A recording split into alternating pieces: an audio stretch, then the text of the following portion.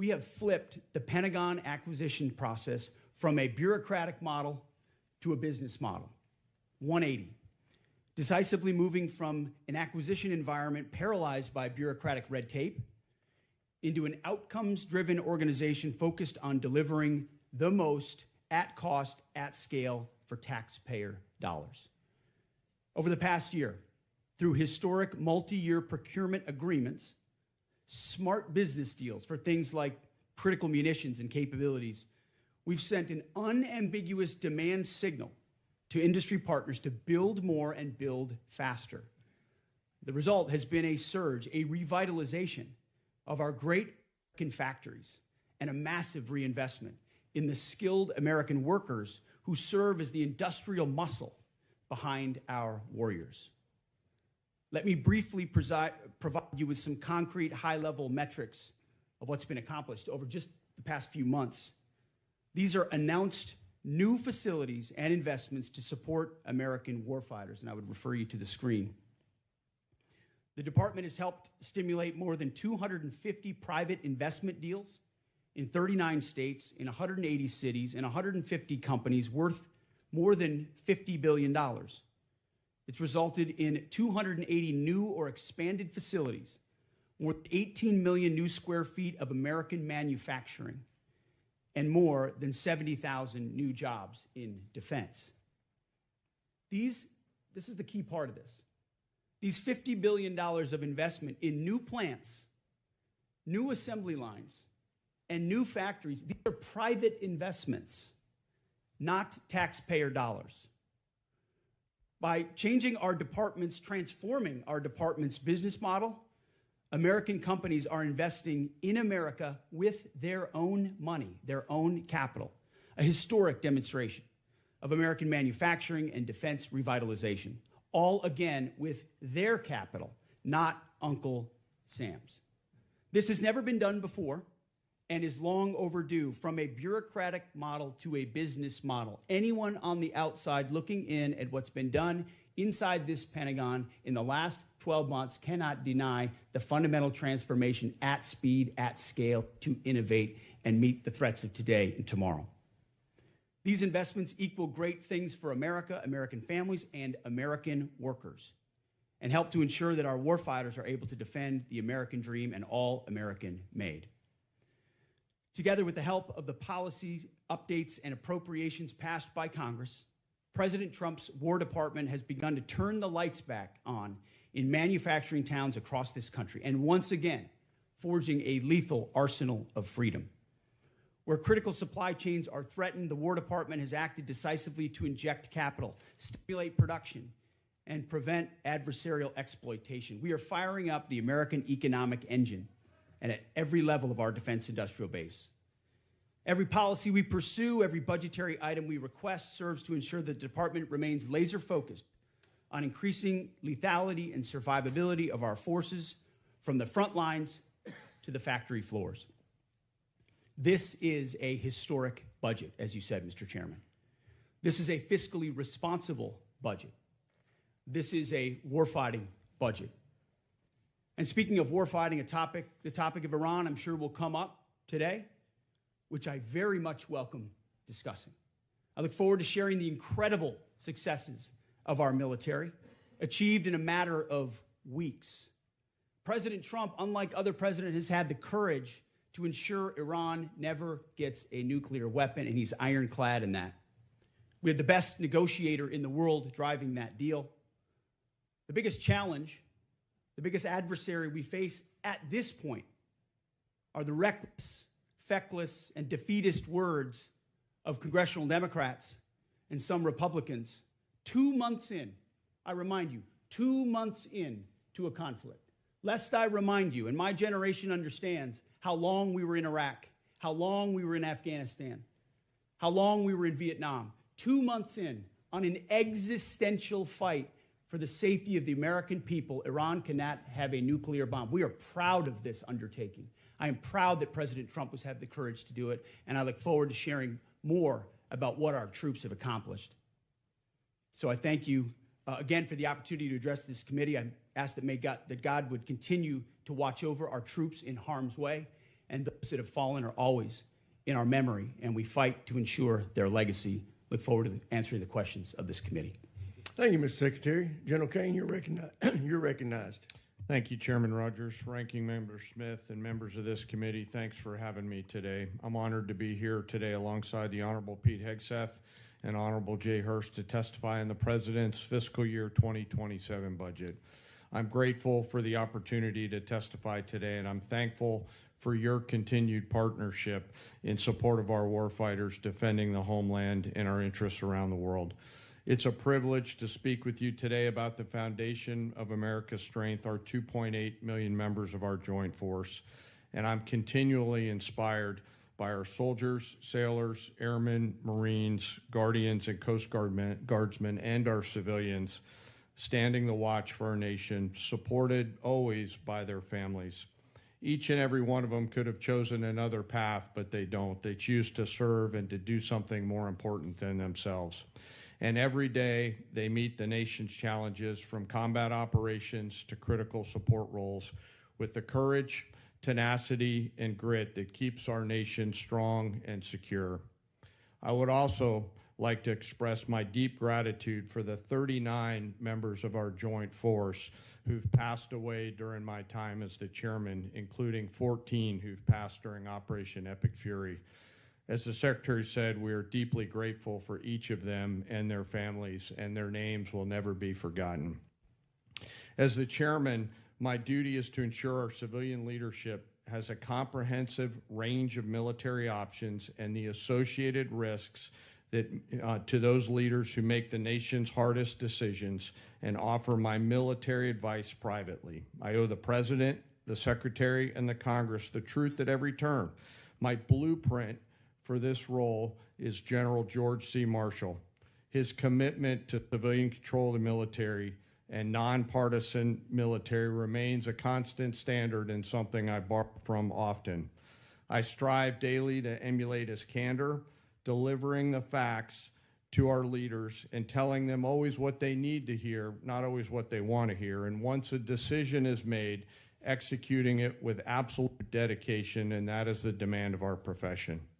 I sit here today before you representing our incredible joint force, and I want to emphasize my commitment to this committee and the Congress that I will always follow General Marshall's steadfast example by providing clear and candid, nonpartisan military advice and working together with our civilian leaders to ensure that our military does the things that we must do, being prepared to deter and defend our nation, and if called upon, win our wars around the world. America's joint force is operational at its core, purpose-built for the realities of a complex and ever-changing world. We are organized, trained, and equipped to execute the most demanding missions across the globe with unrivaled precision. Over the past year, our warfighters have consistently demonstrated exactly what it means to be the most capable, adaptable, and most professional military force in the world. Our shared goals are to ensure the joint force maintains the strategic initiative and advantage, projecting American power and responding to global challenges on our nation's terms. During Operations Rough Rider, Midnight Hammer, Southern Spear, Absolute Resolve, and Epic Fury, the Joint Force executed globally integrated operations and missions alongside our interagency and international partners. And once our civilian leaders made a decision, we make those missions our own, demonstrating the unmatched capability to seamlessly synchronize our capabilities across all domains, from the seabed to cislunar space and higher. We're able to accomplish these complicated missions and work because we draw from a deep, enduring reservoir of training, professionalism, and commitment. Our operational tempo is high, but we're designed to sustain and rebuild our strength continuously. We build readiness every day. We train professionals every day. We learn and sharpen our edges every day by being learning leaders. And I am incredibly proud to be a member of this Joint Force team, proud of the team and proud of the commanders. As the chairman and the ranking member both said, We live in complex and dynamic times where global risk is scaling. The complexity of today's modern battlefields demands our constant adaptation, innovation, and partnership with this Congress. As a joint force, we're up to the challenge. We're built for this environment. However, continued success is not guaranteed by past achievements. It must be secured through forward-looking partnerships with Congress.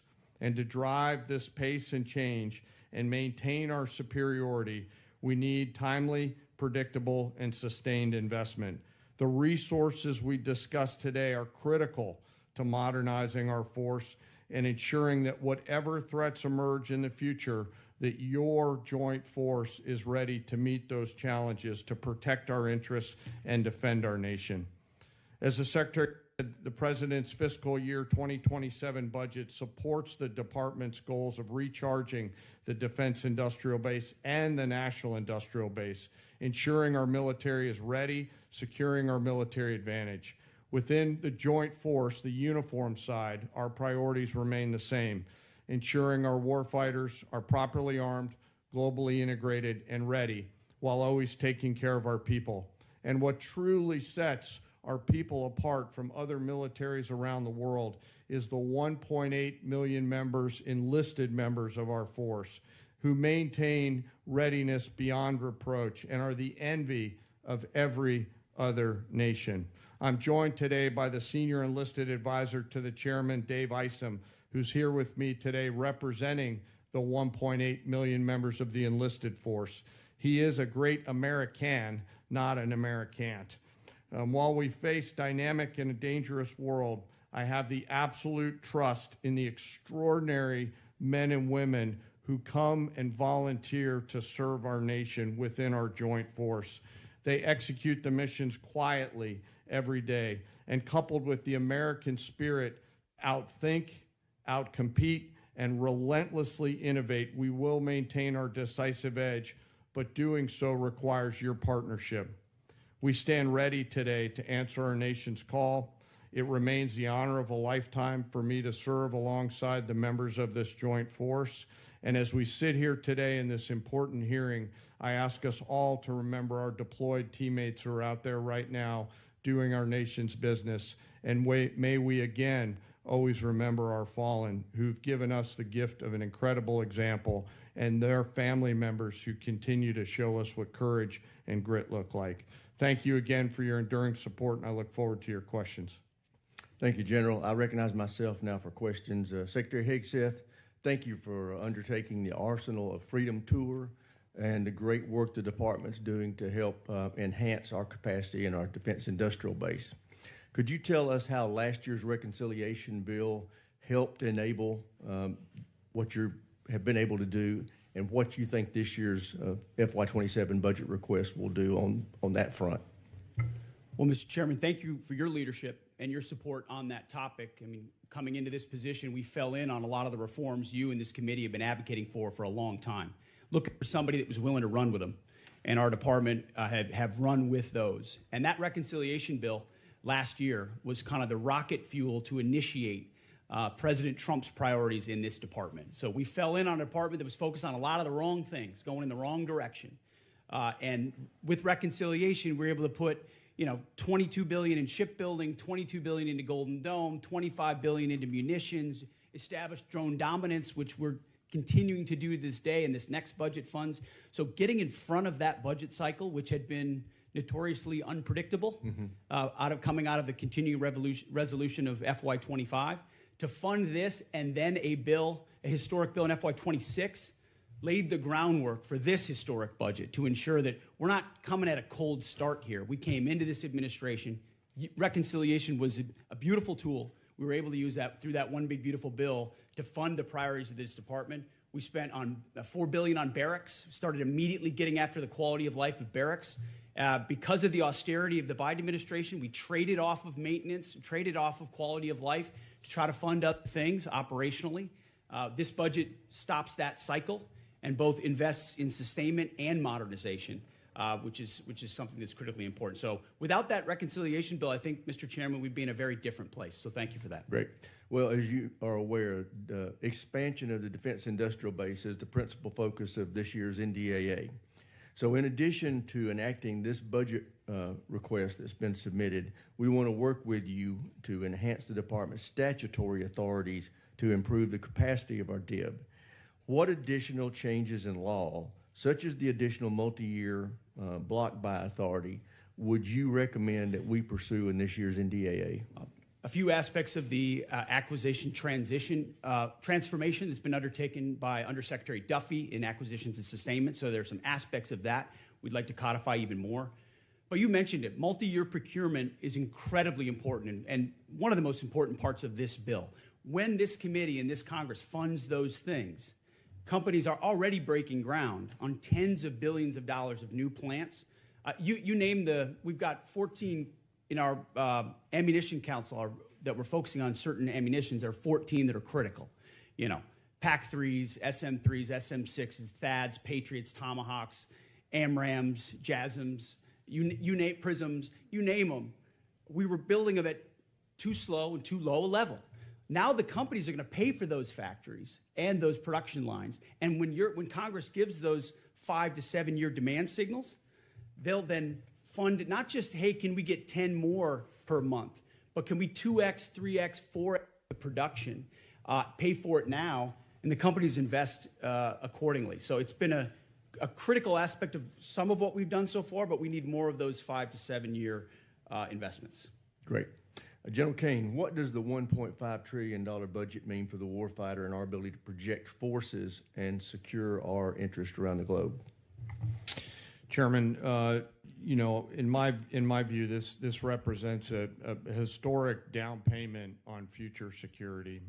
If the budget is approved and ultimately deployed, as we look at the character of warfare changing very, very fast, what's layered in to this budget by our civilian leaders will allow us to start getting ahead of where technology is evolving. And as I mentioned, the character of warfighting is changing pretty quickly.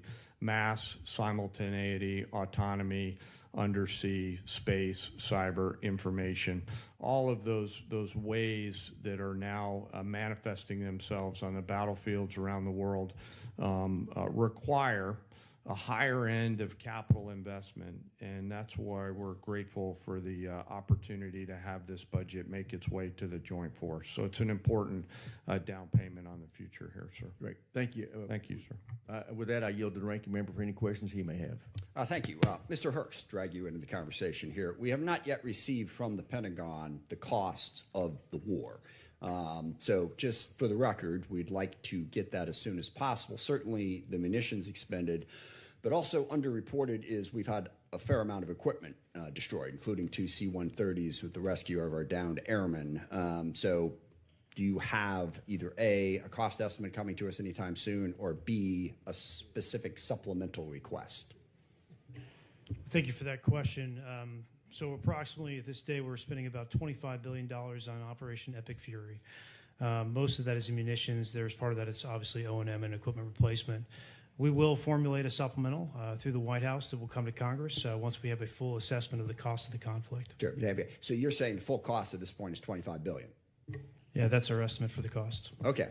Interesting, because I'm glad you answered that question, because we've been asking for a hell of a long time and no one's given us the number. So if you could get those details over to us, that would be great. Mr. Secretary, you mentioned the nuclear aspect of Iran and the war. And it is worth noting that every president prior to this one, including Trump in his first term, also prevented Iran from getting a nuclear weapon without actually having to go to war in Iran. So we need to keep that in mind. But also, since the war started, Iran's nuclear arsenal has not been weakened in any way. And at the moment, in negotiations, what Iran is saying, basically pay us to open up the strait. That's their position, which is completely untenable. I agree. It's worth noting, of course, that the strait was open before the war started. Now we're negotiating to get back to status quo. And Iran's most recent offer is to say, we'll talk about nukes later. So what is the plan to actually turn all of this lethal kinetic action into an improvement in the nuclear situation? Because we haven't gotten there yet. Play it out for us. How does that happen? How does it actually lead to that result? Well, I would take issue with the premise of the question that nothing was done. Operation Midnight Hammer was a very effective. Well, I didn't say nothing was done. I said in this war. Ultimately, this war started. well, this under this administration, unlike other administrations, which cut bad deals and pallets of cash with no ability to oversee whether Iran is actually pursuing a nuclear program. Which is where if we we're want to at. litigate JCPOA or the Iran deal, our view, the president's view, is that was a very bad deal. Okay. That gave them a That's bunch the of money past. up front. What's the future? To fund, you talked about negotiated deals. Allowed them to fund their proxies and spread Hamas and Hezbollah all around the region, build up nuclear That's capabilities. great. What are we going to do now? President Trump has been clear-eyed, from the killing of Qasem Soleimani to the pulling out of the Iran deal to Midnight Hammer and now to this effort to recognize that you have to stare down this kind of enemy who's hell-bent on getting a nuclear weapon and get them to a point where they're at the table giving it up in a way that So they ensures haven't never have it. So they haven't broken yet. Okay, we haven't gotten there yet. For all of the Well, their nuclear facilities have been obliterated. Underground, they're buried, and Whoa, we're whoa, whoa, watching whoa, them whoa, whoa, whoa, 24/7. whoa, whoa, whoa, whoa. So we know where Whoa, whoa, whoa, any whoa, whoa. nuclear material Reclaiming might my be. time for We're just a watching quick it. second here. We had to start this war, you just said, 60 days ago, because the nuclear weapon was an imminent threat. Now you're saying that it was completely They obliterated? had not given up their nuclear ambitions, and they had a conventional shield of thousands of So missiles. Operation They're Midnight at the Hammer weakest accomplished moment. nothing of substance. It You're left us missing- at you're exactly missing the the same point. place we were before. So Their, much so their that we had to facilities start were a bombed war. and obliterated. Their ambitions continued, and they're building a conventional shield. All right, of let me missiles. try again. It's the North Korea strategy. You know this very well. The North Korea strategy was use conventional missiles to prevent anybody from challenging them, so they could slow walk their way to a weapon. President Trump saw Iran at its weakest moment, took an action to ensure, in a way that only the United States of America could do with our Israeli partners, And yet to they ensure their still haven't given conventional up the nuclear. shield was All right. was brought One to other yield, which question, we've done. if I could get to it. So on Ukraine, a year plus ago, your advice, the president's advice, was Ukraine had no cards to play. They should go cut the best possible deal they could. Clearly, that was wrong. What did you miss? What did you miss about the conflict between Russia and Ukraine that you didn't see that Ukraine was going to be capable of doing what they've done in the last 14 months? What we didn't miss, and we're here in this committee, is that Joe Biden, with no accountability, gave hundreds of billions of dollars of our weapons to Ukraine, to an outcome that never you're would not have gonna happened if you're not President gonna Trump answer was the president. question. So he pulled out our. You guys don't talk about that. Ultimately, President Trump believes there should be Okay. a peace deal between Russia and Ukraine that serves But you the didn't best expect interests of both Ukraine to be parties. where they're at right now. I'm asking you, just from a strategic Listen, standpoint, what I did think the you miss? Ukrainians have shown great courage, and I appreciate that Europe is now paying for any weapons that we provide. All right, I yield back. Thank you. All right, now I want to remind everybody, everybody wants to get their questions, so we are going to be sticking strictly to the 5-minute rule today. So with that, I recognize the gentleman from South Carolina, Mr. Wilson. Thank you, Chairman Mike Rogers, for your leadership working with President Donald Trump. As the grateful father of 4 sons who've served overseas in Iraq, Egypt, and Afghanistan, I especially appreciate War Secretary Hegseth and Chief of Staff Caine for your competence, service, and success. Military families have never been more appreciated than today, and our enemies of dictators now understand peace through strength. Dictators historically are on the run. With your leadership, President Trump has given Syria a chance with President al-Shara replacing dictator Assad from Damascus, who now lives in Moscow. Dictator Maduro is correctly in a Manhattan jail, as you successfully revealed in Caracas that the war criminal Putin air defenses do not work, the Chinese Communist Party radar failed, and Cuban mercenaries were expendable. The Cuban dictatorship is failing, and the ultimate mass murderer, dictator Khomeini, is dead in Tehran, Iran, joining the 35,000 people he murdered this year. With your leadership, American morale has never been higher, and hopes for freedom of the oppressed people of Iran, Cuba, Russia, and China have never been higher. And it's just an exciting time to be here with you. And Mr. Secretary, we continue to see the growing nuclear threat of our adversaries as they expand their capabilities with the largest military buildup in peacetime in world history by the Chinese Communist Party. How critical is it that we continue, as at the Savannah River site in South Carolina, to develop the plutonium pit processing so that we have modernization?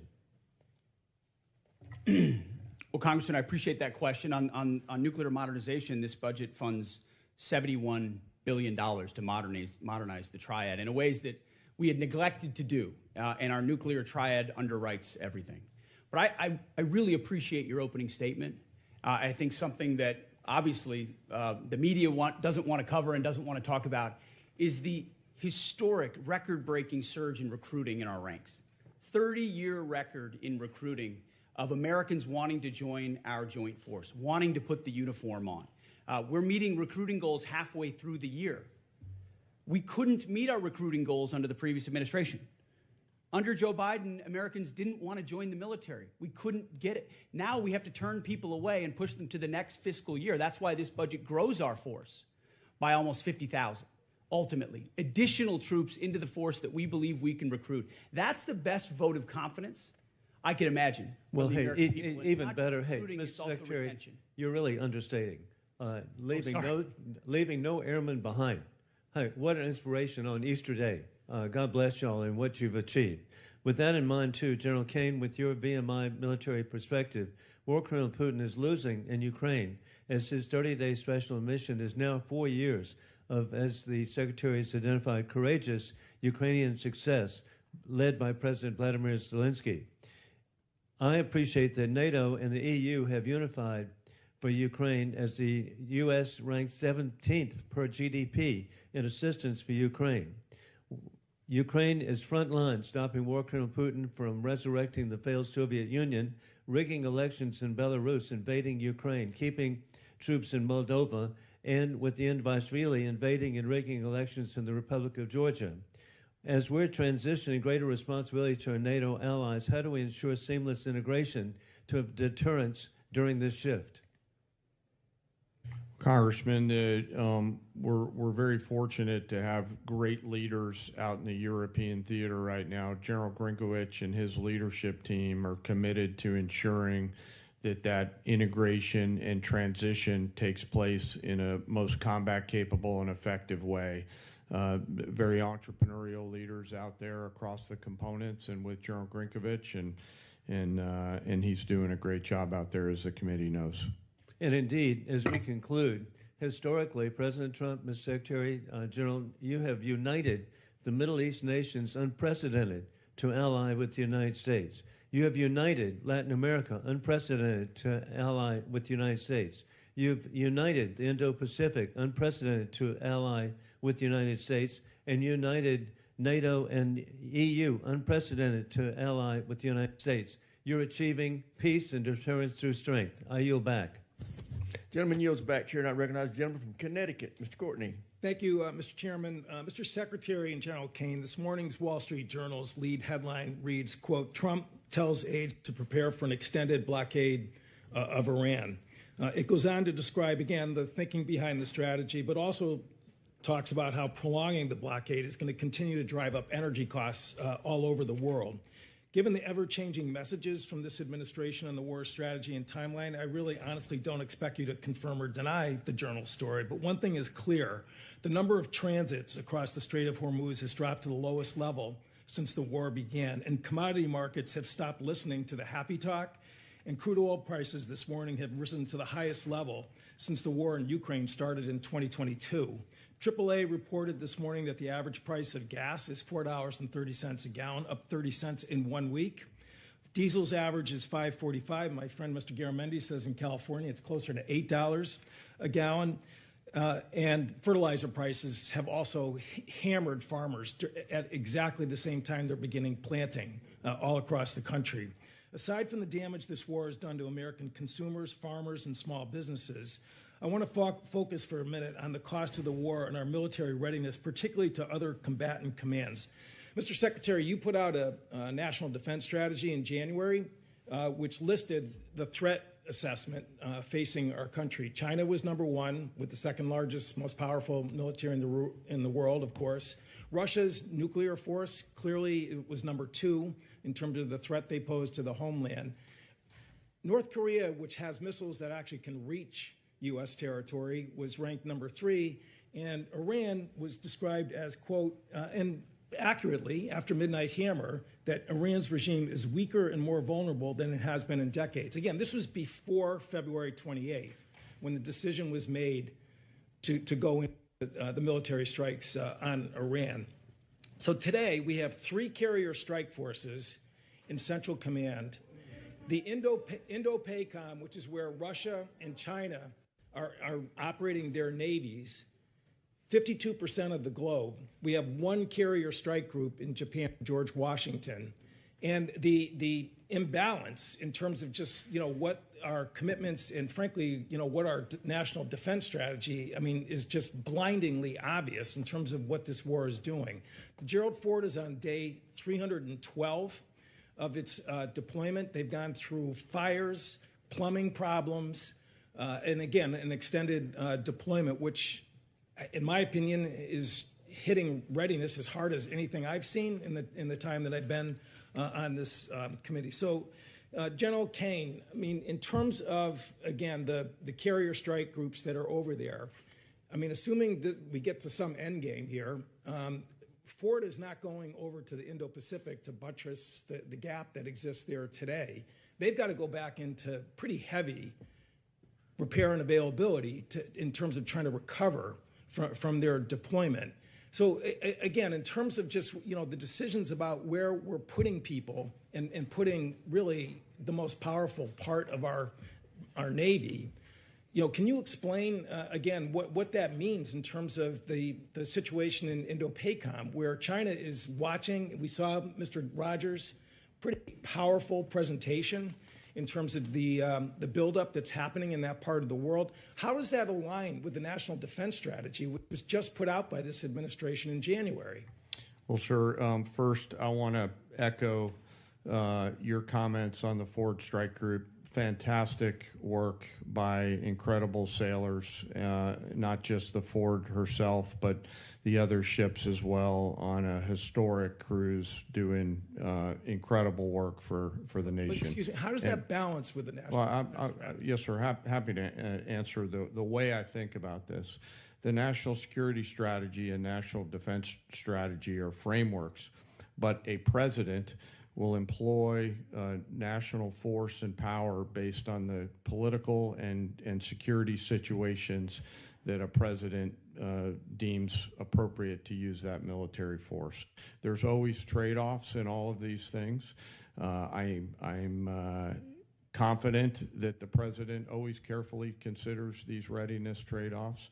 And I'm sure he has done so in this case based on the military options that we've presented with the associated risks and advice. To make a trade going after a regime that's weaker and more vulnerable than it has been in decades, which is quote unquote from the Defense Strategies report, does not, in my opinion, in common sense. Gentleman's time's expired. As you can tell from looking at the dais, votes have been called, so we are now going to stand in recess to the end of this vote. I expect it to take 20 to 25 minutes, but we are now in recess.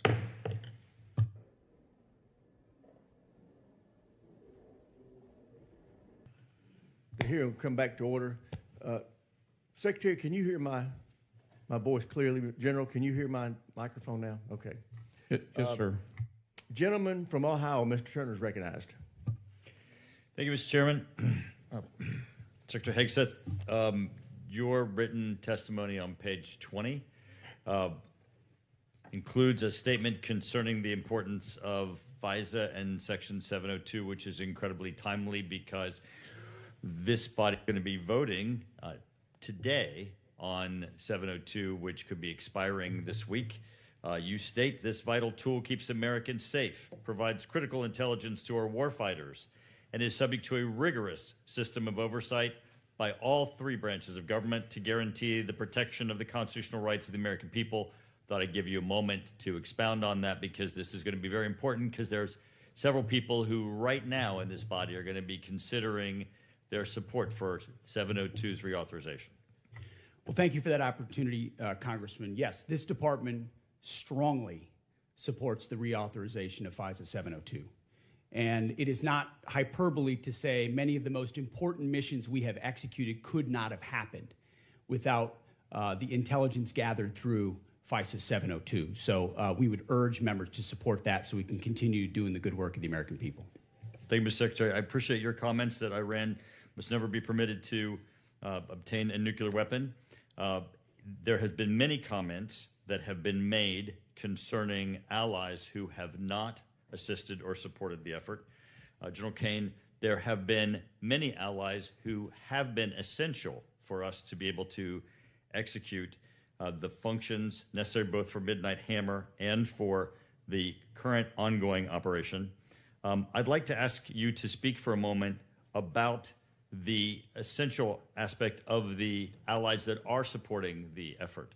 There are bases that are necessary, are forward operating facilities, both our allies in the Middle East, both our NATO allies, those in Europe, throughout. We would not be able to undertake this current operation without the use and support of facilities that we have in our bases throughout NATO, Europe, and the Middle East. If you could, for a moment, expound on the integral nature of our facilities that include those bases that are located within our allies. Well, Congressman, from a purely military standpoint, allies and alliances are important. They allow us. You did a better job than I could on articulating the importance of access, basing, and overflight considerations. You know, who those allies are and the quality of those alliances are left our civilian leaders, but certainly we appreciate those allies who've helped us and assisted us along the way. General, you would describe them as having been essential. Yes, sir. Because it's very important. I mean, we want to make certain that that we treat adversaries as adversaries and allies like allies, especially those that are essential.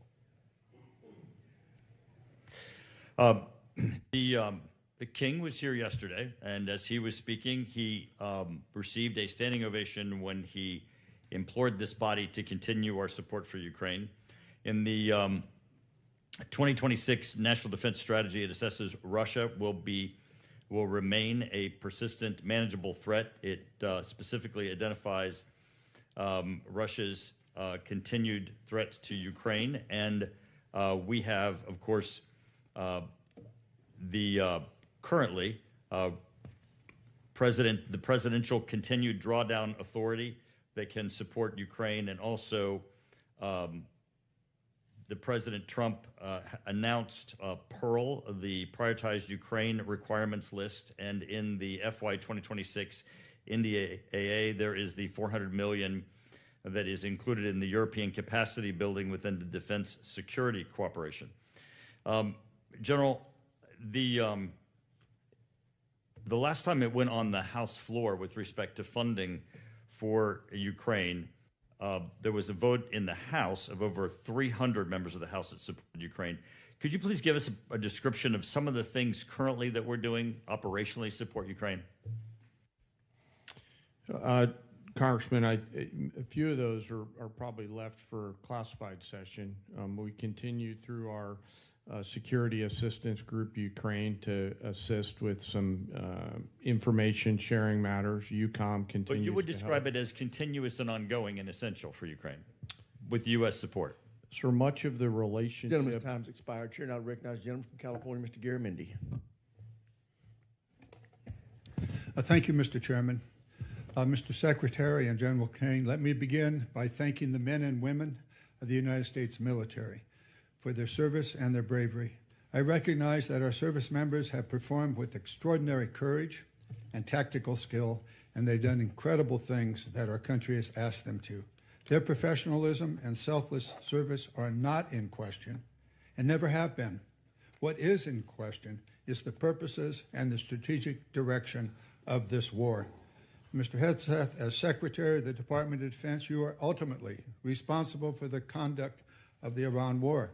Any unvarnished review of what is happening right now in the Middle East would reveal a geopolitical calamity, a strategic blunder resulting in worldwide economic crisis. The result of Trump's war of choice is a serious, self-inflicted wound to America. It will take years and a new administration to recover from the grave damage to our standing in the world, as well as our economy and our military. We must remember that 13 Americans have been killed in action, hundreds wounded, and thousands of civilians killed, including more than 100 school children. The risk of this conflict was foreseeable. I'm certain that the Department of Defense knew that it was likely that in a war with Iran, Iran would create an international economic crisis by blocking the Strait of Hormuz and thus stopping 20% of the world's oil. Was this existential threat considered? Apparently not. During the 60 days of Trump's Iran war, critical munitions have been expended at an alarming rate, depleting magazine levels below what is thought necessary to hold China at bay. It will take years and tens of billions of dollars to restock. A significant part of the necessary Navy and Marine force in the Pacific has been removed and sent to support the Iran war. Our support of Ukraine has suffered as supplies and defense systems are diverted to the Iran war. America has lost irreplaceable aircraft, radar systems, and strategic bases have been shown to be vulnerable. The continued lengthy deployment of ships, equipment, and personnel has sacrificed readiness. We know what we have lost, but what have we gained? Let's consider that the regime in Tehran is still intact, with new and more radical leadership, as are Iran's ballistic missile and drone forces, as is Iran's ability to rebuild their military industries. Also, as is Iran's coordination with China, Russia, and North Korea, and Iran's ability to choke off global energy supplies, and their stockpile of highly enriched uranium, which they only built after President Trump shredded President Obama's Iran deal in 2017. Secretary Hegseth, you have been lying to the American public about this war from day one, and so has the President. You have misled the public about why we are at war. You and the President have offered ever-changing reasons for this war. You've misled the public about the progress of the war. While the military has executed this war with tactical success, the strategy has been an astounding incompetence, doing immense economic damage to America. Mr. Chairman, And the Mr. world. Chairman, with the personal attack on the Secretary, he should have an opportunity to respond. He certainly Thank will. you. When No, at the time Well, you're I'm doing it. finished. It's the gentleman's time. He can use it as he sees fit and add an extra 5 seconds to Mr. Garamendi's time. Thank you. You and the President are ever-changing reasons for the war. You have misled the public about the progress of the war. While the military has executed this war with tactical success, the strategy has been an outstanding example of incompetence.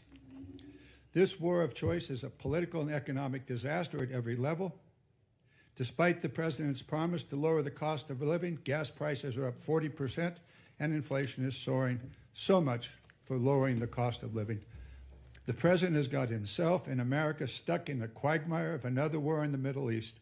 He's desperately trying to extricate himself from his own mistakes.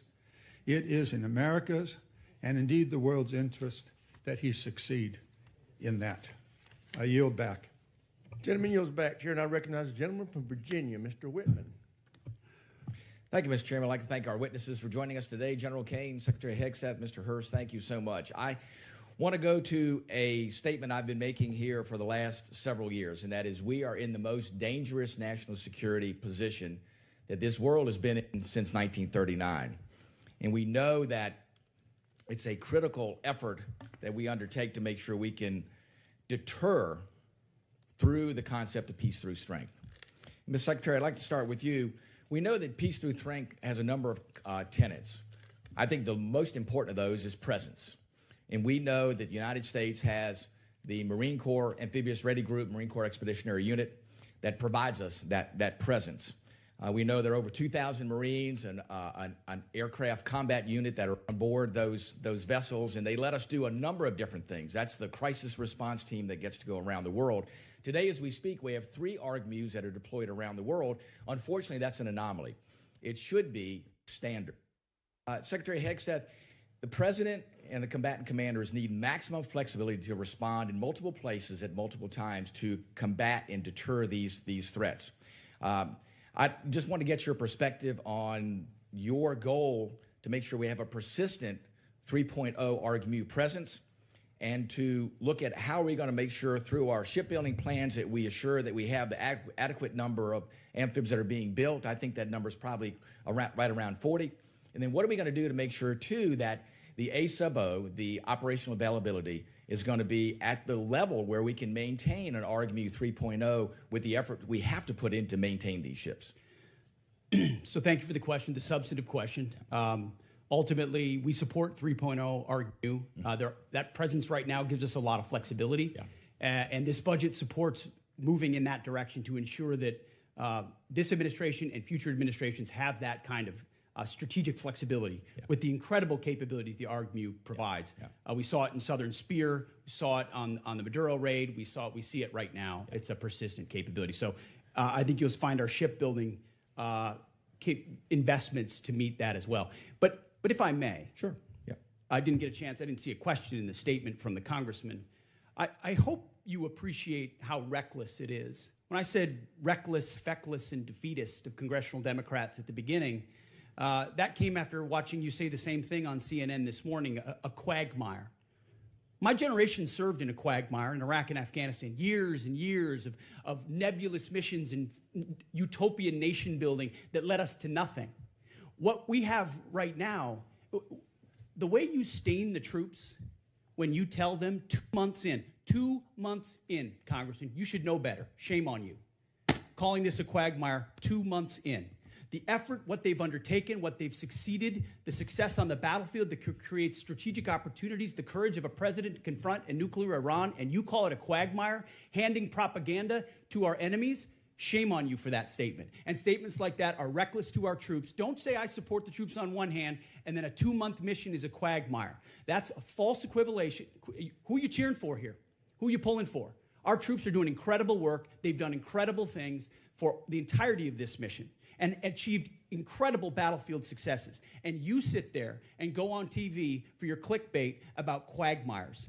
It undermines the mission. Your hatred for President Trump blinds you to the truth of the success of this mission and the historic stakes that the president is addressing, which the American people support. Iran's been at war with us for 47 years. You want to talk about a forever war?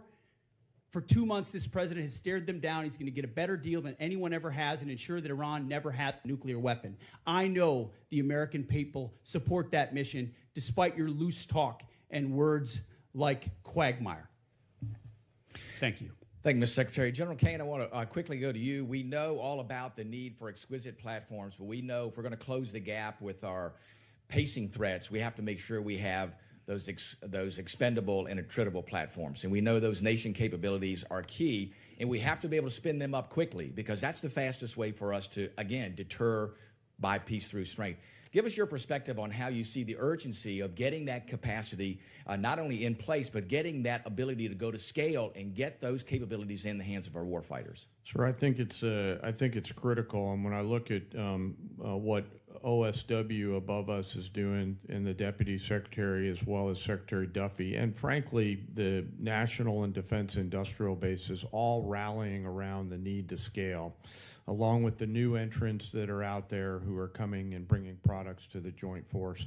A key is capacity. Time's expired. Here, and I recognize the gentleman from New Jersey, Mr. Norcross.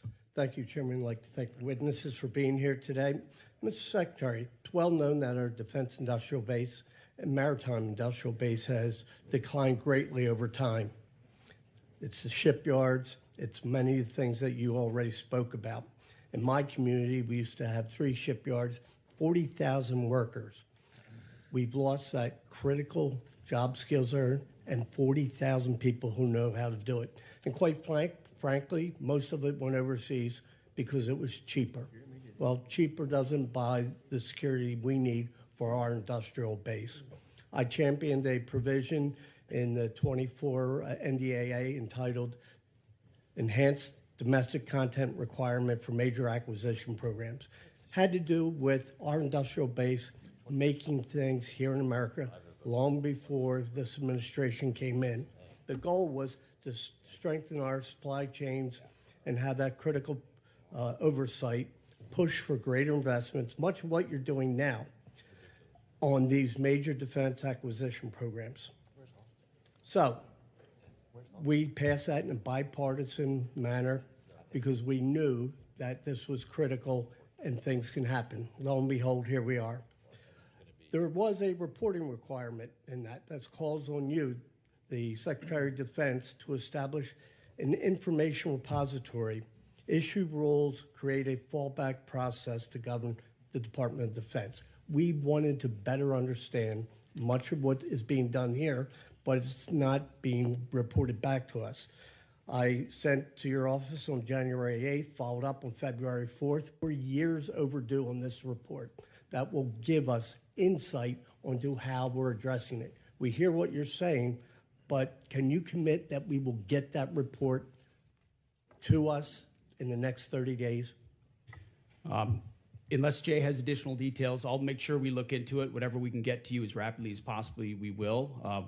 We'll also check with the new Navy leadership and make sure they're complying as rapidly as possible with every aspect that could apply to shipbuilding. That's been our focus on the Navy side. It's not just shipbuilding, major acquisition programs across the board. This is incredibly important, and they are ignoring this, and 30 days is being generous, certainly.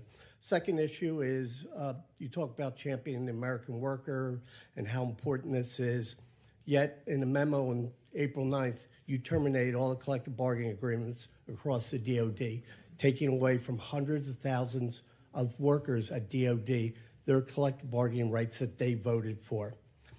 There was nothing to indicate there were any issues with any of the bargaining agreements, yet you decided to take away from them.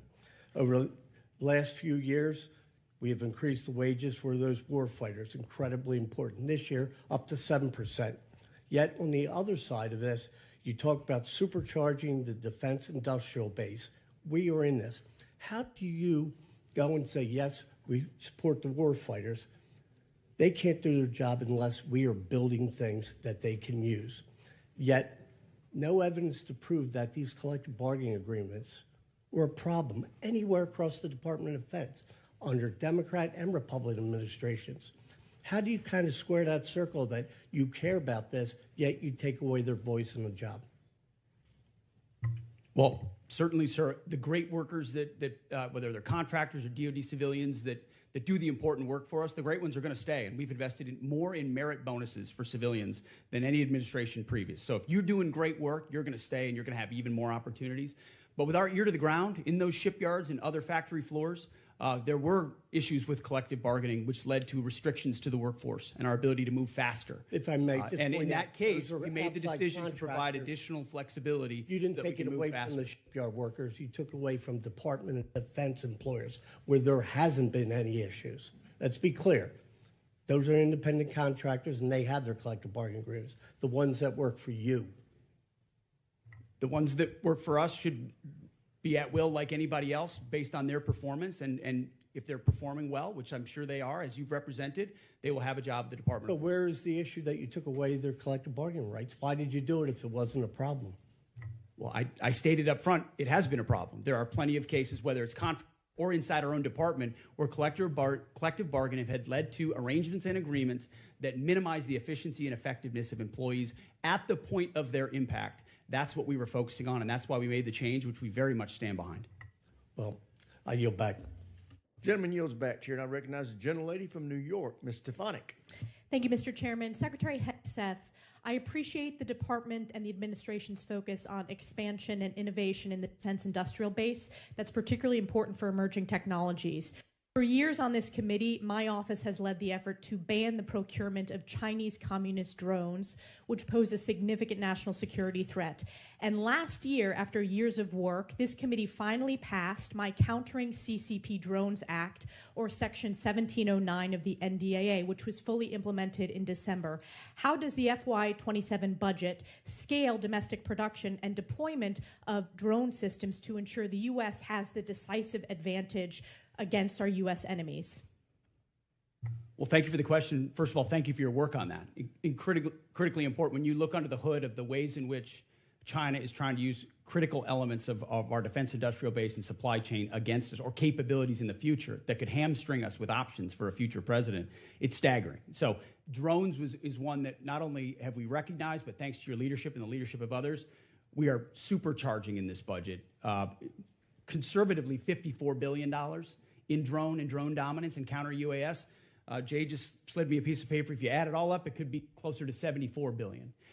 We started a defense autonomous warfare group, to focus on this, but we're going to do even more. We will shortly announce a sub-unified command, autonomous warfare. Drones are so central to the future of warfare and where we get them from that we have to be able to both make the exquisite ones better than anybody else and also the attritable swarm, and then the ability to defeat them ahead of our adversary, learning from battlefields like Ukraine and Epic Fury. So thank you for your leadership. It is front and center in this budget. I very much appreciate all that the department is doing under your leadership. One of the concerns I have is recent reporting indicates that while DJI, which is a communist Chinese drone company, is prohibited from receiving new FCC authorizations, there are still DJI products such as the DJI Avata 360 widely available in the U.S. through major retailers. These received FCC authorizations before my provision in the NDAA was fully implemented. So my question to you is, we need to close this loophole to protect our national security. Will you commit to working with this committee in my office to ensure that these products that pose a significant risk to our national security are no longer permitted, given the evident threat CCP drones pose to U.S. national security? Congressman, yes, the department will commit to working with your staff and looking at that loophole, which we are aware of. And I missed in my first response, of course, that $54 billion is American-made drone dominance. Yes. That is exactly where they need to be, and that's where our focus is. Great. Another emerging technology that's very important and has a strong tie to my district is quantum computing. China continues to invest heavily in quantum computing, sensing, and secure communications for military advantage. I represent Rome Air Force Research Lab, which is a hub of research when it comes to quantum. Secretary Hegseth, how does the budget proposal position the U.S. to maintain leadership in operationally relevant quantum technologies? The country that dominates in quantum will dominate the future in C2, in comms, in every way that we fight. And so this makes the maximal investment possible here at home to ensure that quantum compute, and working across the interagency, by the way, this is not just a DOW issue, this is an interagency issue, to ensure that we've got the ability to scale and outcompute adversaries who are racing for the same code. General Caine, throughout my time in Congress, I've pushed for the department to optimize its approach to quantum and develop a strategic roadmap. In your opinion, which quantum capability areas offer the most immediate benefit to the joint force and should be priority investments moving forward? Probably some of the work in crypto and quantum to make sure we can see, sense, understand, defeat, and protect our own stuff. So that's where I'm most interested in it right now, ma'am. Great, and I also want to use my remaining time. I just want to invite both of you to visit Fort Drum, home of the 10th Mountain Division, the most deployed division in the U.S. Army since 9/11. In the first Trump administration, I had the honor of hosting President Trump, where he signed the NDAA in my district, and it's been a privilege to represent them. So encourage you to visit that installation before the end of this year. Thank you very much, and I yield back. Gentlelady yields back. Chair now recognizes a gentleman from Massachusetts, Mr. Moulton. Thank you very much, Mr. Chairman. Mr. Secretary, you and I agree that Iran is a national security threat to us and our allies. Now, earlier you called us feckless for questioning your war. Do you think Congress was smart or feckless when it failed to ask tough questions of the Bush administration and gave them a blank check for Iraq? Well, if you're trying to compare this war to the Iraq I'm just asking war, you, do you think it was the hard or the feckless? first one to call a stupid war, then it's a false comparison. Okay, well, probably a good idea to ask tough questions. So let me just ask you a few questions. Did you advise the president that we should attack Iran? We were, first of all, in this position in the cabinet, we never talk about what we would advise the president to do or not. Do you think the president or I've been you in deserve more? I've been in every meeting. I understand with that, the Mr. chairman and Secretary. everybody else as those Secretary, critical I'm asking decisions the were question. made, and he got every perspective possible when it came. I'm to just asking what your perspective is. Are you afraid to take ownership of this? Do you Well, think it was a good idea or not? As I've consulted the president, do I think it's a good idea to confront a nuclear bomb To start this in the war. hands of the? Imagine what the world would look like right now if Iran had a nuclear weapon. Okay, so let's just imagine. Which, by the way, if every they other, had one, every which the previous Obama deal was administration, going to allow them, including the first Trump administration, they had one. prevented them from having a nuclear weapon. So, listen, how is this war going? Do you think we're winning? Militarily on the battlefield, it's been an astounding military success. No, but are we winning the war? Absolutely. Okay, so do you call Iran closing the Strait of Hormuz winning? Well, I would say the blockade that we hold that doesn't allow anything to come in or out of Iranian ports. Okay, is so always we blockaded their blockade. So they blockaded us, and then we blockaded their blockade. That's like saying, "Tag, you're it." Or if President Madison had said, "Well, the British just burned down Washington, but don't worry, we're going to burn it down as well." Chairman Caine, did the military have plans for the idea that Iran might blockade the strait? Sir, thanks for the question. I'll answer it this way. In this job, I have to maintain trust with a variety of constituents. To Okay, I'm include just the president. asking if the military Yes, had sir. plans. As always, my point in this is, as I explain the role, my point in this is we always offer a full range of military options that are carefully considered, with the associated risks with those options and the considerations therein. So, and we Mr. always Secretary, do that. did you consider this risk? Of course, this department has looked at all aspects of this risk, and So then because why did you this send the department looks, minesweepers, the only minesweepers we had in the Gulf, to Singapore weeks before the war started? we have lots of capabilities that you may or may not be aware of at the classified level. Okay, and to deal so, with, to deal with. by the way, would mines. the Trump-class battleships have helped with this? You're talking about a Minesweeper. prospective future battleship, which we welcome in the fleet. Okay, so you're supportive of the battleships. Yes, sir. Okay. How much has Iran profited from your administration lifting the sanctions on Iran when you started this war?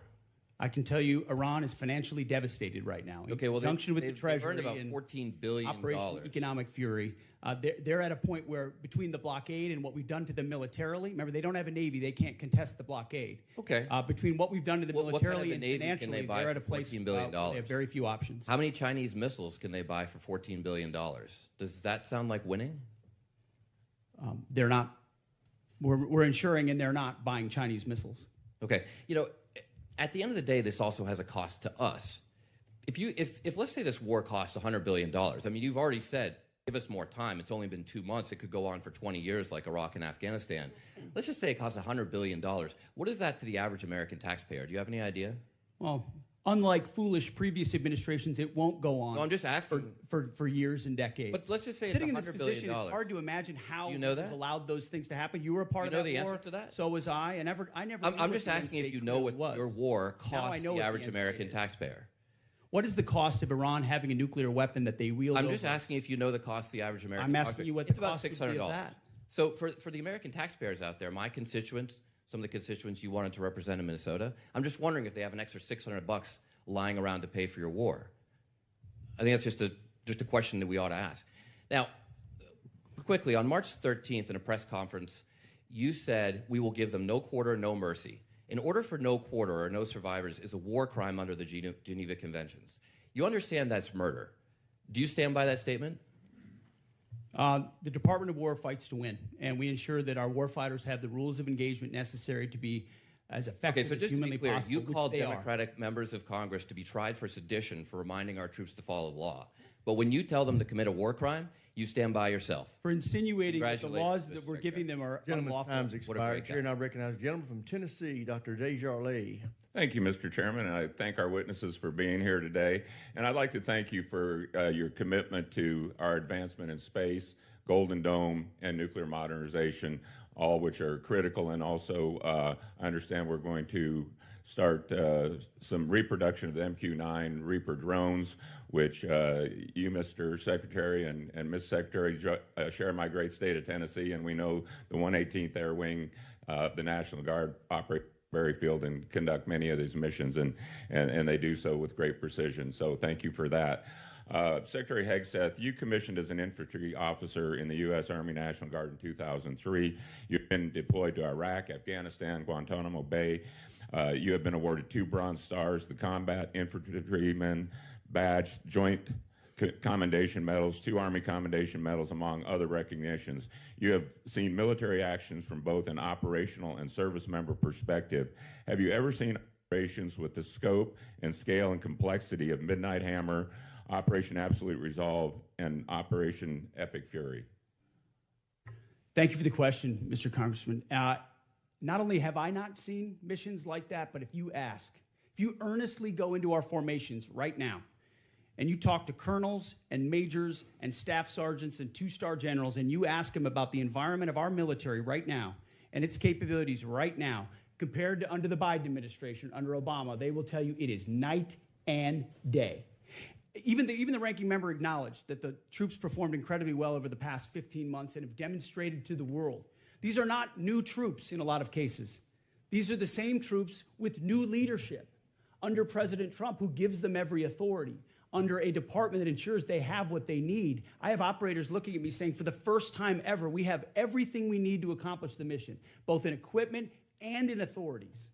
That matters when you go 37 hours around the world for Midnight Hammers. That matters when you go downtown in Venezuela and grab the indicted dictator of a country in the middle of the night in the most fortified location. That matters at the outset of the Iran conflict. It matters during Operation Rough Rider, which there's a reason why the Houthis aren't on in this fight right now, because they experienced 50 days of the American military under President Trump. That matters in the Caribbean in our fight against designated terror organizations. This military is unleashed, and morale is at a level that this country has not seen for decades and decades because of the leadership of President Trump and because the War Department allows them to get back to basics. No more distractions, no more debris. It's simple accountability, training, standards, lethality, and they respond to it. And it's that response that's manifest in highly and historic successful military operations led by our incredible joint force, who are grateful to have a commander-in-chief that has their back. I can tell you for that, our nation, myself, and all of us are incredibly grateful. Secretary Hegseth and General Caine, with your vision and steadfast commitment to our nation's service members, you have both overseen the beginning of a generational transformation of our armed services. This budget request reflects that commitment by building and sustaining our defense industrial base, increasing service member pay, housing, and benefits, robust funding for Golden Dome missile defense and space capabilities, and the emphasis on the peace through strength doctrine outlined in the National Defense Strategy. Based on the Defense Department's recent track record of successful missions, can you share some examples of military action that illustrate exactly how your leadership and vision for the Department of War is translating the peace through strength doctrine into an operational reality, and what psychological impact that may have on our near-peer adversaries such as China and Russia? And I'd like to get both yours and General Caine's perspective. If you can take 30 seconds each. I'll keep it brief. Reestablishing deterrence was one of the core pillars of what we set out to do after Afghanistan, after October 7th, after the war in Ukraine, after Lloyd Austin went AWOL for a week and no one seemed to care. The world took notice of that. And through the actions we've taken swiftly that I just laid out, the world has recognized that American power is back, and the willingness to utilize it shows that we can achieve peace through strength. And General Caine, in terms of our adversaries? Yes, sir. You know, when we look at the totality of actions that we've done over the last year, one thing leaps out at me that I think is clearly and unambiguously seen by our adversaries or those that may consider it, and that's our ability to integrate and synchronize a whole range of capabilities that we have in the joint force. Information, cyber, deception, jamming, air power, sea power, land power, et cetera. And I think that ability, and I'm so proud of our joint force, those young... Gentleman's time's expired. Chair, and I recognize the gentleman from California, Mr. Carbajal. Thank you, Mr. Chair, and thank you, General Caine, Mr. Hegseth, and Hearst for being here today.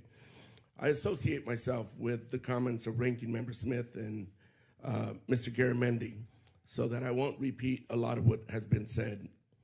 Mr. Hegseth, I recently realized that we have something in common. I'm also a fan of Pulp Fiction. And no, the movie is not an accurate portrayal of the Bible. You know what I'm talking about. This president and his administration have claimed to be the most transparent of all time. With that in mind, I'd love to get some straightforward answers today. Some estimates show that the Trump administration's war of choice in Iran is costing taxpayers around $1 billion every day. In addition to spending taxpayer money on a war they don't want, it is also driving up costs. The cost of gas, while the cost of living is skyrocketing under this administration's policies. To me, and I assume to the American people, it is unclear why we started this war, how it will end, and what anyone gained from it. Mr. Hegseth, about how much money has been spent on this war to date, and how much more do you anticipate spending?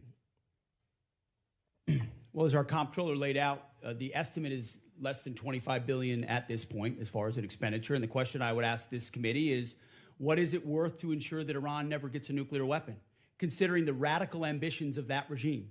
I mean, almost every member of this dais at some point has said, whether it was Thank you for your answer. I'll proceed to my next question. Weapon. Thank you for your answer. President Trump is the one that's willing to make sure it doesn't happen. Supposedly, we had taken care of the nuclear capability last time around. And now this war, we're at it again, because obviously we said we did, but we did it. In a way that we know, the United States military can do. I want to reclaim my time. We know that the cost of oil and gas has gone up as a direct result of this war, and the American people are feeling that pain at the pump. In an attempt to alleviate the high price of gas caused directly by this president, he lifted sanctions on Russian oil. The way I see it, this is a massive gift to Putin and Russia's struggling economy. Mr. Hegseth, is there any concern that easing sanctions against Russia will allow Putin to continue funding Russia's illegal war against Ukraine?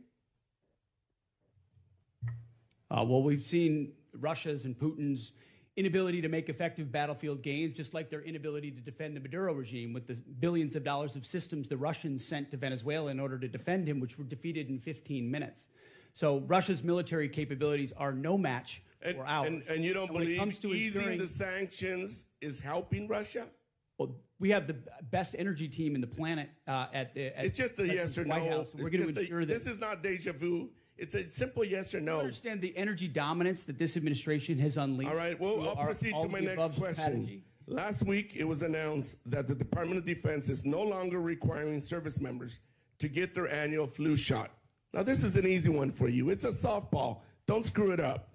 The rationale was to, and I quote, restore freedom to our joint force.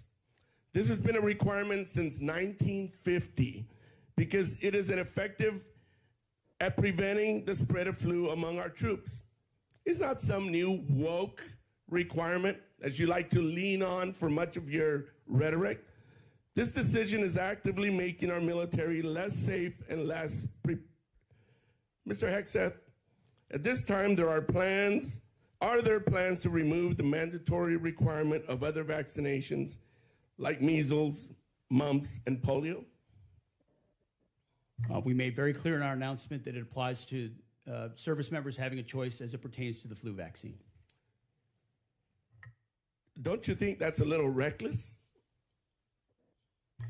No, I think allowing well-informed Americans who serve our country to make a choice is not reckless. And commanders will still have latitude, say, for a submarine or something else to make a decision for a unit about whether it could be mandatory in a particular circumstance. But overall, our troops have earned the right to be able to choose about something like that related to their health. Mr. Hegseth, I stand by what I said last time you were here. You were incompetent then, you're incompetent now, and you're the gift that keeps on giving when it comes to incompetence. With that, Mr. Chairman, I yield back. Gentleman yields back. Chair, now other than that, I'm doing great. Gentleman Thank from you. Mississippi, Mr. Kelly. Thank you, Mr. Chairman.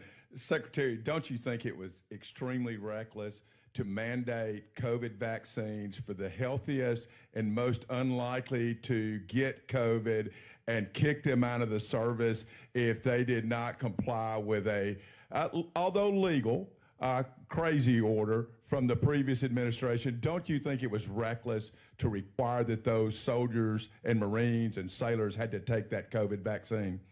Congressman, thank you for the question. Not only do I think it was reckless, but we point out the nature of the emergency and lack of actual data on it. We think it may not have been legal. And as a result, we're working very hard to ensure that any service member who was pushed out is brought back in.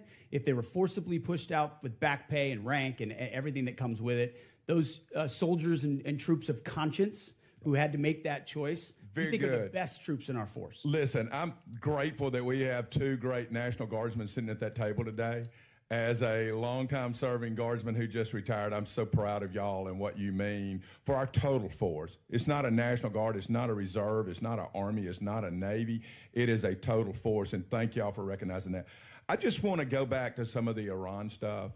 I don't know, maybe they're in a different world than I'm living in, but from where I live since 1979, Iran has been at war with the United States, although we refuse to acknowledge it, whether that's Hezbollah, whether that's the Houthis, whether that is Hamas, whether that is trying to build nuclear weapons, exporting terror everywhere. I know for a fact when I was in Iraq, both tours, that EFPs made by Iranians killed our troops. I know for a fact that many of the munitions, I know for a fact many of the militias in Iran that were Shia-based were there to attack Americans at the willing knowledge of the Iranian government. Do you agree they've been at war with us and are still at war with us and the world since 1979?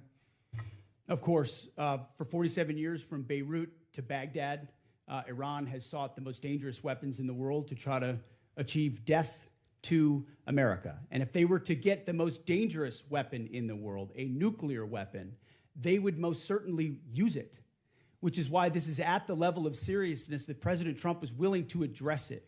And that's what I think so many in this body misrepresent. North Korea is the lesson. Everybody thought North Korea shouldn't have a weapon. Under the Clinton administration, they gathered so many ballistic missiles that their ballistic missile shield allowed them to blackmail the region and the world to say, we're going to get a nuke and you can't do anything about it. Under this administration, them weakened by the 12-day war and what happened with Midnight Hammer, the president made a bold choice on behalf of the American people to say never will Iran, with their view of death to America and death to Israel, have a nuclear weapon, because if they have it, they'll use it. And he's taken that bold action in a way I think the American people, when they understand the nature of that threat, and they do, they support it. Chairman Caine, wow, I've been around a long time. Can any other military in the history of the world pull off Venezuela, Midnight Hammer, and Epic Fury the way that our great warriors that defend and project power for our nation are you aware of any other nation in the history of the world that could have done that? I'm not sure, and I remain very proud of the Joint Force. I'll also say we're a learning organization, and we're going to continue to look at the things that go right in any operations that we're tasked to do, and we're going to get better every day. So we do not want to sit on the successes and assume future successes. We owe it to the nation and to the citizens to constantly improve no matter how well something goes. So I'm incredibly proud of the Joint Force. That said, I'm even more proud when they come back after that. They go into a team room and they start debriefing to make sure that we do it better next time, whatever it may be. And my final point, I just want to talk about what a stroke of genius it was, greater than I would have thought, to blockade the ports of Iran. And that blow economically to their entire economy and to their leadership and everything else, it's going to take a little bit of time to play out. But that was so smart because it is more effective than any bombs, and those bombs were effective in Midnight Hammer. They continue to be. But until we kill their will to create a nuclear weapon, they will always be a nuclear threat because they've advanced far enough along. But that blockade was so important. And it amazes me now we're crying about high gas prices when they were $2 a gallon more just 4 years ago or 5 years ago under the previous administration. With that, I yield back. Gentleman yields back. Chair, and I recognize the gentleman from California, Mr. Caine. Thank you, Mr. Chairman. Secretary Hegseth, tomorrow is 2 months since the war has begun. You've testified that it was $25 billion in cost in terms of the munitions we used and what we paid for it. But when you add to that the damage that was done to our bases and today's dollars for buying replacement munitions and replacement aircrafts, what has the total cost been over the last 60 days? That number right now reflects the total cost that we're seeing. Including buying in today's dollars the new weapons and replacements, and including the damage there? That's your testimony? If there's under oath? adjustments to that, I would defer to the comptroller on that. And how much are you seeing in terms of, are you asking in terms of supplemental funding just for the Iran mission from this committee? If and when a supplemental is submitted, Yeah, how much? the majority of it would not just be for for what would be the Fury, it would be ballpark for Iran? munitions related to the entirety Just of a what number, we want to sir. get done. A number. What would you submit? What It would be within on Iran, it would be less than $25 billion, but there's a lot more we would ask for beyond Oh, just Iran. you're saying it's considering- $25 billion. Okay, I would just, if you Okay. come back, you want to revise those numbers because all the experts are disagreeing with you when it comes to today's dollars and damage, but you can revise it. How much did it cost American taxpayers in terms of the strike to the Iranian school where kids were killed? Do you have that number? In terms of the missiles we used? As I've said, that unfortunate situation remains under investigation. You don't know how much it 15-6 costs the investigation, but I taxpayer? wouldn't tie a cost to that, to anything. It's a reasonable question, no, sir? I mean, our taxpayer money was going there. Do you know how much it will cost Americans in terms of their increased cost in gas and food over the next year because of the Iran war? I would simply ask you what the cost is of an Iranian nuclear bomb. I'm going to give you that I opportunity. would simply ask you what you're but, playing gotcha sir, questions sir, about no, it's domestic not. things. I'm not. You're saying it's a gotcha question to ask what it's going to be in terms of the increased Why cost won't of you gas answer what and it costs to prevent Iran from getting a nuclear bomb? I give you that, sir. But let me. What you would can it just cost? ask, What would you pay to ensure Iran doesn't get a nuclear bomb? What would sir, you pay? I reclaim my time. Do you not know? You had no one do the analysis of what the increased cost of gas and food on the American people are going to be? What is the cost of Let me Iran give you holding the that number. straight at Let me issue give with you the nuclear number. weapons? It's $631 billion, which means it's an increase of $5,000 a year for American households. Now, let me give you this point. You're saying that your operation is preventing a nuclear Iran. Will you acknowledge that there is an economic cost to the American people for doing what you believe is necessary to make Iran denuclear? Will you acknowledge the economic cost?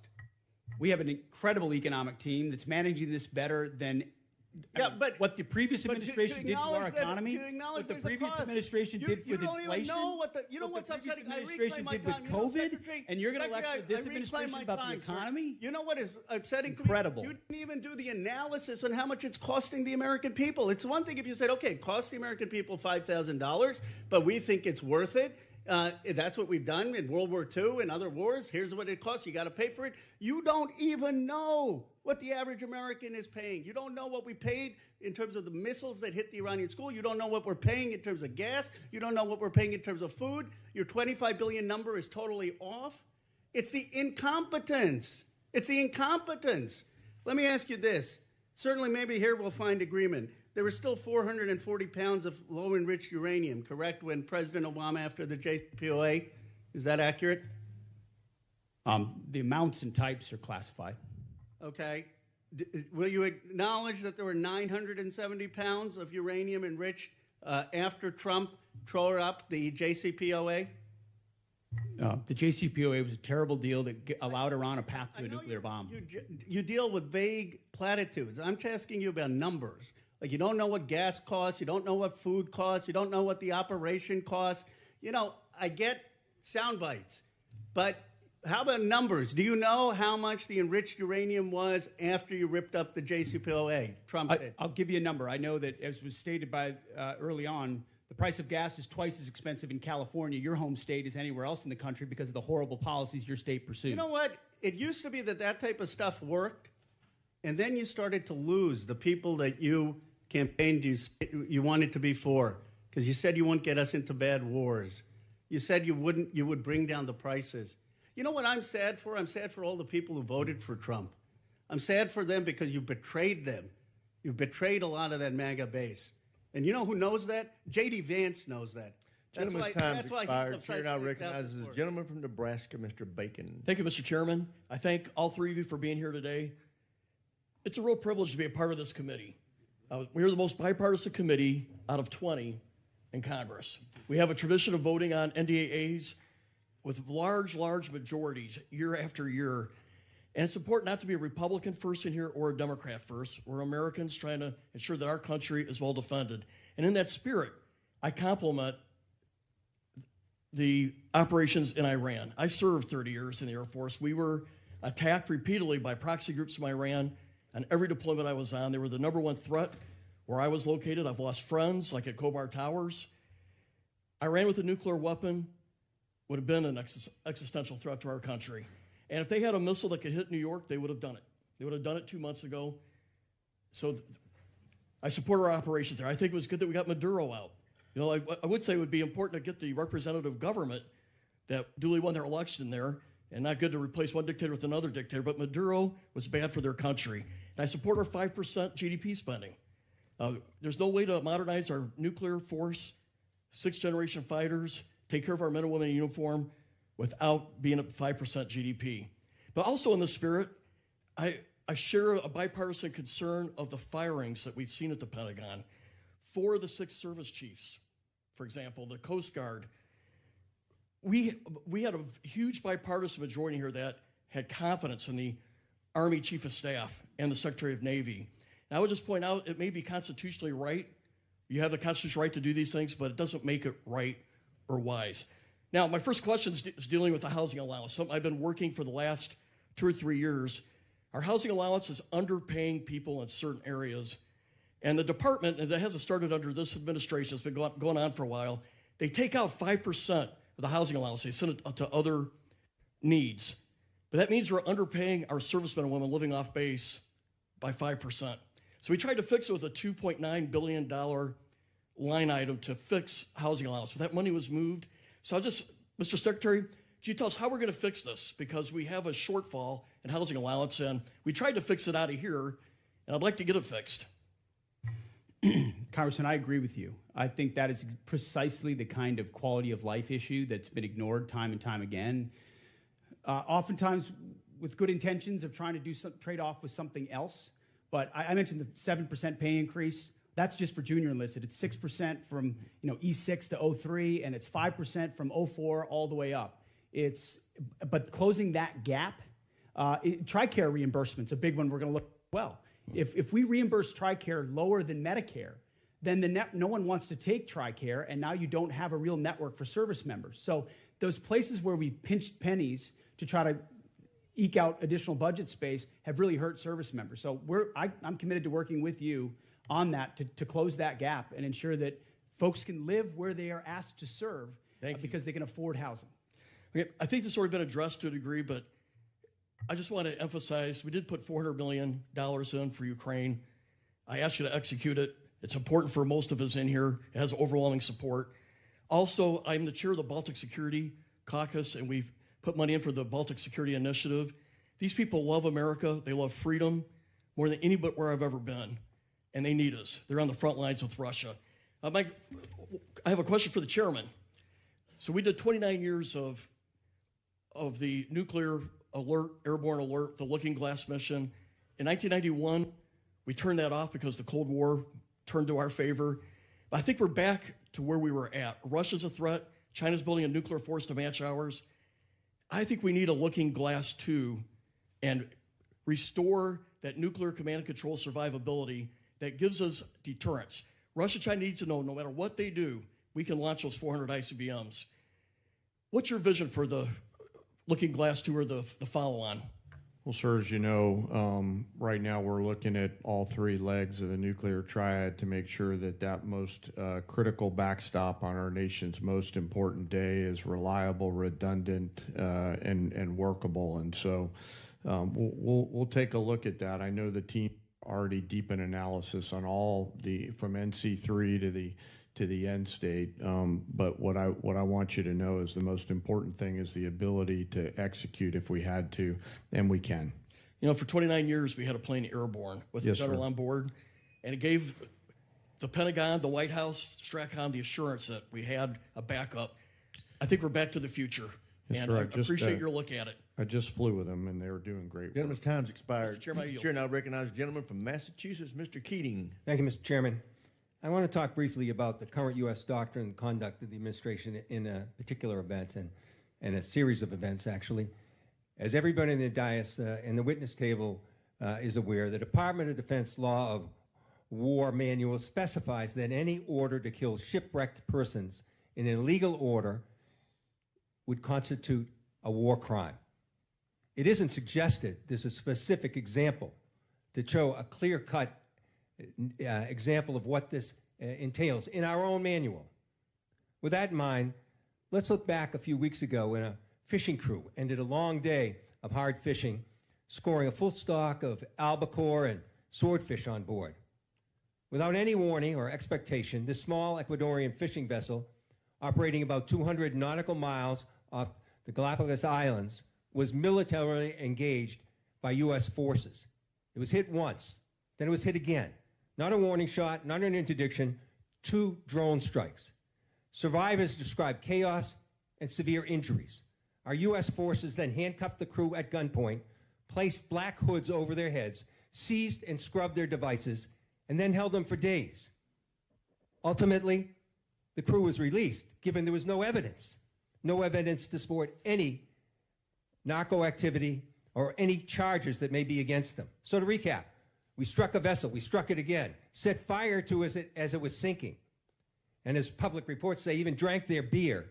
We detained the survivors, and then we let them go. This should be eye-opening. Now let's go to another example, the double tap or 2-strike attack that took place on September 2nd in the Caribbean. A vessel was struck, disabled, and then struck again, killing all but 2 survivors that were left clinging to the wreckage. And this is the thing.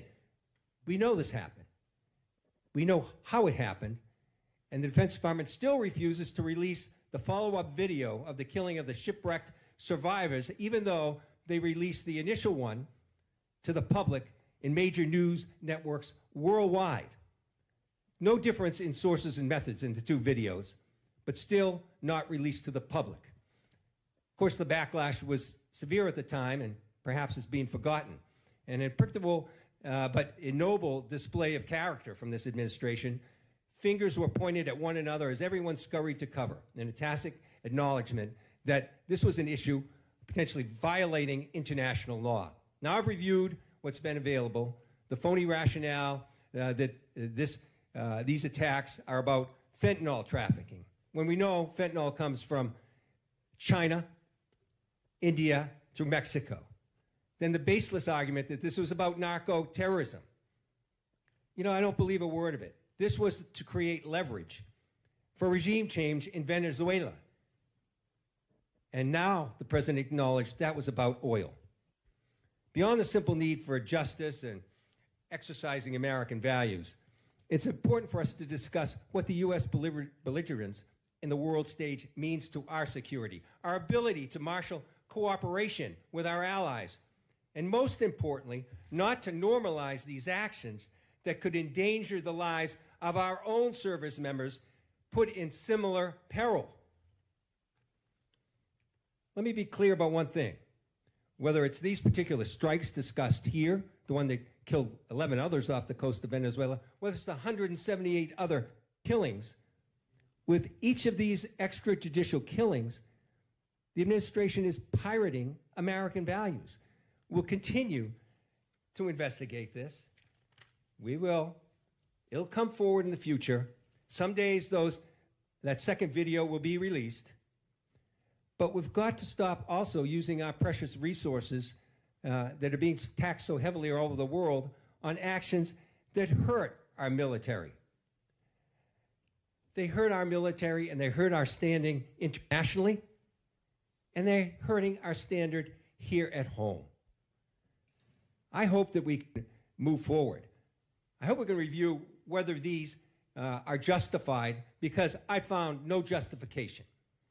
We were given classified information on the second strike. I can't discuss it, but I must tell you, it's the most convoluted bullshit I ever heard in my life. This should be public.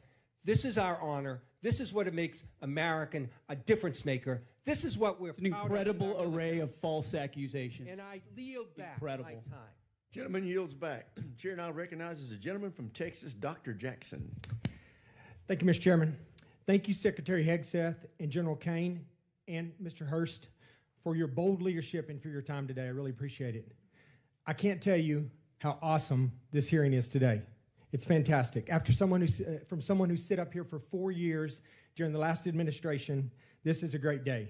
Despite some of the crazy and disrespectful comments from some in this room, the Department of War is back. Today is a win because we are discussing American power and dominance, national security, and making America great again. There may be differences in how we go about that, but at least we are not wasting all of our time talking about how to restructure the Department of War into a social experiment that appeases the far-left woke agenda that existed for the last 4 years. Thank God those 4 years of the disastrous Biden administration are done. On behalf of someone who served 25 years on active duty and almost everyone I know currently serving in uniform, thank you, Mr. Secretary, for saving the department. Okay, my question. The U.S. Special Operations Command budget has been relatively flat over the past decade, failing to keep pace with inflation and reducing the command's purchasing power by 14%. I was disappointed to see that SOCOM's FY27 budget request was only $223 million higher than last year's enacted level, dropping even further from an already less than 2% to now just above 1% of the department's overall budget. All of this comes despite being increasingly asked to do more. From 2023 to 2025, there was a 35% increase in combatant command demand for soft capabilities. And last year alone, SOCOM was unable to satisfy roughly 70 mission-specific requests due to resource and capacity restraints. Secretary Hegseth, I have appreciated the opportunity to meet with members of your team and leaders like ASW Solik Anderson and SOCOM Commander Admiral Bradley as we work to grow the SOCOM top line for future fiscal years. Can you discuss the critical role soft plays in underpinning deterrence, and do you agree with the urgent need to grow the SOCOM budget accordingly? Well, Congressman, thank you for your words, and I wholeheartedly agree. When you look at the burden that SOCOM shoulders on behalf of the Joint Force, it's incredible and it's significant. And so many of the things we have accomplished would not have been possible without the incredible leadership of Admiral Bradley, General Braga, and others inside that community and what they do. I recognize your desire for increased funding beyond what is in FY27. We have and will continue to look at that. That needs to happen. I think some of the other things inside the budget, drones, quality of life, there will be things that are applied to that community even more so, we believe, to ensure that they're taken care of properly. And then there's facility questions that are outstanding also, which we're examining. So we're committed, and we want to work with you. Where we've missed something, we need to get it right because they are at the front lines. Thank you. And that leads into my next question. I just want to ask this real quickly. This year's budget request of $54.6 billion for the DAWG, for the Defense Autonomous Warfare Group, is a vital step to unleash American drone dominance and rapidly integrate autonomous and unmanned systems across the Joint Force, and we've talked about that a little bit here. However, my concern is only $1 billion of this proposed funding is included in the base request, with the remaining $53.6 billion dependent on future reconciliation package. While I understand the flexibility this approach provides, I remain concerned about the potential gaps created if such a package fails to occur, or if funding for the DAWG is not included in future budget request. And like you said, I'm hoping that SOCOM is a big part of this. But to avoid critical capability gaps, how is the department planning to fully fund DAWG at the $54.6 billion if reconciliation stalls, or if the department or does the department intend to transition funds for autonomous requirements into the base budget for future years? And additionally, as you mentioned, how will the department ensure SOCOM receives and executes portions of this funding to meet future mission requirements? It's the right question, and we plan to work hand in glove with this committee, with OMB, with the White House to ensure that that reconciliation package is properly tailored and timed so that it is passed, so that critical money gets there. So we're not looking to FY28 or FY29 because we need those capabilities right now, which is why I appreciate the chairman's opening question about reconciliation. It is a critical vehicle in this calendar year to ensure this department is fully funded to meet the threats of the future. Well, thank you once again. I think you guys are doing an incredible job. I appreciate your leadership, and thank you for your time today. I yield back, Mr. Chair. Gentleman yields back. Chair, I recognize the gentlelady from Pennsylvania, Ms. Houlihan. Thank you, Mr. Chair, and I appreciate you gentlemen for being here today and for the opportunity to have a face-to-face conversation with each of you. I have many questions and unfortunately need to start with some that disturbed me, Mr. Secretary, from your opening remarks. In your opening remarks, Mr. Secretary, you reserved more words and more time and more vitriol to condemn Democrats than you did for Xi and for Putin combined. It's pretty telling to me that you decided to use your words and your time for that. It turns out that Democrats, even Democrats in Congress, are patriots as well. We serve in our uniformed services, we admire and love our uniformed services, and we love our country just as much as Republicans do. In fact, in this body, I and Representative Bacon, who you just spoke to, led the junior enlisted pay raises that you now sit there and laud as and take credit for.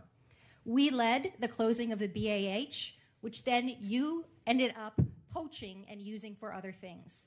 This body led and authorized Ukrainian funding that is now being withheld. You also, in your opening remarks, strangely admonished us here for not being patient with the results of your 2-month war, a war of your suggestion to this president, a war of your choice, a war you executed without congressional consultation. And so it shouldn't be shocking, sir, Mr. Secretary, that we have questions. Indeed, it's constitutionally our right to do so. So to be clear, despite a brilliant performance by our men and women in uniform, despite thousands of tactical successes, Iran still has nuclear material, still has air defenses, still has small boats, and still has the Strait. So despite the fact that your recent comments indicate that operations appear to be finished, there clearly is more work that needs to be done. As mentioned, today is indeed 60 days. So Mr. Secretary, how many more months, just order of magnitude, do you think that you're going to need to be able to conclude operations successfully? And how many more billions of dollars do you think you're going to ask this body for? Well, as you know, and as the president has stated, you would never tell your adversary, Sir, especially I once recognize you've, that is the line that you always especially use, once but you've give me an order of decimated their military and you control their 3X, strait, 4X. how long you would be committed to the mission. And the next thing that you mentioned in your opening You know remarks, that. Mr. You would never do that. Secretary, is that you called on, which astounded me, examples of the Afghanistan war, the Iraq war, and the Vietnam war. Those are stunning examples to me of something that didn't go our way. We had the opportunity to execute on those wars quite well, but we didn't accomplish any mission, in my opinion, and I think you would agree on that as well. My point is this effort So is not those efforts. That's exactly it. Is this war shaping up to be that war?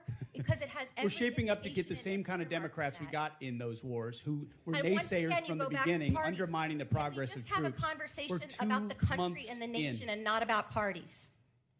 The Democrat Party wanted to socially Again, engineer we're the having Department of War. conversations about We've had to undo that and get it to a this point where it's country capable of and not projecting party. power, and Clearly, that's you're not exactly able what to we've have done. that conversation. And So I President will Trump move has on, sir, rebuilt and it. I'm going to reclaim my time.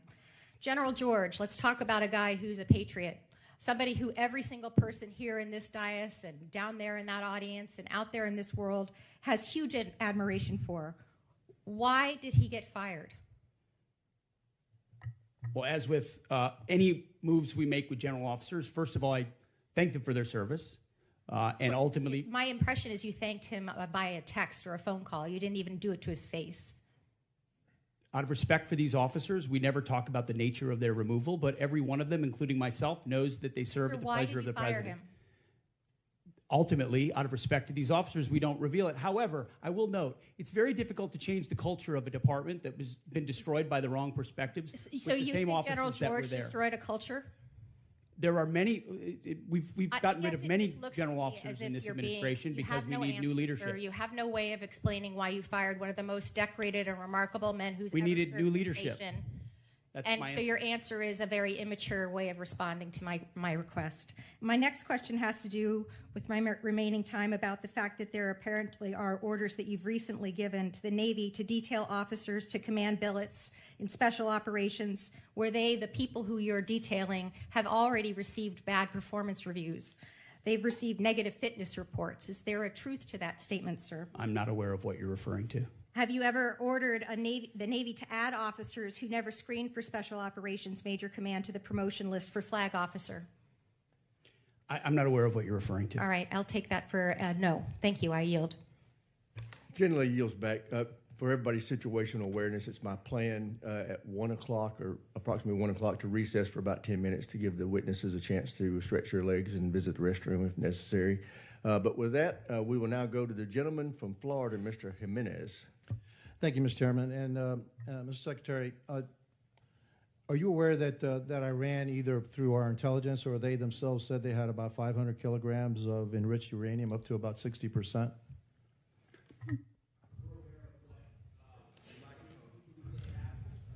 We're aware of what they have or what they believe they have and what we know they have, but all of that is classified.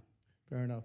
And if indeed they had 500 kilograms of your enriched uranium, how long would it take it to weapons grade? Quickly enough that it's a serious national security problem for the United States of America. If I said days or a few weeks, would that be inaccurate? You might be somewhere in the ballpark. Okay, thank you. Actually, you can just get that from ChatGTP. It'll give it to you. Okay. So it's not that classified. All right. Would you say that our primary mission in this war is to deny Iran the capability to develop a nuclear weapon? Yes. And would you say that a regime that's capable of killing 35,000 of its own people within a 2-day period, are they capable, if they had the delivery systems, to carry out their threat to destroy Israel and also to harm the United States of America? Any regime willing to kill 35,000, and we think it might be more, 45,000 of their own citizens in cold blood, would most certainly be willing to use the most dangerous weapon in the world, especially as history teaches us, when a nation says they will do something, you ought to listen. And when they chant death to America or death to Israel, if they got that nuclear weapon, history tells us they might use it. Well, Hitler said he was going to kill the Jewish, and he was going to try to eliminate the Jewish population and Jews from the face of the world. Nobody really believed him, but he really tried to do that. So when somebody tells me for 47 years that they want to kill us, I think I'm going to take them at their word. And so would you also agree that now another goal of ours is to make sure that Iran never blockades the Strait of Hormuz, never has control of the Strait of Hormuz? Would that be an objective of ours? What they're doing right now is effectively piracy. It's terrorism. It's threatening international shipping. And our blockade is signaling to the world that we actually control that strait. And I would ask this committee, what would this effort look like if Iran had nuclear weapons? Imagine if not Iran had nuclear capabilities, what they would do to wield over any advantage they have, from proxies to funding international terrorism. Mr. Secretary, also, not only would they do that, but imagine if we had not become energy independent. Under the previous administration, they were hampering our ability to be energy independent under the guise of the Green New Deal, which is insanity, by the way. I'm going to go back a little bit in history. We were bombed, Pearl Harbor was bombed on December 7th, 1941. Do you know how long it took for the United States to have its first major victory in World War II? In the Pacific Theater? Number of years. No, it was actually 6 months. It was the Battle of Midway, all right? It was a turning point of World War II. Could you imagine if we had the same Democrats asking then Secretary of War, all right, gee, it's been 2 months, okay, and we haven't won this war yet. Back then. We didn't win a major battle for 6 months. Your job, the job of the military, what you've done in the first 2 months is extraordinary. And so, again, for a couple of final questions. Do you know how much money we spent on Ukraine? Helping Ukraine? Under the previous administration? No, right now, up to now. Upwards of $300 billion, $350 billion? They're probably right about $300 billion. And yet I don't hear anything about, gee, how much money have we spent on Ukraine from the other side? The difference between them and me is this. I support the United States and their efforts to help Ukraine against a dictatorial, aggressive power like Russia, which is our second greatest adversary. But I also support our efforts to make sure that Iran never has a nuclear weapon. And so you'll always have my support. And I'm pretty I'm pretty consistent in that. I also support our efforts in what we did in Venezuela. We still have to go a little bit further because that remnants of that regime are still there. And we need to provide freedom for the people of Venezuela. And also, one thing, for me, I guess what I'm looking for in this war with Iran is to make sure that Iran never has a nuclear weapon, that we have established an inspection protocol to make sure they never get a nuclear weapon, and that we control the strait, and they never can control the strait. Gentleman's time's expired. Chair, now Thank you. recognize the Now you- gentleman from Colorado, Mr. Crow. Thank you, Chairman. Mr. Secretary, I want to go in a little bit different direction. Timothy Parlatore served as your private attorney, correct? Correct. And Mr. Parlatore also served as private attorney for President Trump's campaign, correct? I'm not privy to every professional position that he's held. Well, I'll help you out. He did. And you appointed Mr. Parlatore as your senior advisor, correct? He does reserve duty on behalf of the Navy. His He title does is great senior work. as an advisor. You gave him that title, correct? And I would count him as very much an advisor of mine. Yep, he travels with you, correct? Tim Parlatore has been a long-term friend. He's a great patriot. He travels with you. traveled That's not what I me. He asked. I serves the reclaim my country, time. and He he's an travels excellent with you, military doesn't lawyer. he? He travels with you, doesn't he? Correct? There's public Instagram that shows this. Just say yes. Yes, of course. Okay. He sits in meetings with you and advises you, doesn't he? He sits in some meetings on Yeah, occasion. well, he maintains a desk in an office in the Pentagon, does he not? I'd have to check. You don't know? It's a big Pentagon. You directly commissioned Mr. Parlatore in the Naval Reserve as a Navy commander in March 2025, did you not? I was very proud to do so. And when you did, because he's a Navy Reserve officer, he didn't have to go through the PPO process, the White House Presidential Personnel Office, right? He wasn't vetted by a White House PPO. Uniformed service members don't get vetted by The answer is yes. He didn't have to be vetted by a White House PPO.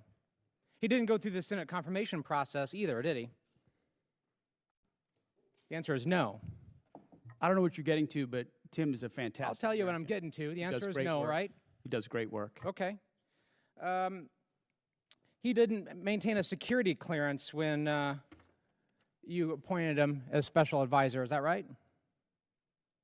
I'd have to check. You don't know? I mean, anybody that has access to sensitive material is going to have the appropriate clearance. Okay, so when you appointed him as special advisor, he had a security clearance? You're trying to piece together a timeline. No, I'm that asking I a can't simple give you question. exact One of your dates for. special, most sensitive advisors, did he have a security No, clearance? you're when you- playing a gotcha game like you do on TV I'm and asking everywhere else. questions. You're trying to thread together details that Clearly, are you're connected about concerned. something else. and- Clearly, you're concerned about my line of questioning, aren't you, Mr. Secretary? Because you know where it's going, don't you? I think you do. So, does Mr. Parlatore represent foreign governments? He has a private law practice, does he not? From what I understand of his law practice, he does a lot of great work for service members in the military and other. He maintains a private law practice. Does he represent foreign governments or foreign persons in that private law practice? I don't know. You don't know. Somebody who's sitting in your meetings, a special advisor, you don't know. Does he represent any senior officers who are currently under consideration for promotion by you or your office? The only person that makes determinations about senior officers is me. Answer the question. Does he represent senior officers who are under consideration for promotion by you? No, I'm the one that makes decisions about choosing. Does he and represent them, finding Mr. senior Secretary? Does he He represent doesn't them? represent anyone. He's a legal advisor and always has been. But he has clients, does he not? He's a legal advisor to me on reserve duty, and he always has been, and he does a fantastic job. Is it true that Mr. You're playing a Parlatore was losing hand, removed? whatever you're I trying to reclaim my play here. time. Is it true that Mr. Parlatore was removed from an investigation by the White House last year? I don't know what you're referring to, but not that I'm aware of. You're not aware of it. Was it true that you were also removed from that same investigation? The answer is yes. No, not that I'm aware of. You're not aware of it. That's interesting. Well, is it true that Mr. Parlatore disparaged President Trump?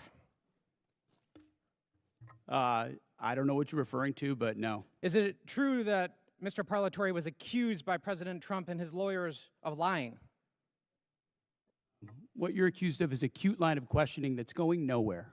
Well, it's going somewhere, which is why you're not answering the question. Was it true that he was accused of lying by the president's legal team?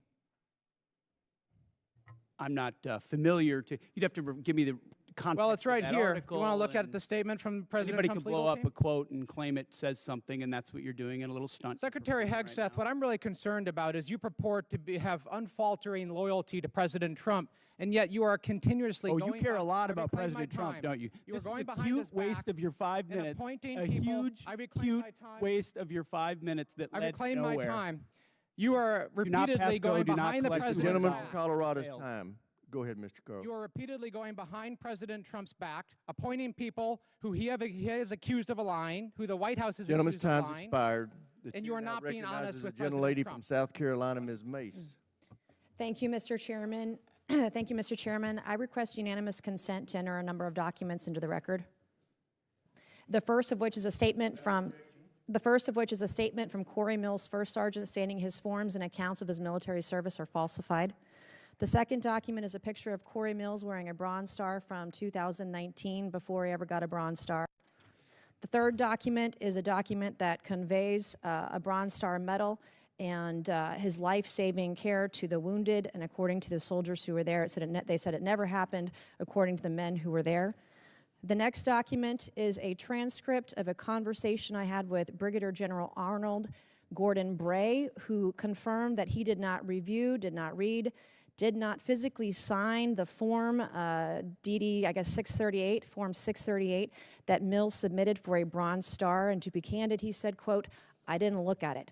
I asked to review the email that he sent to Mills' staff about authorizing his signature for a form he did not review, and he said that he would not share it with me.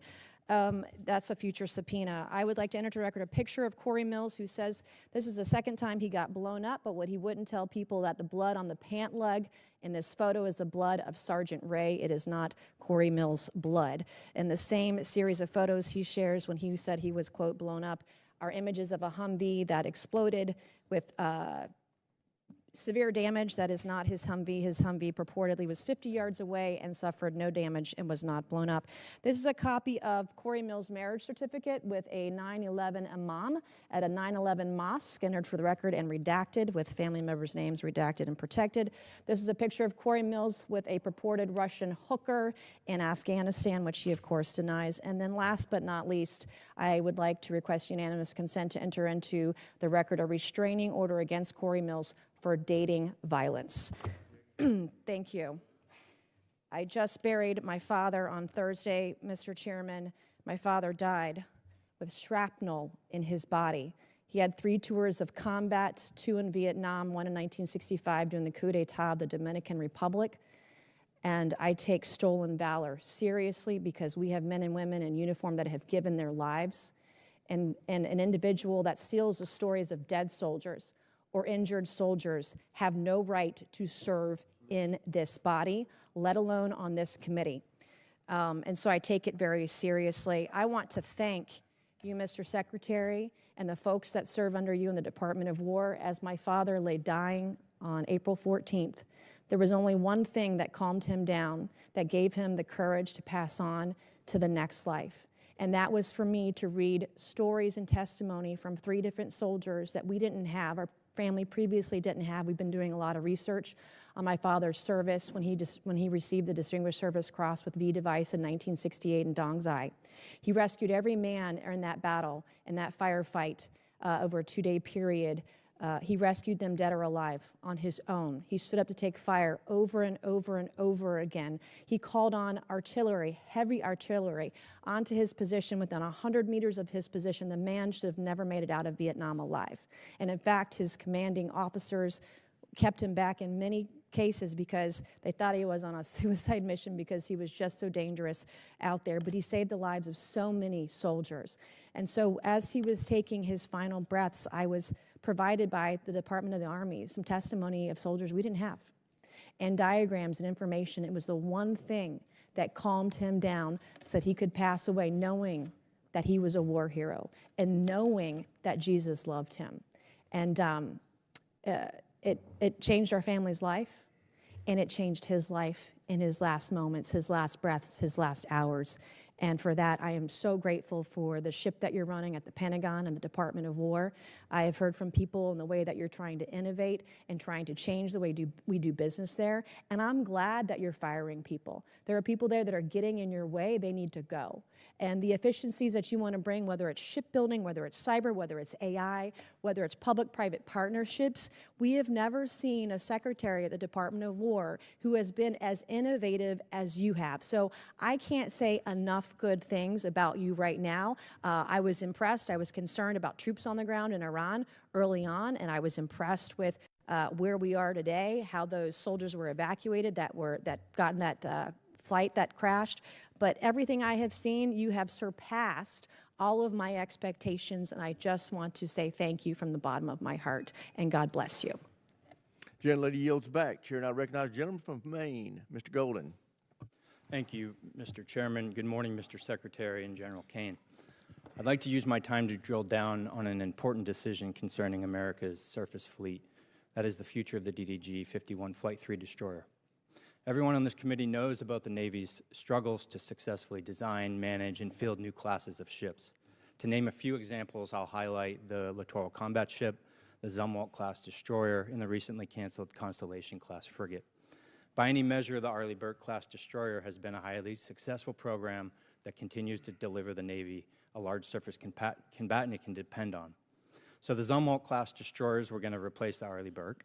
It's a ship with some interesting capabilities, but the Navy rushed to construction before the design was complete, and it lacked a workable weapon system that the Navy wanted to outfit it with. So the Navy scrapped the program at 3 ships and went back to the DDG. I'm in my 8th year on this committee, and the entire time I've been in conversation with the Navy publicly and privately about the latest Flight 3 destroyer and how critical a role it would play, and now is playing for the surface fleet. And yet, even before we delivered one to the fleet, the Navy was already planning the DDG-X. I'm skeptical about the transition to yet another new class of surface ship, given the troubles I've laid out already.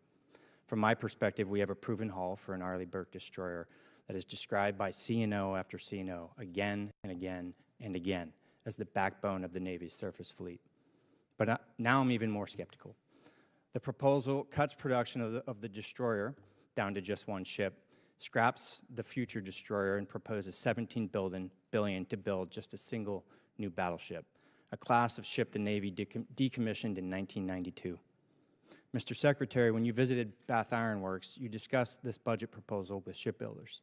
You said, quote, "We're maxing out on DDGs. It's a workhorse, and it's a damn good workhorse."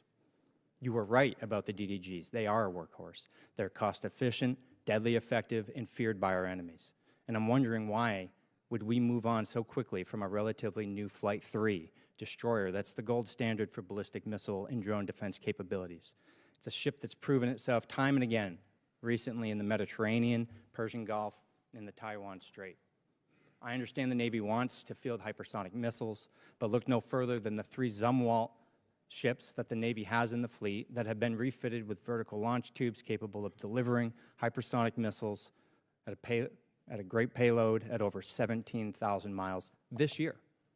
Perhaps what's most troubling to me is that the battleship plan proposes moving at a pace that is, I think, extremely dangerous, or just high risk, low reward. To begin construction so quickly, breezing right through design. It's well documented that expediting design and preemptively moving to construction is the greatest recipe for failure. This represents an unacceptable cost to taxpayers if it fails, and leaves America less secure and our Navy less prepared. I understand the proposed battleship was a bit of a dream child of the recently departed Secretary of the Navy. I want to remind everyone here that recent history is littered with failed efforts to replace existing successful programs that remain the best in class worldwide. This isn't the failure of shipbuilders or sailors. It's a failure by leaders to learn a simple lesson. If it ain't broke, don't fix it. My sincere hope is that you, the Navy, and the Congress will pump the brakes on this battleship. Take the time to get it right, whatever it is. And for now, focus on the workhorse you can depend on. America cannot afford a surface fleet without a backbone. I very much appreciate that perspective. And the idea of divesting of an asset that's indispensable right now is not just a Navy problem. I mean, we've seen the same on MQ-9s and Apaches and A-10s and systems that our warfighters continue to rely on, which is why divesting to invest, which was sold under the previous administration because of continuing resolutions and insufficient budgets, created a gap where now you're getting rid of the very things that you need right now, and you don't have available the things of the future that you said you would have because of the way this department did business. Always over cost, always delayed. So there's one destroyer, one Arleigh Burke-class destroyer in this budget because, and I hate to even say it, I'm not going to say it in open. For American interests. He has viewed our adversaries as a united bloc and has taken action in light of that reality. In Operation Absolute Resolve and associated statecraft, the president removed an aspiring dictator off the board and set up Venezuela for a future aligned with democratic interests. In Operation Midnight Hammer, he sought to eliminate the Ayatollah's nuclear program. When the Ayatollah chose to double down, the president launched Operation Epic Fury. In that mission, he has worked to remove the regime's conventional military capabilities and force it back to the table for a permanent solution. While we all mourn the tragic loss of the 14 service members who've lost their lives in this conflict, we do so knowing the world is safer without a nuclear Iran. All of these actions are part of a peace through strength strategy. In this approach, we seek first to avoid war, but we take military action when necessary to achieve U.S. interest. And so, Mr. Secretary, I'm pleased that you are here testifying today in support of President Trump's historic $1.5 trillion defense budget request. That sum will go a long way toward rebuilding our military capabilities for a generation. I should say up front that this may be a long hearing. There's much to discuss. This $1.5 trillion request is chock full of important programs and initiatives that are absolutely necessary to secure American interest in the 21st century. I think this funding underpins and accentuates three comparative advantages the United States possesses over the axis of aggressors. The first comparative advantage America enjoys over our adversaries is that we have the best innovation and industry in the world. So I hope our witnesses today will cover the progress we've made in just the past year rebuilding the American arsenal. Last year, our reconciliation bill, combined with bipartisan appropriation bills, achieved about $1 trillion defense budget. This year's request would represent a near 50% increase. Every penny of it should be money well spent, making down payments on crucial transformational capabilities such as drone warfare, low-cost munitions, and missile defense. Also last year, Congress and the executive branch achieved historic acquisition reforms. Consequently, we're well positioned to make huge gains on efficiency this year and in the years to come, making it much more flexible and a more timely process. I look forward to discussing how we might accelerate implementation of these actions. In particular, I'd like to see the Pentagon do more this year to drive competition in the defense industrial base. Competition absolutely drives better outcomes for our service members and taxpayers. Of course, our people are the final comparative advantage we have over our adversaries. We've enjoyed significant improvements in recruitment and retention, but we need to solidify a merit-based environment that fully cares for our personnel. I commend you, Mr. Secretary, for your efforts over the past year to do just that. That task will never be finished, of course, but we embrace it gladly and we salute the progress. We will always be striving to care for and equip American service members as much as possible. I look forward to more work between this committee and the department this coming year. With that, I turn to my friend and colleague, Ranking Member Jack Reed. Well, thank you very much, Mr. Chairman, and Secretary Hegseth, General Caine, Mr. Hurst, welcome. And please convey my appreciation, all of our appreciation to our military service members and defense civilians. We owe them our deepest sense of gratitude. Mr. Secretary, this is your first public appearance before this committee in nearly a year. Since your last public testimony, you and President Trump have unwisely taken the United States to war with Iran. You ordered attack on Venezuela and have directed ongoing illegal boat strike campaign in the Caribbean and Pacific. At your direction, our forces have bombed Yemen, Somalia, Iraq, Syria, Nigeria, and Ecuador. In the United States, you have deployed thousands of troops to cities like Washington, Los Angeles, Chicago, and Portland to police American citizens. And you have personally intervened to end the careers of dozens of military leaders without explanation. These actions will have significant and long-term consequences. Now you appear before us to ask for a $1.5 trillion budget, a 45% increase above last year.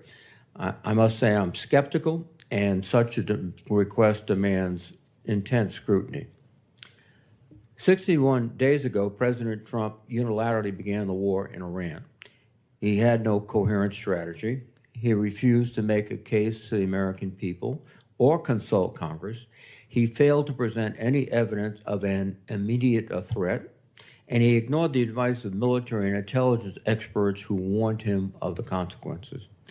Today, our nation is in a worse strategic position. The Strait of Hormuz was open, now it is closed.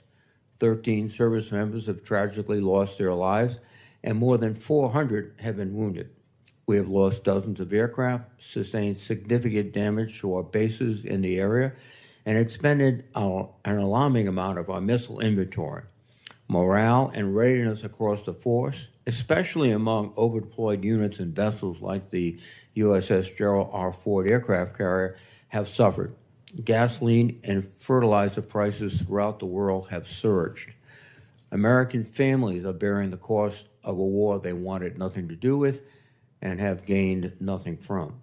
And yet, Secretary Hegseth, you declared victory a month ago. On April 8th, you said, in your words, Operation Epic Fury was a historic and overwhelming victory.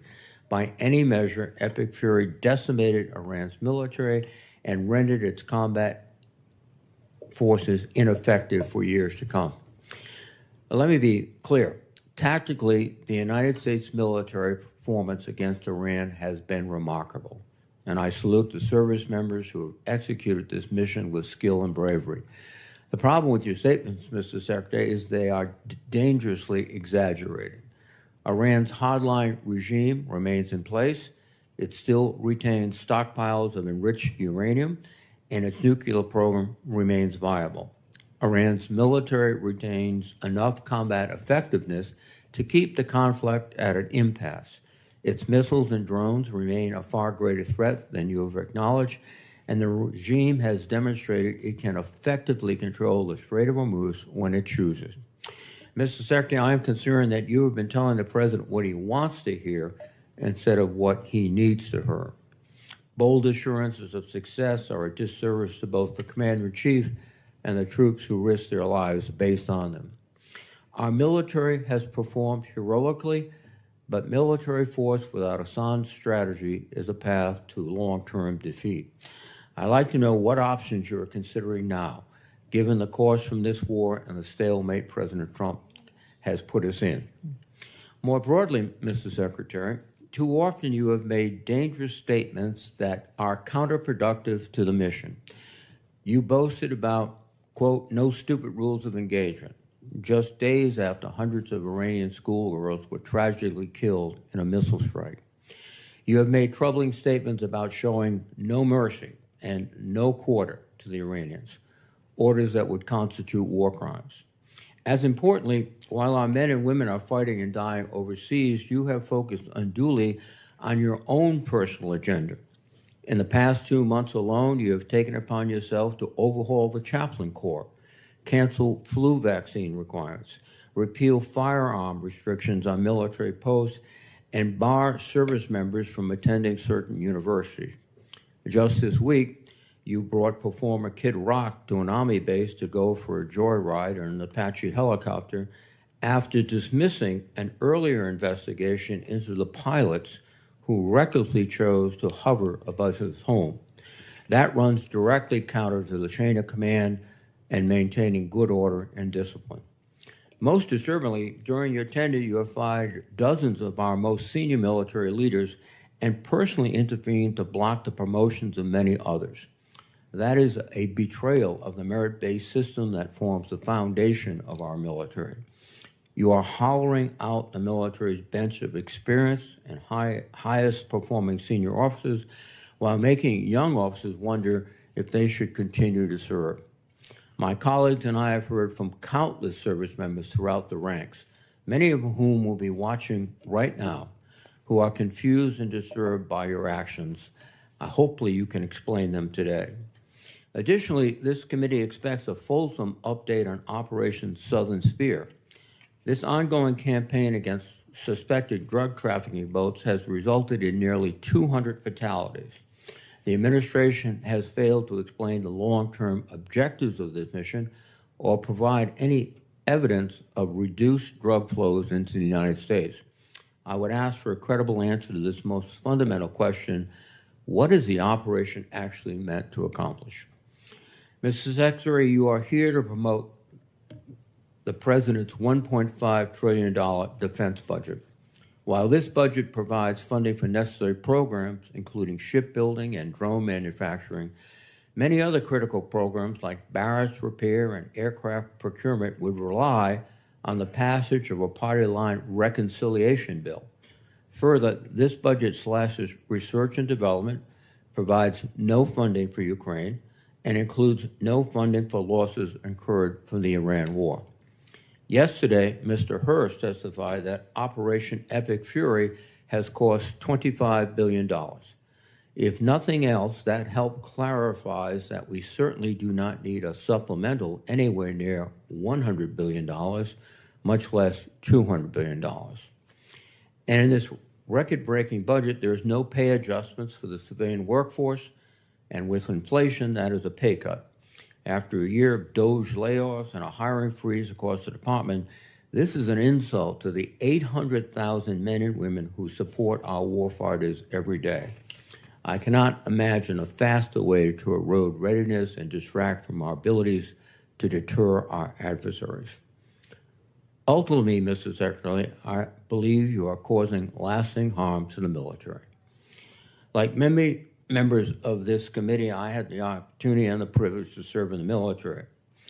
And every officer knows they are duty-bound to give their best professional advice, even if it is not what their superiors want to hear. Because when leaders fear to speak honestly, people die, missions fail, wars are lost. The American people's trust in our military took 250 years to build. You are dismantling it in a fraction of that time. And trust, once long, can take generations to rebuild. Mr. Secretary, today I hope you'll take a step forward toward rebuilding the trust that has been lost. Thank you, Mr. Chairman. Mr. Secretary, you are now recognized for your opening statement, sir. Well, Mr. Chairman, Ranking Member Reed, Senators, thank you for the opportunity to testify in support of President Trump's historic, as you said, Mr. Chairman, $1.5 trillion fiscal year 2027 budget for the Department of War. The President's budget request reflects the urgency of the moment, addressing both the deferment of long-standing problems as well as positioning our forces for the current and future fights. I'm honored to appear alongside General Dan Caine, Chairman of the Joint Chiefs of Staff, and Jay Hurst, our Chief Financial Officer and Comptroller. I'd like to start by thanking this committee and Congress for your partnership in securing the investment needed for a stronger, prouder, and more secure military. Your focus on acquisitions, your focus on efficiency are the reflection in our department as well and in this budget. A nation's ability to build, to innovate, and to support the critical needs of its warfighters at speed and at scale is the foundation upon which its deterrence and survival rests. However, upon taking office on January 20th, 2025, President Trump inherited a defense industrial base that had been hollowed out by years of America last policies, resulting in a diminished capacity to project strength. Under the previous administration, we were offshoring, outsourcing, beset by cost overruns and degraded capabilities. But under the leadership of President Trump, our builder-in-chief, we are reversing this systemic decay and putting our defense industrial base back on a wartime footing. Urgency informs everything we do. We're rebuilding a military that the American people can be proud of, one that instills nothing less than unrelenting fear in our adversaries and inspires historic morale and recruiting in its ranks. We fight to win in every scenario. The $1.5 trillion budget put forward by the president will build upon a previous $1 trillion FY26 top line and will continue to reverse the 4 years of underinvestment and mismanagement of the Biden administration. The $1.5 trillion budget will ensure that the United States continues to maintain the world's most powerful and capable military as we grapple with a complex threat environment across multiple theaters. Not to mention, the budget also includes a historic troop pay increase, 7% for junior enlisted, and the budget eliminates all poor or failing barracks. Quality of life for our troops is front and center in this budget. By supercharging our defense industrial capacity and transforming how the department does business, we are restoring American commercial dominance at a pace unseen in generations, transforming the defense industrial base from the broken, slow-moving systems of the past. We have flipped the Pentagon acquisition process from a bureaucratic model to a business model, decisively moving from an acquisitions environment paralyzed by bureaucratic red tape into an outcomes-driven organization focused on delivering the most for taxpayer dollars. Over the past year, through historic multi-year procurement agreements that this committee supported, we've cut smart business deals that have sent unambiguous demand signals to industry to build more and build faster. The result has been a surge, a revitalization of our great American factories and a massive reinvestment in the skilled American workers who serve as the industrial muscle behind our warriors.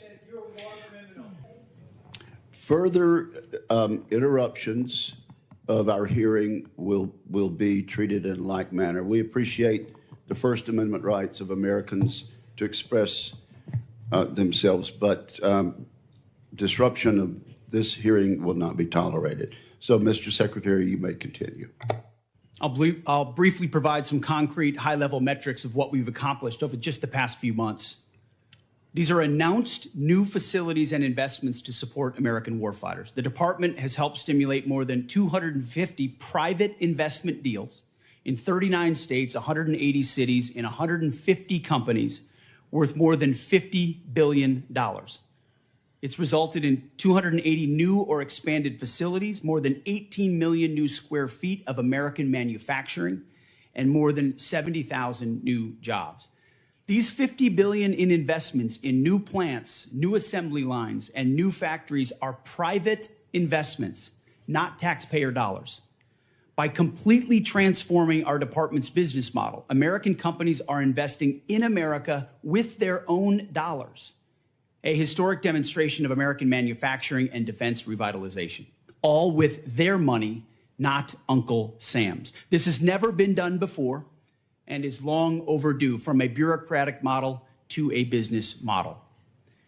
These investments equal great things for America, for American families, and American workers, to ensure that our warfighters have everything they need, all American made. Together with the help of the policy updates and appropriations passed by Congress, President Trump's War Department has begun to turn the lights back on in our manufacturing towns across this country, forging a lethal arsenal of freedom. Every policy we pursue, every budgetary item we request serves to ensure that this department remains laser-focused on increasing lethality and survivability from the front lines to the factory floor. This is a historic budget, as you said, Mr. Chairman. This is a fiscally responsible budget, and this is a warfighting budget.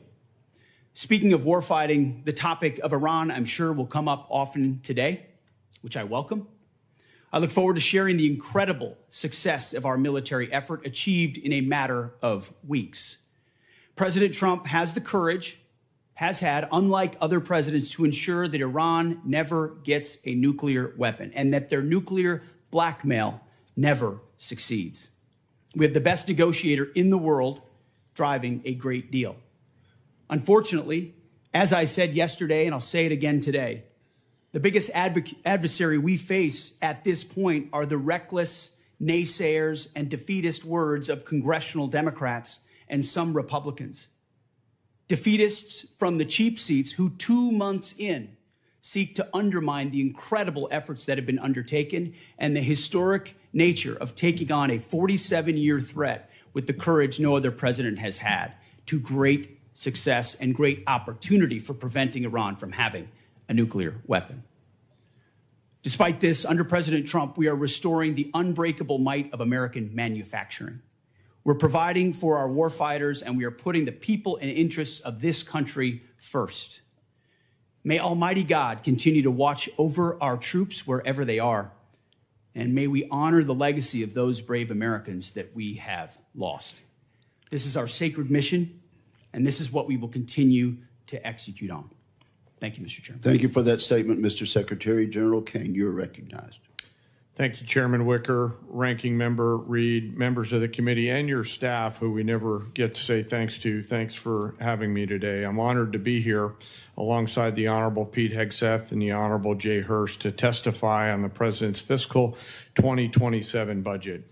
I'm grateful for the opportunity to testify today, and I'm thankful for your continued partnership and support of our warfighters, defending the homeland and our interests around the world. It's a privilege to speak with you today about the foundation of America's strength, the 2.8 million members of our joint force. And I am continually inspired by the soldiers, sailors, airmen, Marines, Guardians, Coast Guardsmen, and civilians standing the watch for the nation, supported always by their families. They could have chosen a much easier path, any other path, but they volunteered for a life of purpose and passion and service. And every single day they rise to meet the nation's challenges, from combat operations to critical support roles, with the courage, tenacity, and grit that keeps our nation strong and secure. I would also like to express my deep gratitude for the 39 members of the Joint Force who've passed in operations, combat, and training during my time as the chairman, and specifically highlight the 14 who've passed in Operation Epic Fury. The Secretary and I are deeply grateful for each of them and their families, and their names will never be forgotten. As the chairman, my duty is to ensure our civilian leadership has a comprehensive range of military options and the associated risks required to make the nation's hardest and most complex decisions. I owe the President, the Secretary, and the Congress the truth at every turn. And my blueprint for this role has always been that of General George C. Marshall. His firm commitment to civilian control and a nonpartisan military remains my constant standard. And I strive to emulate his candor, delivering the facts leaders need to hear, not always what they want to hear. And once a decision is made, executing it with the absolute dedication while keeping the joint force precisely where it should be. That's the demand of our profession. As I sit before you today representing our incredible joint force, I want to emphasize my commitment to this committee and to the Congress. I will always follow General Marshall's steadfast example by providing clear and candid nonpartisan military advice, working together to ensure the military remains squarely focused on one thing, being prepared to deter and, if called upon, fight and win our nation's war. And that is our mission. America's joint force is operational at its core, purpose-built for the realities in a complex world. We're organized, trained, and equipped to execute the most demanding missions across the globe with unrivaled precision. And over the past year, our warfighters have consistently demonstrated exactly what it means to be the most capable and most professional force on earth. Our shared goal is to ensure the joint force sustains the strategic initiative and advantage and ability to project power to respond to the global challenges on our nation's terms. During Operation Rough Rider, Midnight Hammer, Southern Spear, Absolute Resolve, and Epic Fury, the Joint Force executed globally integrated missions alongside our interagency and international partners. And once our leaders made a decision, our forces demonstrated the unmatched ability to seamlessly synchronize actions and activities from the seabed to cislunar space. We're able to accomplish these complex things that we are asked to do because we draw from a deep reservoir of training, professionalism, and commitment. Our operational tempo is high, but we're designed to sustain it, rebuilding readiness every day, training professionals every day, and sharpening our edge every day. And I am incredibly proud of this Joint Force team and the leaders at every echelon who command it. As the chairman said, we are living in a complex environment. Today, I look forward to discussing how we can sustain America's military advantage. And I know this committee recognizes the challenges and the urgency in the environment that we face. We're operating in delicate and dangerous times where risk is scaling, and the complexity of the modern battlefield demands America's constant adaptation, innovation, and partnership with Congress. As a joint force, we're up to the challenge. We're built for this environment. However, our continued success is not guaranteed by our past achievements. We must continue to be forward-looking and innovate together with the Congress. To drive the pace of change and maintain our superiority requires timely, predictable, and sustained investment. And the resources we're going to discuss today are critical to modernizing the joint force and ensuring whatever threats might emerge, we are prepared to defeat them, to protect our interests and defend the nation and win. This president's budget for 2027 supports the Secretary and the Department's goal of reinvigorating, recharging the defense industrial base and the national industrial base, enhancing our readiness and securing our military advantage to ensure that our warfighters are properly armed, globally integrated, and ready while always taking care of our people. And that is what truly sets America's joint force apart from each other, especially the 1.8 million members, enlisted members of our joint force.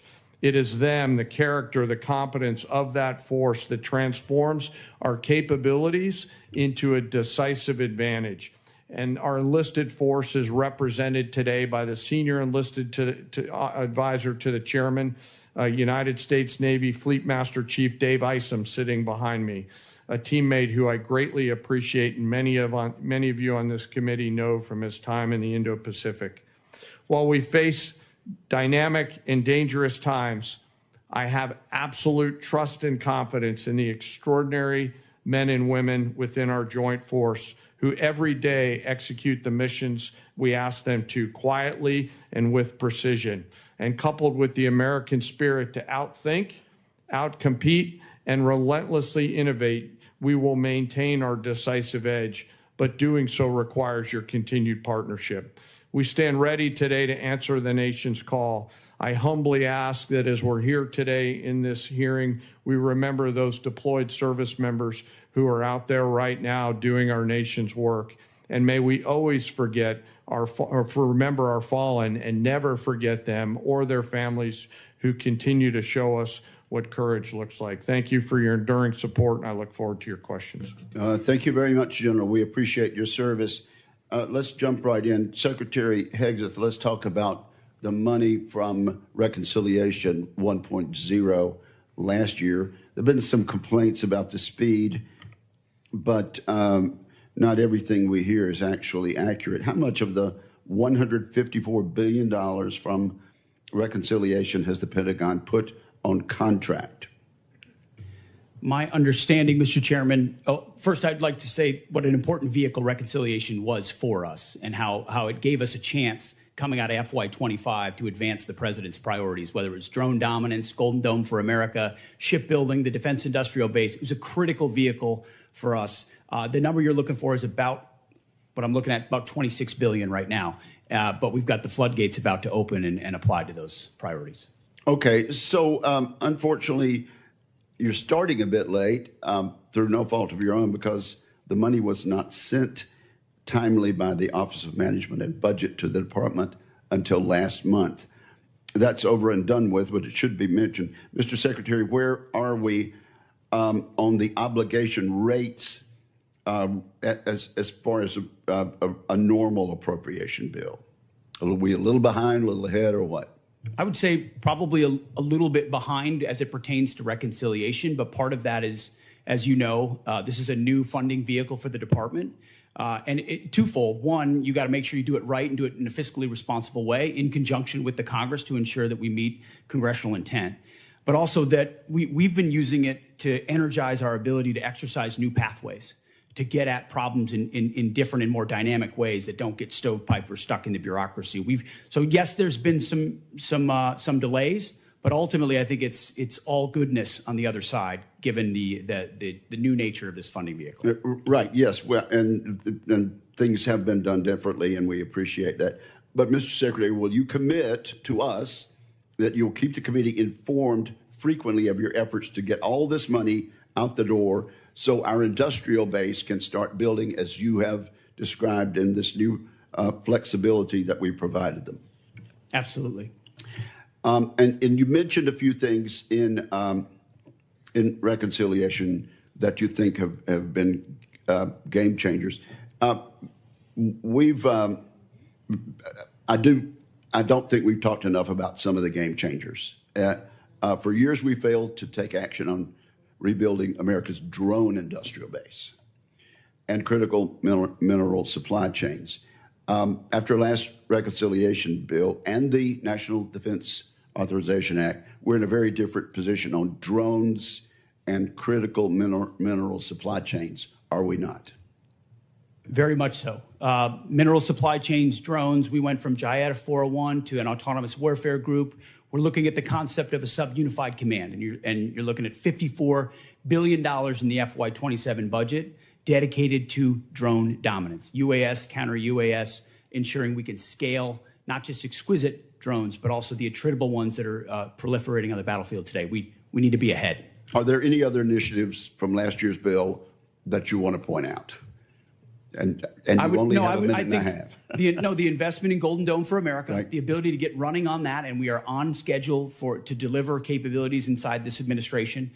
Minerals and shoring up supply chains on minerals. The Office of Strategic Capital, which its ability to loan gives 10x to new entrants into the department, the opportunity to fund things that wouldn't normally meet the threshold for the department, but give them the running room to invest in those capabilities, and we've already seen fruit from that as well. And briefly, General Caine, there's no question that Vladimir Putin's Russia is taking serious action to undermine our efforts for success in Iran. Is there any question about that? Senator, I think there's actions and activities that are mindful of the hearing room we're in, but there's definitely some action there. Thank you very much. Senator Reed, you're recognized.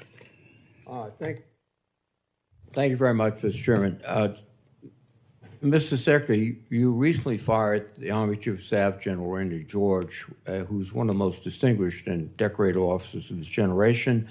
General George's nomination came before us. We reviewed it thoroughly, and we concurred. Why did you fire General George?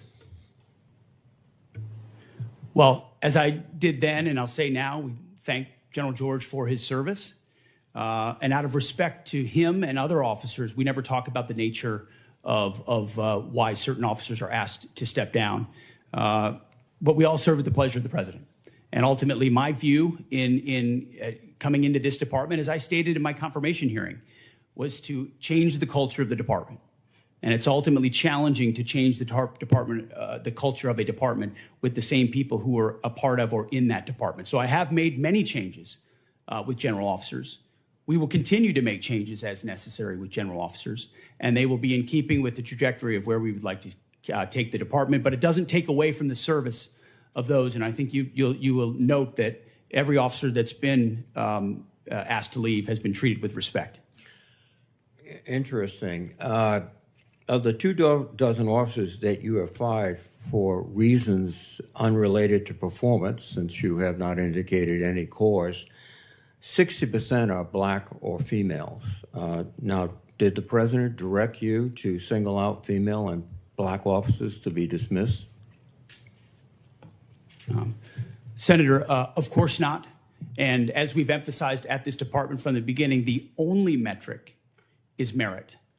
This members on this committee and the previous leadership of this department were focused on social engineering, race and gender in ways that we think were unhealthy for the department, focusing on those things, making decisions based on those things. Okay. In President Trump's War Department, we make decisions based on only one thing, merit.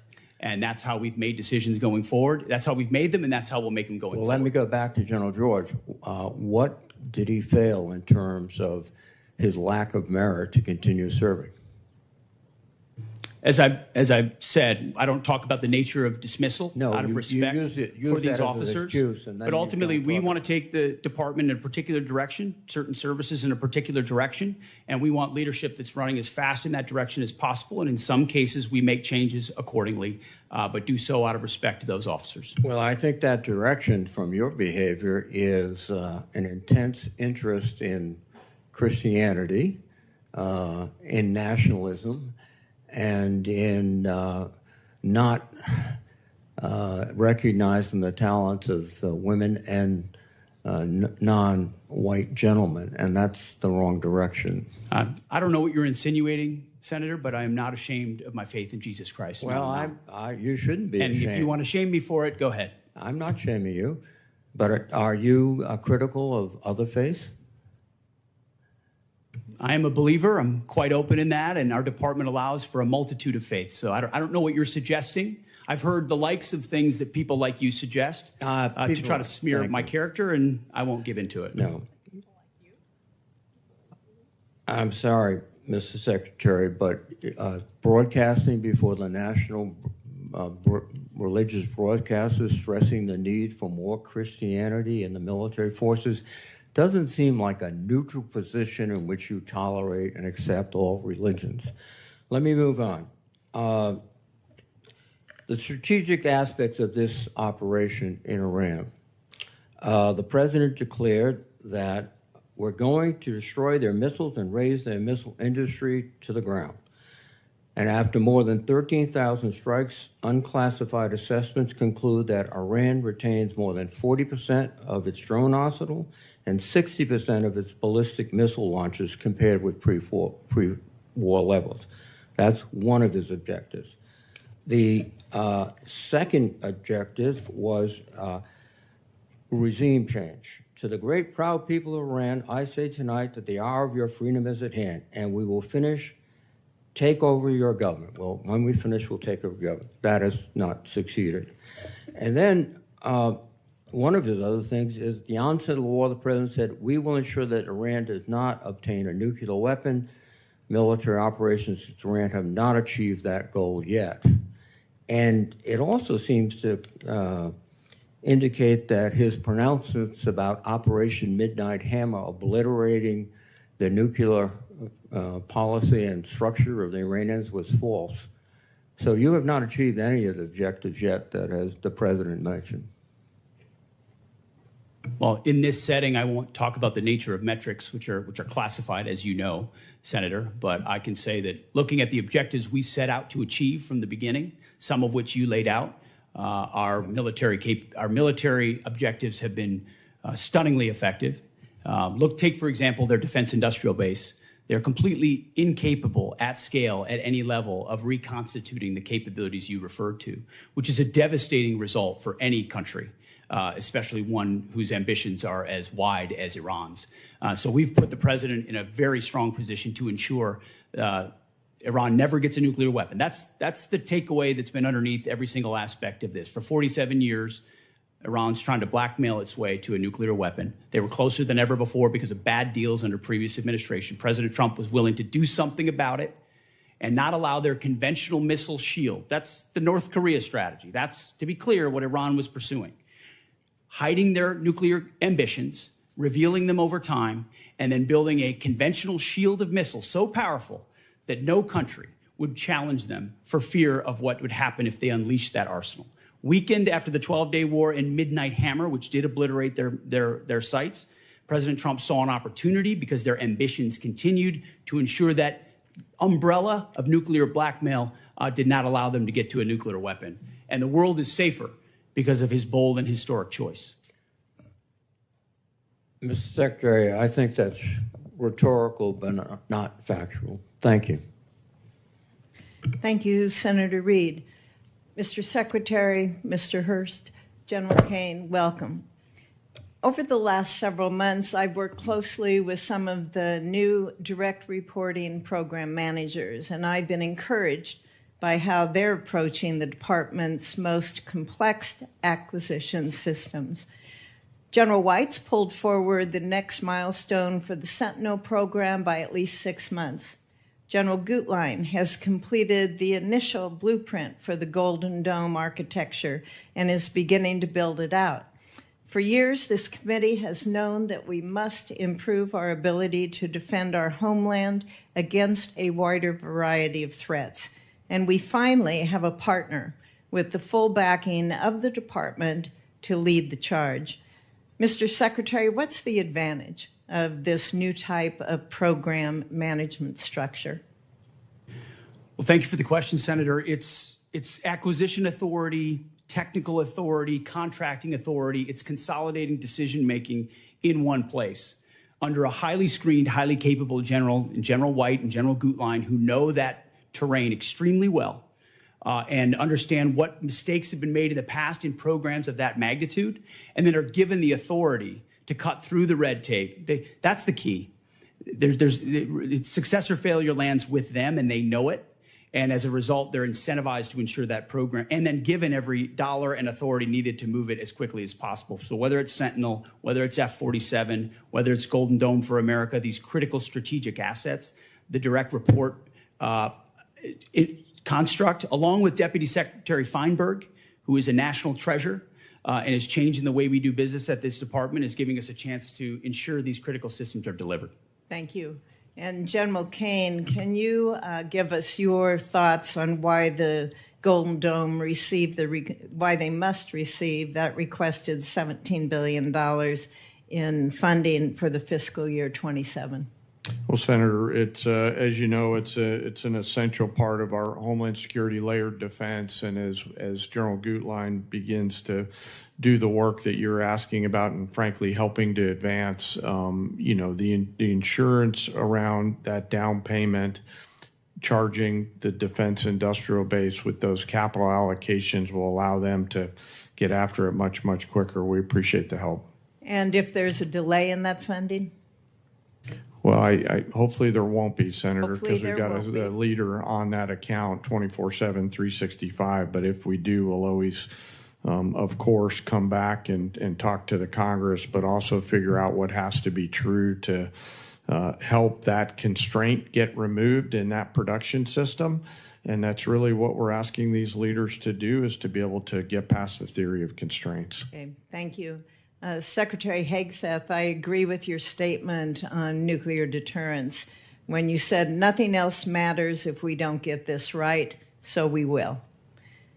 We need a modernized nuclear triad and NC3 architecture that can credibly deter multiple adversaries instead of an insufficient nuclear force structure based on fundamentally flawed assumptions made 16 years ago. Our presidents must also have a more diverse set of options so that they can effectively manage more complex nuclear escalation dynamics. So, Mr. Secretary, how does this budget request achieve those objectives? Well, thank you for your leadership on this issue for a very long time. First and foremost, it invests in it. $71 billion in our nuclear triad and NC3 understanding that if you get that wrong, you get everything else wrong. Frankly, it's why the Iran effort is so important. Imagine what the situation in the region would look like if Iran also wielded a nuclear weapon and the limits it would put on our capabilities in those situations. Our adversaries have to deal with that dilemma because of the strength of our nuclear triad. So that $71 billion investment, the DRPMs that have been put over top of it to move those systems left, as you acknowledged, it's just been a priority since we came into the building, and we're funding it accordingly. And Chairman Caine, Secretary Hegseth, whoever would like to answer this, should our nuclear command control and communication systems like the SAOC be given the same level of priority as Congress considers the department's budget request as our triad? I think so, but I defer to the chairman. Yes, ma'am. We got to be able to see to anything. So, yes, ma'am. Thank you. Senator Shaheen, you are recognized. Thank you, Madam Chair. Secretary Hegseth, Congress enacted $400 million to provide security assistance to Ukraine in January. Now, the committee received a notification just yesterday confirming only that the funding would go toward Ukraine. It contained no details about the type of equipment, no delivery timelines, nothing that is typically included in these notifications. And when asked about the delay in funding, the committee was told that Bridge Colby was developing a spend plan, but we've received nothing. So when can we expect the full spend plan for this appropriation? And Madam Chair, can I, if this is not already part of the record for the committee, can I enter it into the record? Without objection. We acknowledge and are executing on the European capacity building amount of $400 million that you referred to. Undersecretary Colby's done a great job looking at options and worked very closely with our European commander, General Grinkowitz. So his requests of what makes the most sense will inform what ultimately is invested in. Well, this notification says that EUCOM coordinated on the spend plan in March, but General Grinkowitz told this committee on April 16th that he had not yet been asked to review any spend plan for this appropriation. So, General Caine, have you received the spend plan for funds in Ukraine, and have you asked the EUCOM commander for his concurrence? I do not believe so, but I will find out, Senator, and get back to you by the end of the day. Thank you.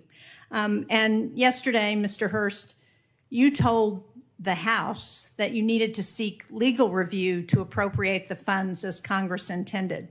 So can you share with us what the nature of that legal review is?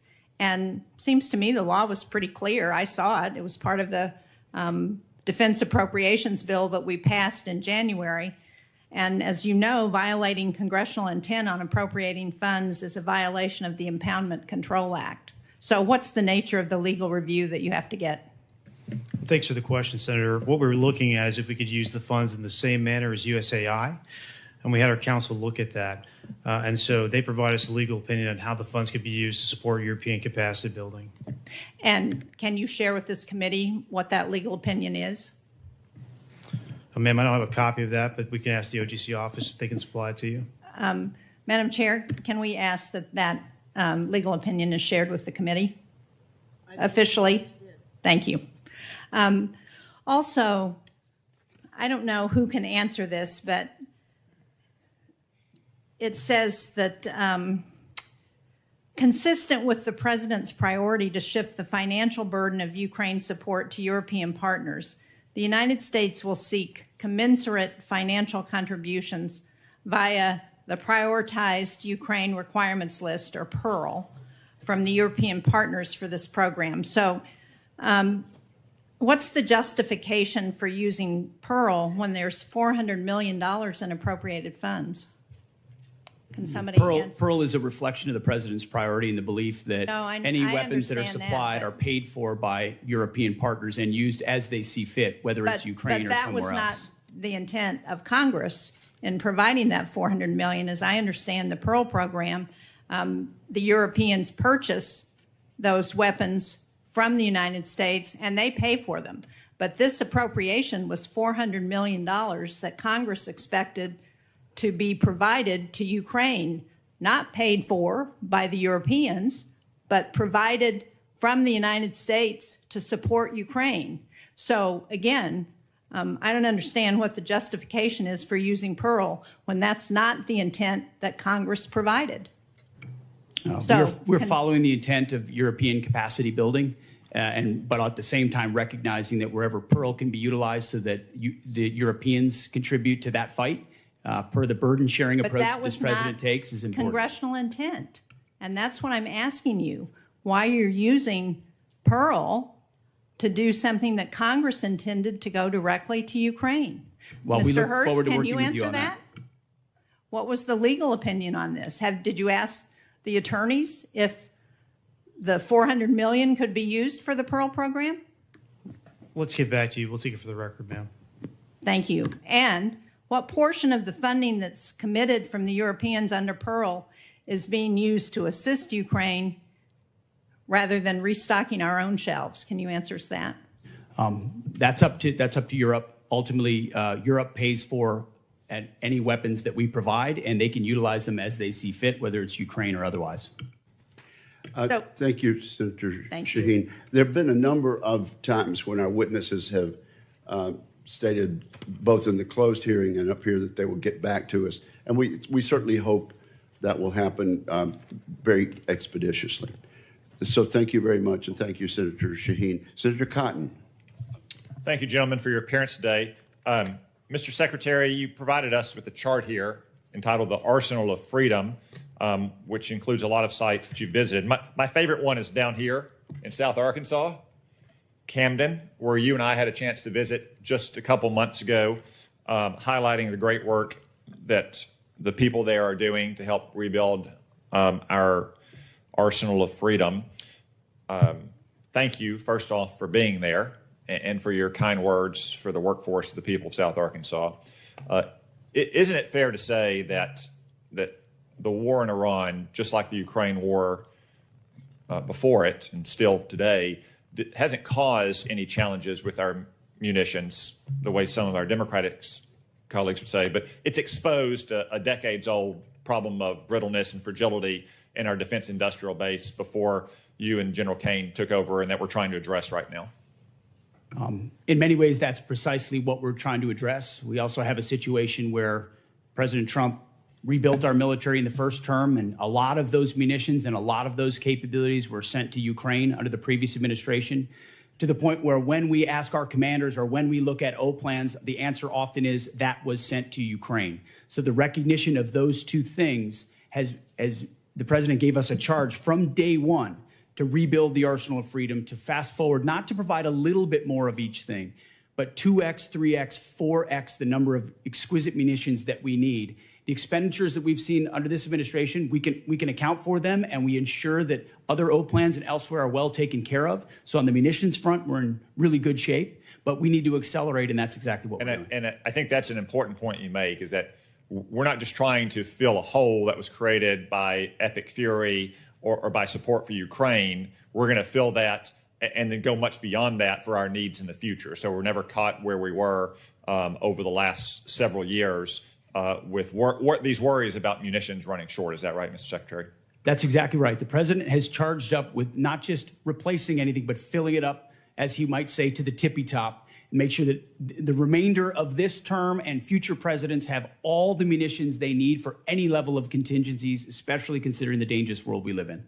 I want to turn now to Operation Epic Fury. It's been a smashing military success. Unfortunately, we have suffered casualties, to include soldiers killed in the line of action. Obviously, our military takes the greatest steps possible to protect our troops, whether they are in action or whether they are on bases in the region. No war, though, is antiseptic. Mr. Secretary, could you explain some of the steps we've taken to try to minimize, to the greatest extent we can, the number of casualties we've taken in the Middle East? First of all, every day we live to ensure that we follow through on the legacy of those who gave everything. So that's front and center for us.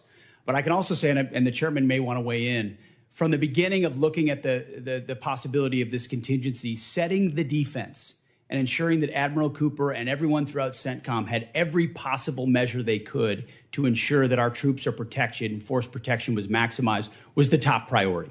Moving assets to the region, we integrated our air defenses with local Gulf countries to ensure our shot doctrine was maximized, whether it's ballistic missiles or on drones, flowing in the most recent capabilities to ensure we can intercept drones, moving troops off the X. I think what people mostly don't know is that a massive effort was undertaken before this conflict to move as many humans off of targets to other places and maintain operational security about where they might be to minimize the space with which Iran could hit. We always knew something getting through was a tragic possibility. But I can assure you from our perspective, that was priority number one, as it was Admiral Cooper's, to ensure that fortification and missile defenses were right there when we went on offense if we had to. General Caine, do you have anything to add? Well, in addition to just, again, mourning our fallen from the 103rd, what I'll add to the Secretary's comments is after every tragic loss, commanders at every echelon within our joint force are going to go back and look at what was our plan and what lessons we can learn from this so that we protect and defend our soldiers, sailors, and other members of the joint force the next time. Thank you. And I know you do, and I just wanted to give you the opportunity to speak to what you've done to try to prevent casualties and minimize them. Obviously, again, no war is antiseptic. One final question. I understand you've been accused of lying to the president. Mr. Hegseth, have you lied to the president at all about what's happening in Iran or Epic Fury? No, only tell the truth to the president. General Caine, have you lied to the president about what's happening in Iran or Operation Epic Fury? Never. I suspected that would be your answer, but since you were accused of it and deep staters are leaking to the media about it as well, I just wanted to give you a chance to answer on the record that, of course, you've always given the president a completely accurate picture of what's happening. Thank you, gentlemen. Thank you very much, Senator Cotton. Senator Gillibrand and then Senator Rounds. Thank you, gentlemen, for appearing before this committee, and thank you for the closed session prior to this. I don't know if you fully appreciate how much the American people do not support this war. It is an unauthorized war.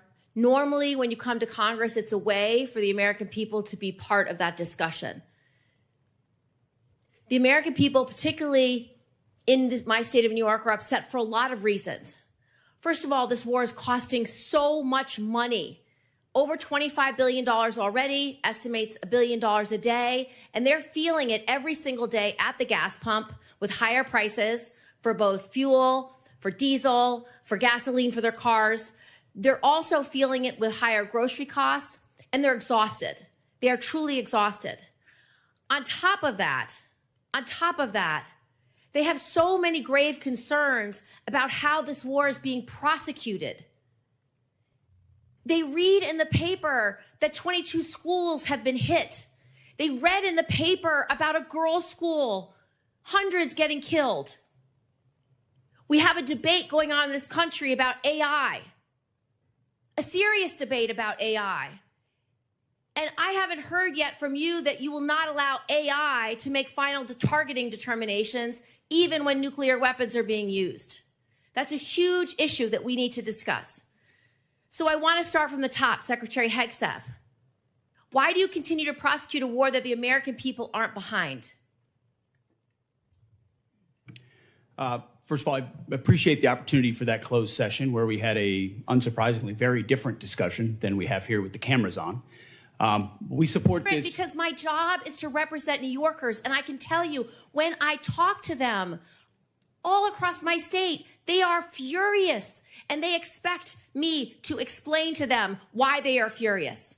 And Senator, when I talk to Americans, and especially when I talk to the troops, they are grateful for a president who has the courage to take on this threat after 47 years of what Iran has done, targeting and killing Americans, and what it would mean to the world if Iran's nuclear ambitions were actually achieved. So the question I would ask to you and to others is, what is the cost of a nuclear-armed Iran? What is the cost to the American people if the world's most dangerous regime has a nuclear weapon? But the truth is, they don't want war coming to this shore. And when you do a decapitation operation, the likelihood is going to be exchanged in the United States. There's no evidence that we are safer because of this war. We did not have any evidence that Iran intended to imminently attack this country in any way, shape, or form. So I disagree with your assessment that we were under threat. Do you not believe them when they say death to America? Listen, our adversaries use rhetoric all the time. What I'm concerned about is we are not safer, and I would just like to know why you have not sought the support of the American people, and 3 out of 5 Americans are against this war today. I believe we do have the support of the American people, and we have briefed regularly what this mission looks like and why it's critically important that we undertake it. And I would remind you and this group that we're 2 months in to an effort. And many congressional Democrats, as I pointed out, want to declare defeat 2 months in. Iraq took how many years? Afghanistan took how many years? And they were nebulous missions that people went along with. This is different. This is a defined mission set that we have had great success in pursuing against a determined enemy who seeks nuclear weapons. And I'm proud of the opportunity to remind the American people, because they believe in it as well, that they can't have it. You don't care whether When the American people support this war. The American people are quite smart. They understand and see through spin. They know that a regime that says death to America, that seeks nuclear weapons and the ability to deliver. Did they lie about the range of their missiles? How much Because I saw a 4,000-kilometer How much more will you missile ask get American shot people at to pay for this war? Diego right Garcia. now, do you want it $1 billion a day? Do you want it $2 billion a day? You're asking for $200 billion more to fund this war and to make sure we have didn't ask for $200 billion. I don't know where you got that number from, Senator. I think you got it from the news, which you should be careful what you read in the news. Okay, Mr. Hegseth, here, Secretary Hegseth, here's a few more. Let's talk about how you're prosecuting the war. What is your response to targeting that has resulted in the destruction of schools, hospitals, civilian places? Why did you cut by 90% the division that's supposed to help you not target civilians? And do you know the impact of a strategic failure at a war when you have so many civilian casualties? You may have tactically completed a mission well, but strategically is not meeting your goals because of the harms to civilians. What is the cost of that? Let's leave time for an answer. No military, no country works harder at every echelon to ensure they protect civilian lives than the United States military. And that is a ironclad commitment that we make, no matter what systems Then we why use. did you cut the department by 90%? Thank you, Senator Gillibrand. There'll be other rounds of questions. Senator Rounds, you are now recognized. Thank you, Mr. Chairman. First of all, thank you to all of you for your service to our country. Let me just allow you to finish the answer a little bit with regard to the senator from New York. Does the United States military ever target a civilian center? Well, thank you, Senator. Unlike our adversaries, unlike radical Islamists, unlike those that target civilians or use civilians as shields, the United States military never targets civilians and puts constructs in place to ensure that the maximum extent possible, we do not harm or hit civilians. Is war a difficult place with a lot of complexities? Absolutely right. But no country does more and no department does more than our department. Do you still have all of the resources necessary to assure that every opportunity to eliminate that as a threat in terms of that happening? Do we still have the resources available in the department to make sure that we do the best we can never to hit a civilian target? Every resource necessary at every echelon is available, legal, intel, and otherwise, to ensure that we minimize at every extent possible civilian casualties. And the suggestion was made that somehow AI might be used without a human in the loop, which is a classic anthropic talking point, which is half of what we talked about previously. There is a human in the loop on decisions that are made, and the suggestion otherwise is to suggest that somehow AI is running targeting. Thank you. Right now, part of what we're also talking about is not just are we engaged right now in terms of trying to eliminate the threat from Iran in terms of being a nuclear-armed country, but we've also got staring with us as well the fact that we have an ongoing principal threat with regard to a pacing threat with China. The dual-capable B-21 Raider will be a critical part of both our conventional and our nuclear deterrence against China and Russia. As you know, the Air Force's program of record includes plans to procure 100 B-21s, but many national security experts and leaders, including STRATCOM Commander Admiral Corral and INDOPACOM Commander Admiral Paparo, are calling for a greater number of B-21s. Admiral Paparo testified here last week that he would favor buying 200 B-21s. Secretary Hegseth and Chairman Caine, Could you speak to the progress and the importance of the B-21 program, and if you agree with the growing sentiment that the U.S. needs to revisit the B-21 program of record and assess the requirement for at least 200 B-21s to match the global threat? Would you speak just to exactly what that would mean and what the probability of that is? Thank you for the question, and I appreciate the fact that you're listening to and hearing from combatant commanders, because that's who we listen to as well, who are looking at the operational plans and what would be required to ensure we deter and, if necessary, defeat. Assets like the B-21 or the F-47 are critical to that. That's why we're funding them and increasing the funding, and where necessary would increase the allocation. And I think you see a budget that reflects the reality that we have to invest in more capabilities, to include the B-21, which is ahead of schedule, and we will be funding to the tune of $6 billion, and we believe will require a lot more, over 100 in the future. But I'll defer to the chairman. Hey, sir, thank you for the question. Working through the J-ROC and the vice chiefs, I'll absolutely stack hands around assessing the requirement, and we're glad to see B-21 on the flight path, no pun intended, that it's on through operational testing. On the specific numbers, the one sort of big picture strategic thing I want to say is we want to make sure, as we think through what does air power of the future look like based on the evolving threat, that we're staying well in front of it. And so that's the only thing we'll look at in the assessment. But I'm on board with assessing the numbers. I want to make sure we're buying ahead of the technology development curve so that we give all those young warfighters out there the capabilities that we need well into the future. Is there any question at all that we're going to need more than 100 B-21s? I want to go back. Here's how I'll look at it, Senator. I want to go back and look at the O plans right now that we have to make sure that we allocate those numbers. So I don't believe so, but I do want to take the due diligence time, if you'll allow me to look at that, Senator. Good. I appreciate the opportunity to visit with you and to clarify Yes, sir. Absolutely. What that number should look like in the near future. Yes, sir. Thank you. Thank you very much, Senator Round. Senator Blumenthal. Thank you, Mr. Chairman. Thank you for being here today. I want to talk about the costs of war. The costs of war include caring for our veterans. We've had an estimate from Mr. Hurst yesterday that the cost to date in dollars for this war has been $25 billion, which I believe is well below the actual cost based on everything that I've heard, everything available to us in various kinds of settings, and I'm going to ask for a more accurate assessment. But we also know that about 400 service members have been wounded as a result of this war. When they retire, when they come home, their retirement pay will be docked dollar for dollar for every disability benefit dollar they receive.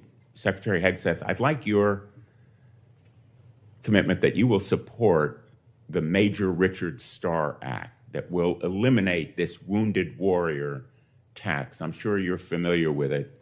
Tens of thousands of servicemen and women now are reduced in their retirement pay literally for every dollar of disability benefits they receive.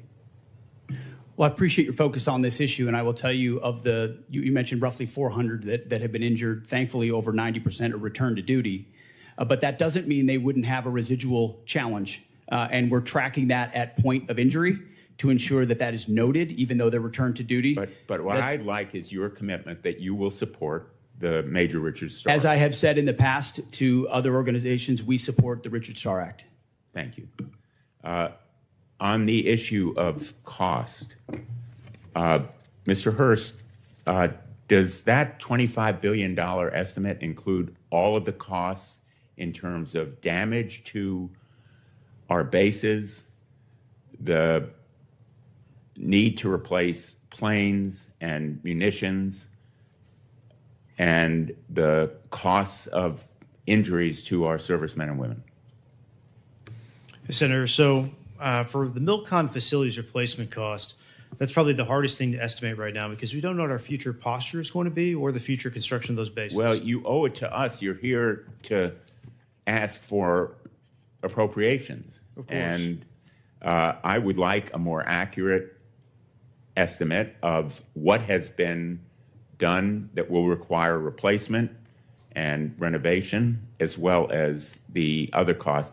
And I think $25 billion is probably less than half, maybe less than a quarter of the total cost of war, which is the reason why the supplemental request is much higher. So I think you owe it to the American people to give us the straight talk about what the costs have been. Mr. Secretary, I know you have characterized this war as a astonishing military success, to use your words yesterday. But the American people aren't buying it. And I know you feel the American people are seeing through the abstruse stuff that is thrown at them, but one point is irrefutable, which is America never succeeds in war unless the American people are behind it. And if what you're seeing as success now is winning, I would hate to see what losing looks like, because none of the shifting and contradictory objectives of the war so far have been achieved. Likewise, let me ask you, yesterday, the president said that Ukraine has been, quote, militarily defeated. I assume you don't agree with that assessment. The negative nature in which you characterize the incredible and historic effort in Iran is part of the reason, Senator, why the American people view it the way they do. It's why I looked out at our press corps at the Pentagon and called them the Pharisees in the press. It's because they look for every problem. Well, I'm asking you about you look for Ukraine. every problem that Do you believe exists, Ukraine and you has miss been militarily defeated? You missed the I would plank. submit, based on my 9 trips to Ukraine, that is a false narrative that the president's We are buying 2 from months Vladimir into a Putin. I historic hope that military success in Iran, and will you want to call it a dispute it, defeat. And it's because defeatist Democrats it like is you the that people cloud the of mind of the Ukraine American who are people fighting and for would, their and would otherwise survival, fully support fight no preventing help Iran from having a nuclear weapon. Administration, and they are bravely fighting our fight. And that is the reason that I'm pursuing the Russian sanctions bill, which is bipartisan, along with Senator Graham, and why I hope we will recognize our obligation to release that $400 million. Thank you. We've appropriated. Thank you, Senator Blumenthal. Senator Ernst. Thank you, Mr. Chair, and thank you, gentlemen, for being here today. Really do appreciate your time to be with us. Before I begin some of my questions, I do want to start with something personal, and both to you, Secretary Hegseth, and to the chairman. I want to thank you both for the time that you take to recognize our fallen and those that have given, of course, during this administration, given their all. You have traveled to Dover and have been there to greet those families and to welcome home the fallen. I've been there with you, and Iowa has been hit in particular very hard. We lost 2 of our Iowa National Guardsmen from the 2nd Brigade Combat Team, 34th Infantry Division. Secretary Hegseth, you know full well the 34th. But we also lost 6 members from the 103rd Sustainment Command Expeditionary based out of Des Moines, Iowa during this current conflict. And again, your presence there meant a lot to the families. It also meant a lot to me. So thank you very much for taking the time to do that. Secretary Hegseth, you and I have had many discussions over the course of many months now regarding general officer positions. And, you know, I believe that we were operating in good faith as we talked through a couple of those in particular, 2 Iowans, General Mingus and General Randy George. I was disappointed to see that their retirements were hastened over what I believed had been set out by you and the administration. So I just want to take the time to list out some of General Randy George's accomplishments as Army Chief of Staff. He pulled the Army out of its worst recruiting crisis since the Vietnam era, exceeding fiscal year 2024 recruiting goals and welcoming more than 61,000 new soldiers. Recruitment numbers that both you and the president talk a lot about, and rightfully so. He cut 5% of general officer positions, 12 positions that were deemed as non-essential in the Army, and he reduced the Army headquarters by 1,000 personnel. He co-authored the Army Transformation Initiative, which is a comprehensive response aligned with your directives, and he testified here in front of Congress and took a lot of heat defending that Army transformation. He was suddenly let go at the beginning of April 2026. General George's merits, which I firmly believe in, he enlisted at the age of 17. He is a West Point graduate. He had 4 combat deployments. He served in Desert Storm, Iraq, and Afghanistan. He had 38 years of honorable service. He achieved the greatest Army recruitment and modernization effort in a generation. So I want to thank him for his service. And I would like to enter into the record, Mr. Chair, the speeches that I did honoring General Randy A. George on his retirement and General James J. Mingus on his retirement as well. Without objection, they'll be admitted. Thank you very much. I'd like to talk a little bit about the audit, Mr. Secretary. I saw the video that you posted this week calling on the department to pass a clean audit, and thank you for doing that. It's something that we talked about during your confirmation hearing. Fiscal responsibility at the department has been a priority of mine for a very long time, and I think it's time that we build on that momentum. It's extremely important. And that's why I'm pushing for my Receipts Act in this year's NDAA. It's focused on improving financial traceability and accountability across the department. And if you could talk a little bit more about the efforts in making sure that we are being much more accountable to our taxpayers. What is that effort going to entail? When will we see a clean audit? As I said, Senator, thank you for your work on the audit. That has been a priority of our department from day one. And we put in place goals and benchmarks to get to FY28, get to 28 for a clean audit. The Joint Task Force audit, which we announced, was a reflection of even more capabilities we want to push forward and centralize authority to make sure it happens. Jay's been involved from the beginning. We also have a new IG who the new IG's focus, one of his focus points is precisely this, and he's prepared to work with us to ensure we reach it. So I think at every level and through this budget, it's a focus. Okay, thank you. We look forward to seeing a clean audit. Thank you, Mr. Chair. Thank you, Senator Ernst. Senator Hirono. Thank you, Mr. Chairman. Before I begin my questions, I'd like to take a moment to highlight the true costs of this war, both for the military and everyday Americans. And the true cost of the president's illegal war with Iran. And since the start of the war, 14 brave U.S. service members have been killed and more than 400 have been wounded. We've burned through over $25 billion in taxpayer money with no end in sight. And the fiscal year 27 budget request is a massive 42% increase from last year. Hundreds of critical munitions have been expended, and deployments have been extended, directly impacting service members' quality of life, military readiness, and our ability to deter our adversaries. The relationships with our allies, some of our closest allies and partners, have been fractured. And the closure of the Strait of Hormuz, which somehow caught the president by surprise, even though he had to have been warned, is directly contributing to the affordable crisis that Americans are facing. Energy costs are skyrocketing, with the price of gas now at its highest level in almost 4 years. Instability has driven interest rates to its highest level since September of last year. The cost of fertilizer is spiking, which will have a direct impact on the cost of food.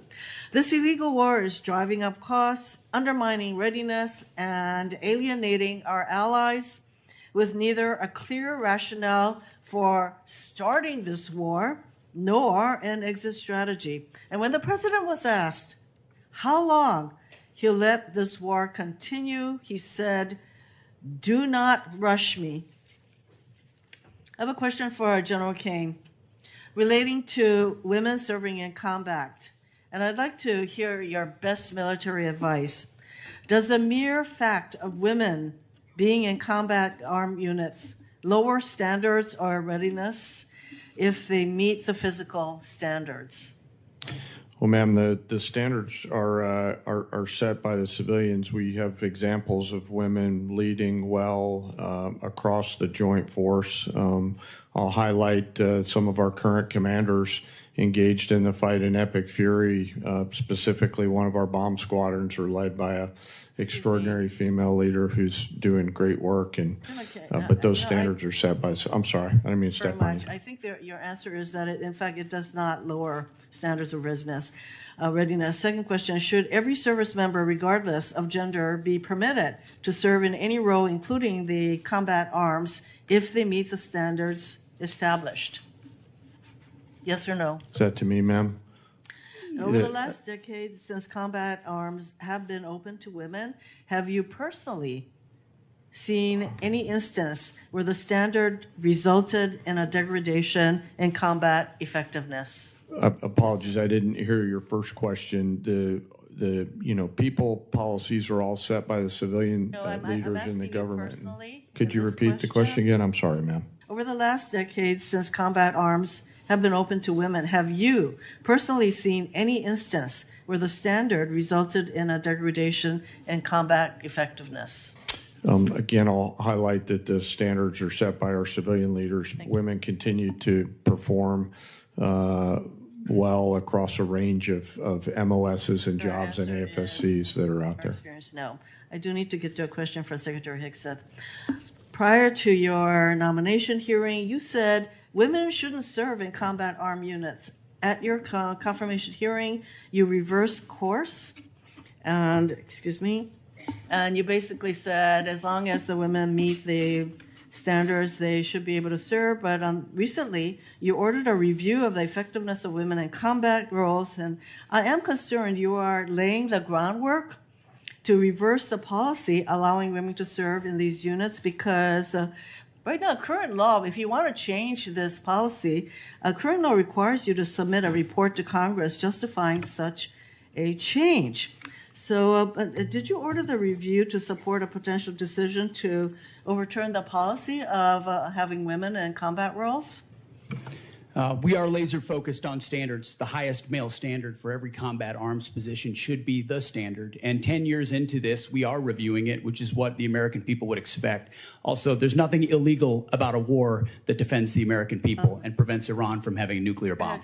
You didn't answer the question, because the reason that you're asking for this review, I think, has to do with your earlier position that you don't think women should serve in combat roles. So now we have this study, and I'd like to ask you, will Senator, you reveal the study to the public, to the American people? Will you make the study public? Will you make that study? Yes or no? We're doing the study for that very reason, to ensure that real science is applied to this question and not social engineering like the previous administration. We appreciate your assurance that that will be made public. Yeah, I think it's really critical that this study be made. Thank you, ma'am. Senator Scott. Thank you. Well, first, thank each of you for being here. Secretary Hegseth, can you talk about, you've had the job for a little bit. What are you most proud of, and what are your biggest challenges? Well, I appreciate the question. And what I'm most proud of is the incredible men and women who serve in our nations in uniform, and what they are capable of when they're given a clear mission and unleashed to do it. And I think the best reflection of the success of President Trump and this War Department is the historic recruiting success and the historic morale amongst our ranks. I would encourage every member of this committee, Democrat or Republican, go into the formations, go into the Air Force formations, the Army formations, the Marine Corps formations, and talk to corporals, talk to sergeants, talk to lieutenants, talk to captains, talk to colonels. And what you will find are men and women more inspired to serve in the military than they have been in a generation. And you see that in the young Americans who are rushing to recruiting stations at historic numbers, 30-year highs across the force. We're hitting our recruiting numbers halfway through the year. Why is that? Because the American people look at what we're doing at the War Department by getting back to basics and they're attracted to that. Same with our retention rates, which are now merit-based. Our best sergeants, our best leaders are staying. That's exactly what we want. So we've made changes to change the environment. The renaming of the department to the War Department is not just a name. In fact, it's restoring it to the original name of the department set by George Washington. But it's an ethos as well. That warrior ethos lives inside the heart of each one of these men and women, and we're unleashing it. I'm proud of the, I mean, you name it, the border, the missions, yes, those are all incredible demonstrations of that, but it's the people and the urgency of Americans to want to be a part of it that is the best affirmation, Senator. Thank you. So we've talked about the importance of not relying on Chinese drugs for our military. Can you just talk about what you're doing to make sure that we don't continue to rely on China for anything, including our drugs? Oh, drugs. Yeah. Absolutely. We can't be dependent on China on anything that's critical to our supply chain, even if it's the national industrial base and not just the defense industrial base. And you've been a leader on that. This committee's been a leader on that. Onshoring, bringing manufacturing here, bringing critical capabilities here is central to the interagency and the NSC, but also our department. If any critical weapon system is reliant upon something China could change at a moment's notice, then we have a true challenge to our ability to produce for the American people. And so we're finding all of those, changing them, onshoring it. Reviving the defense industrial base allows us to ensure we're separated from China on anything that's critical. Thank you. Can you talk about the importance of foreign military sales to our allies and our partners, and what you're doing to make sure that whether it's what you're doing right now in Iran or any potential conflict in Asia, our partners have the best assets to be able to be a great partner? Absolutely. Foreign military sales has been a huge problem for a long time because the department didn't prioritize it and organize to deliver efficiently on it. So we're working with the State Department. We've changed the way we do business internally. The executive order, the America First Arms Strategy, prioritizes what we sell and to whom, a catalog approach. But it took us, this committee would be astonished to know how long it took us just to get our arms around who we're selling to what and by what processes, which means there was no strategy behind ensuring we're sending the proper demand signal to industry and delivering those systems on time and under budget to those countries, which you can imagine is frustrating to partners who are relying on those to be able to step up and burden share. So foreign military sales is critical to our own defense industrial base. More customers for our companies that employ more American workers to ensure our allies are properly armed for the fights and they can stand alongside us. So FMS is a big one for us, Senator. General Caine, I just want to commend you and everybody in the military for what you did in Venezuela and then what you've done in Iran. The willingness of the American military to fight and win, do you think it's changed the calculus for Beijing and Moscow? Well, Senator, I know they're watching, and I'm incredibly proud of the joint force and their ability to integrate and synchronize a range of activities. And I suspect that my counterpart in China is watching very closely and envious of what our joint force is capable of doing if ordered to do so. All right.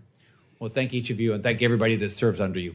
Thank you, Senator Scott. Senator Caine. Thank you, Mr. Chair. Mr. Hurst, I want you to just confirm something for me about the president's submitted budget.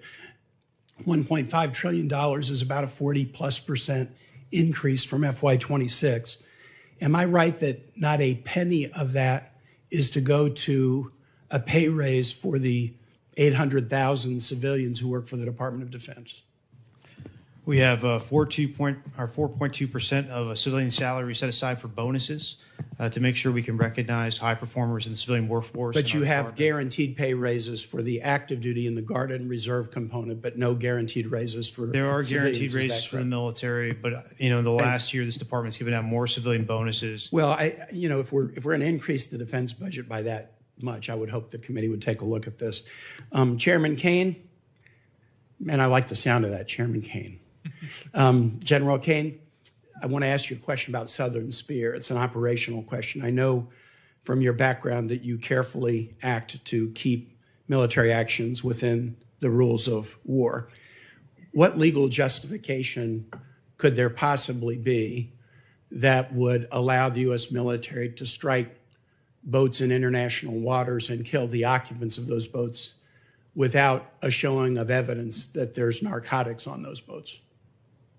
Well, sir, as you know, our job is to show the range of options, the associated risks, and then take those execution orders, transmit them down to the COCOMs on legally appropriate and legally backstopped actions.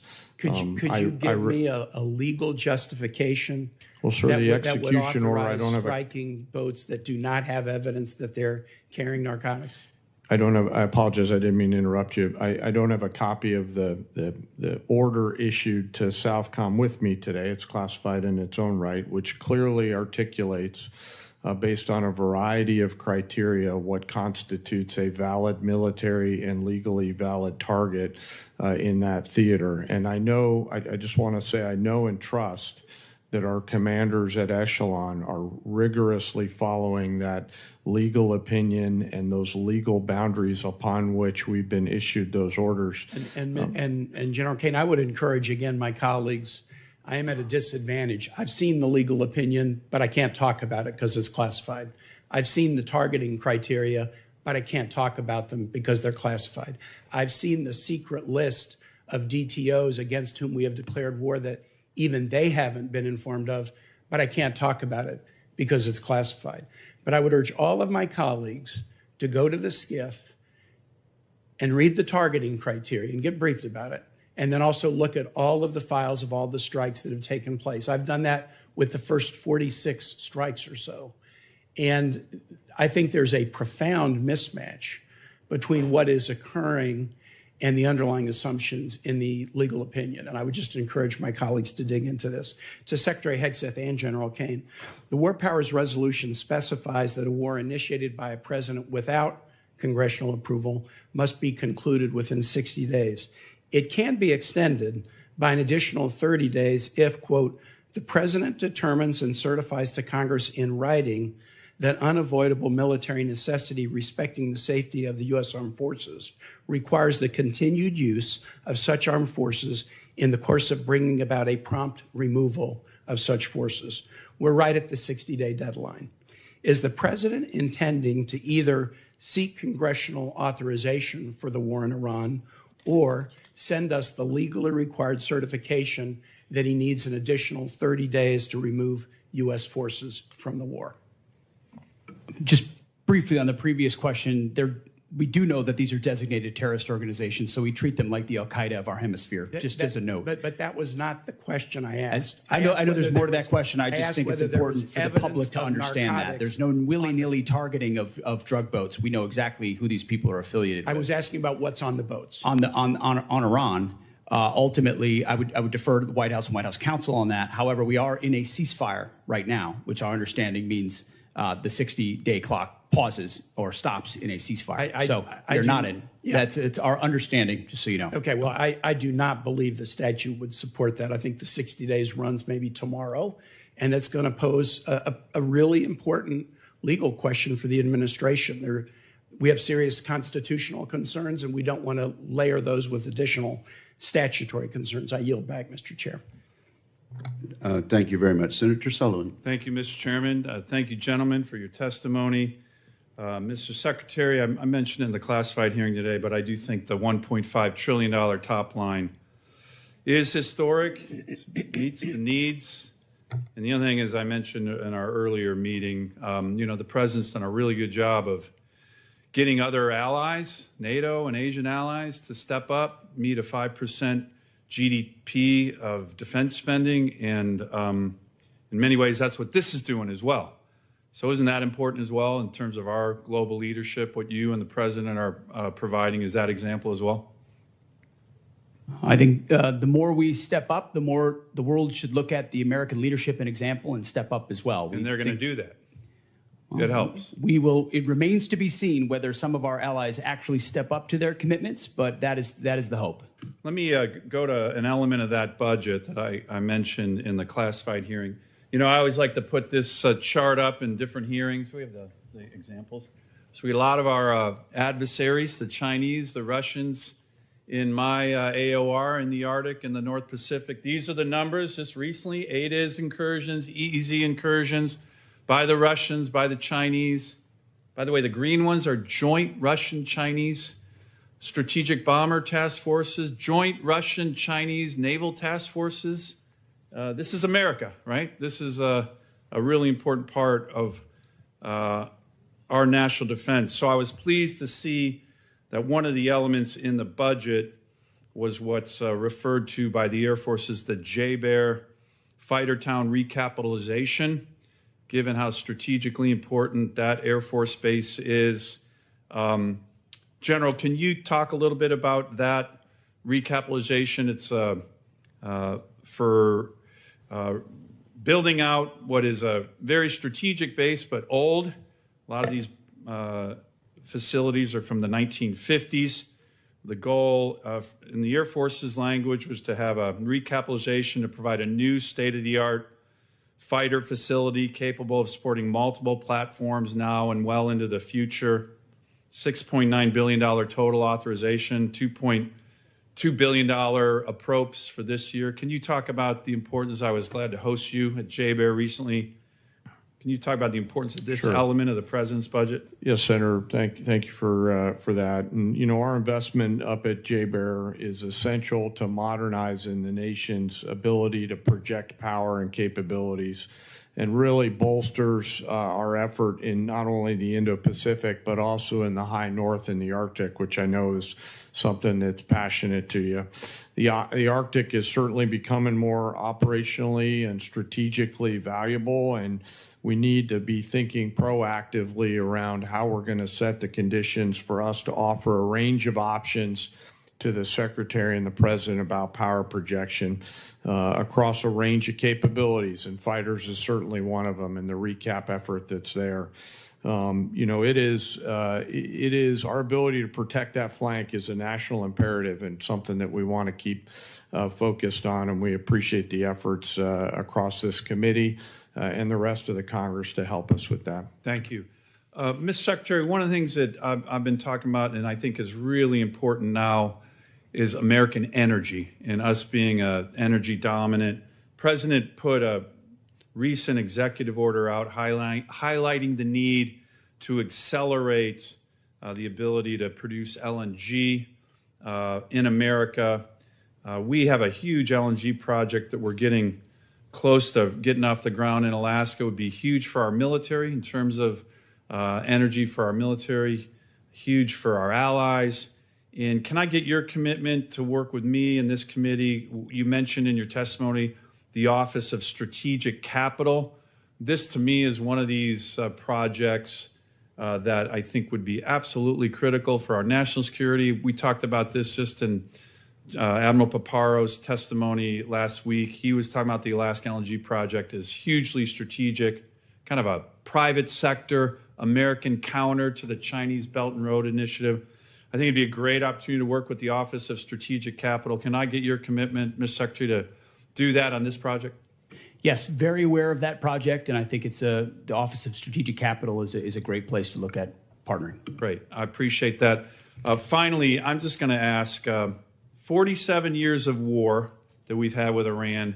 My colleagues on the other side of the aisle, you know, they talk about the civilian casualties. These are all horrible whenever there's any civilian casualties. But just general, do our forces target civilians ever?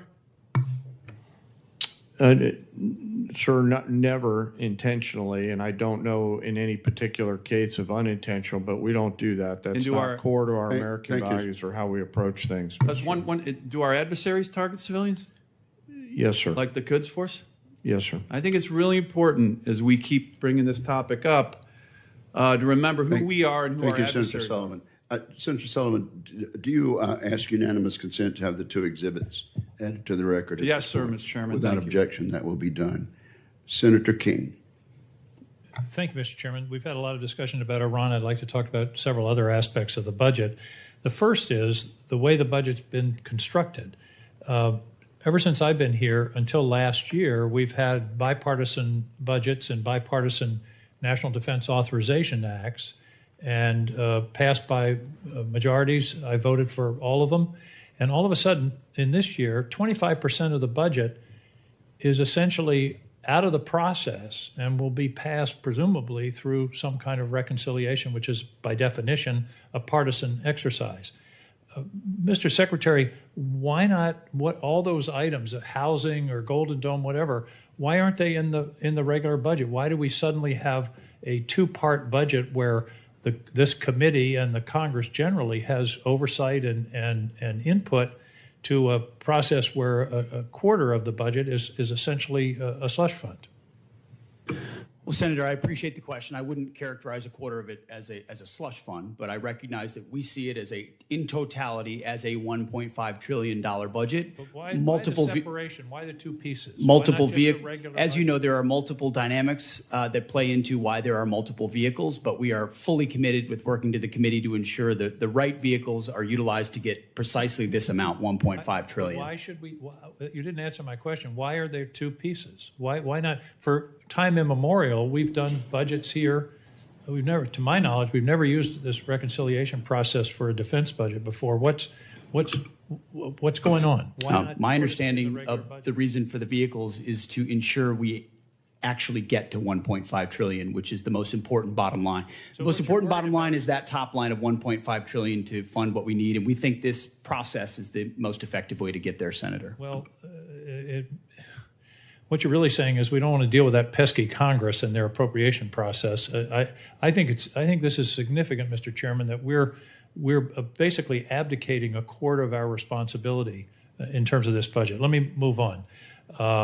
One of the factors of this budget that hasn't gotten any publicity is that there's zero funding for Ukraine. That's correct, isn't it, Mr. Hurst?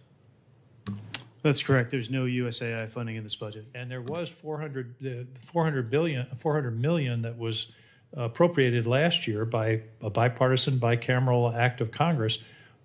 What's become of that money? My understanding is not a dollar of it has been dispersed. It was released very recently, and again, we got these funds, I believe, in March, and it takes time for funds to flow through the department, but it's going to get put to work very shortly. We're going to work with the UCOM commander to make sure we use these funds in the most appropriate way possible. I didn't want Senator Sullivan to be the only one with an exhibit. This indicates what's happened to our support for Ukraine over a period of years. The orange bars are U.S. support. The blue bars are Europe. As you see, Europe is 99% in the year 2026. Same thing with humanitarian and other aid to Ukraine. And yet this is, I believe, an existential struggle for the future of democracy, where we had an aggressive country invade a neighboring country without any justification whatsoever. And by the way, that invading country is the major winner so far of the war in Iran. They've gotten, the estimates are $40 to $80 billion of additional revenues from oil and the relief of sanctions as a result of the war in Iran.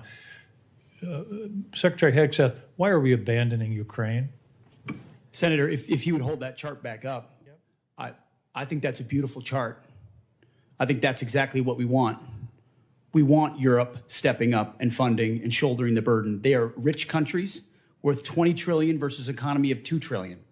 Europe can step up, Europe can fund it, and they have through our Pearl Initiative and through our European Command. That's exactly what the American people want to see, is other countries stepping up and funding that. If it's that important to Europe, which I understand why it is, and the incursion of Russia and the bravery of the Ukrainians, then European countries should pay for it, and that's exactly what that chart says, and that's the administration policy. So we don't have any interest in what happens in Ukraine. Is that what you're saying? It's only the Europeans?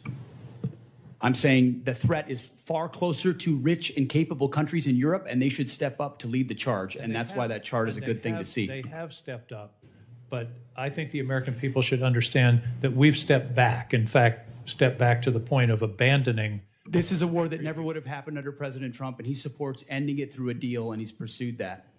So far, it hasn't happened. I'm out of time. I want to talk about DTOs, who designates, but we'll take that up later. Thank you, Senator King. Senator Schmidt. Thank you, Mr. Chairman. And it's apropos that I'm following my friend from Maine. Missouri and Maine came into the union at the same time, but we couldn't disagree more on this particular point. We may have to separate here. I actually think it's interesting. that Ukraine just came up, because we've heard from my colleagues on the other side discussion about the cost of what the ongoing American effort.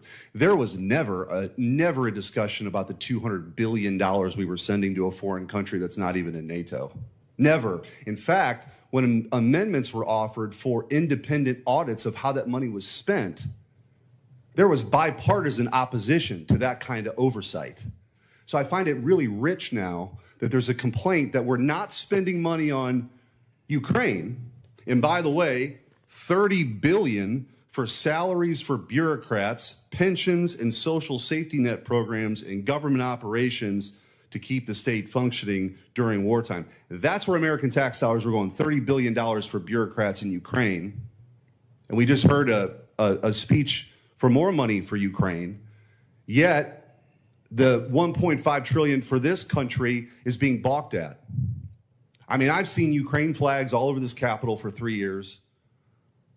At the same time, the same people call the President of the United States of this country a Nazi. So forgive me if I feel like we've lost our bearings a little bit. So I'm all for the America First agenda. I'm all for us realigning our priorities. I'm all for the national defense strategy that says our core strategic interests are the homeland, the Western Hemisphere, and the rising threat in China. And that means our European allies should step up. If Vladimir Putin is truly some existential threat and the next Hitler that's going to roll through Europe, you would think, by the way, he can't take Kiev, so you can't have it both ways. He hasn't made it to Kiev. But they would step up. And we better start demanding that, because if we want to meet the challenges of the 21st century and China, our priorities, our focus has to be somewhere else. It doesn't mean abandonment. It just means a true partnership with our European allies, who for a very, very long time have not stepped up. I want to ask you, Mr. Secretary, in your first year, one of the things I think that's really gone towards this morale and recruitment boom that we've seen through your leadership and President Trump was finally taking on the sort of cultural Marxism that had taken hold from the highest levels of leadership, from the President of the United States to your predecessor, this obsession with DEI. Could you just walk through maybe the worst example that you saw and a way that you addressed that and how it was affecting morale? Well, thank you, Senator. First of all, I want to fully associate myself with the first 2.5 minutes of your comments, and I appreciate that perspective very much so. I would note $30 billion for bureaucrats in Ukraine is more than the bill that we've talked about today for a existential and critically important war to ensure that Iran doesn't get a nuclear weapon. That's worth noting. I haven't talked about it as much in these hearings because this is a budget hearing about $1.5 trillion that's historic and significant. But underwriting the change that we've seen at our department was a laser focus on getting back to basics. And the key word to that is merit. We had a department that was obsessed with gender, ideology, and race, diversity, equity, and inclusion. In fact, the mantra you would hear dripping from the lips of generals and with a serious look on their face was, "Our diversity is our strength," which is the single dumbest phrase in military history. Of course, our diversity is not our strength. Our unity is our strength, our shared purpose, the flag we wear, and the Constitution we serve to defend. And when you clear that debris away, whether it's Marxist ideologies or social engineering or political correctness or quotas based on gender and diversity, you get the best of the best rising up, regardless of gender, regardless of race, motivated by that environment where merit reigns. It's accountability, standards, lethality, readiness, training, all the debris wiped away. That is the secret sauce of the revival of the War Department, and why Americans are attracted to serving in it, and why those inside it, why morale is sky high. And any insinuation that it is not are coming from folks who haven't been in our units recently.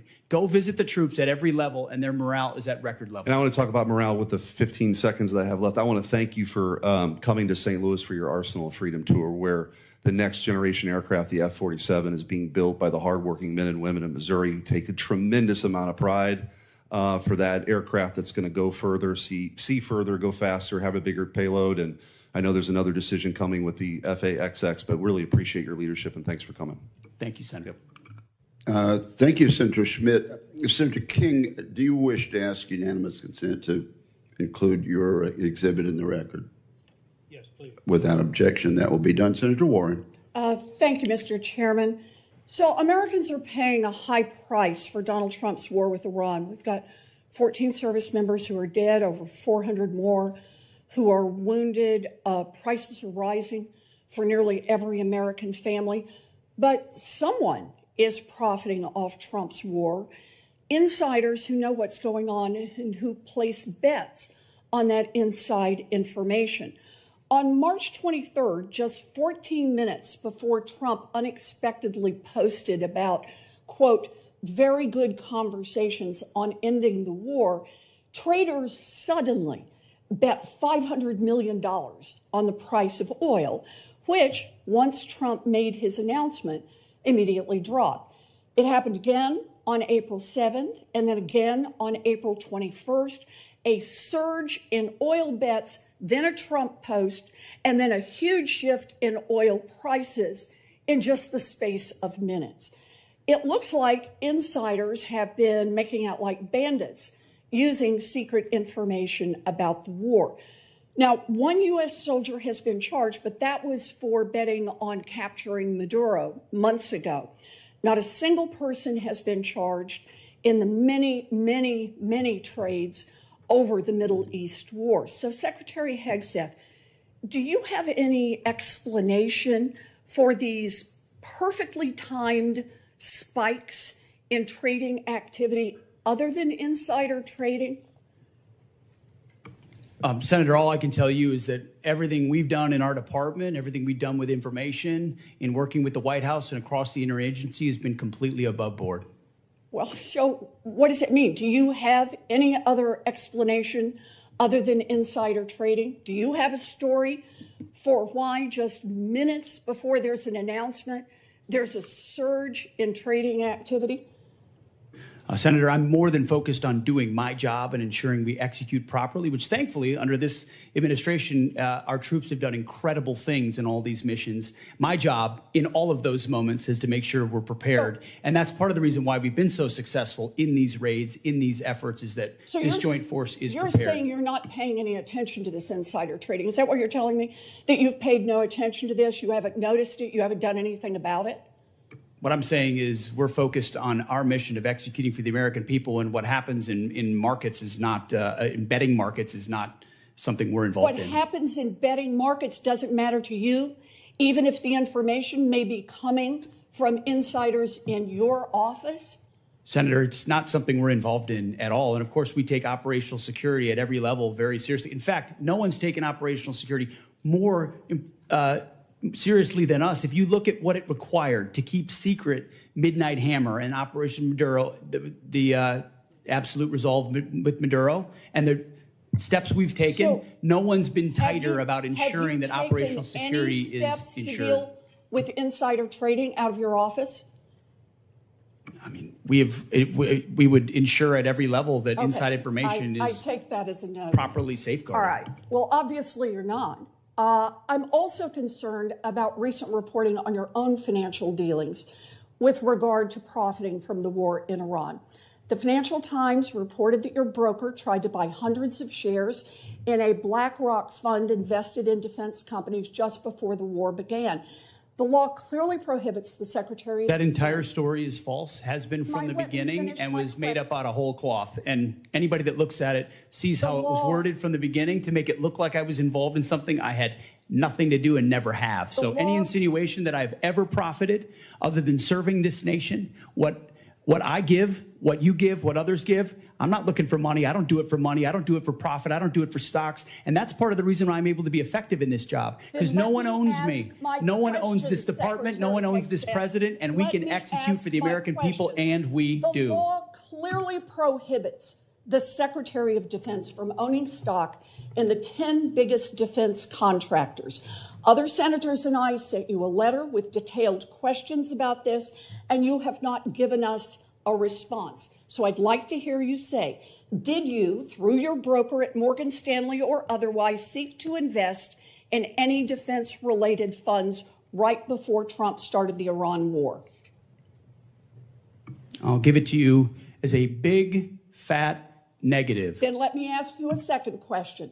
Is your broker getting your personal sign-off on any investment in individual stocks? Bigger, fatter negative. He's not getting your sign-off before he makes investments in defense stocks?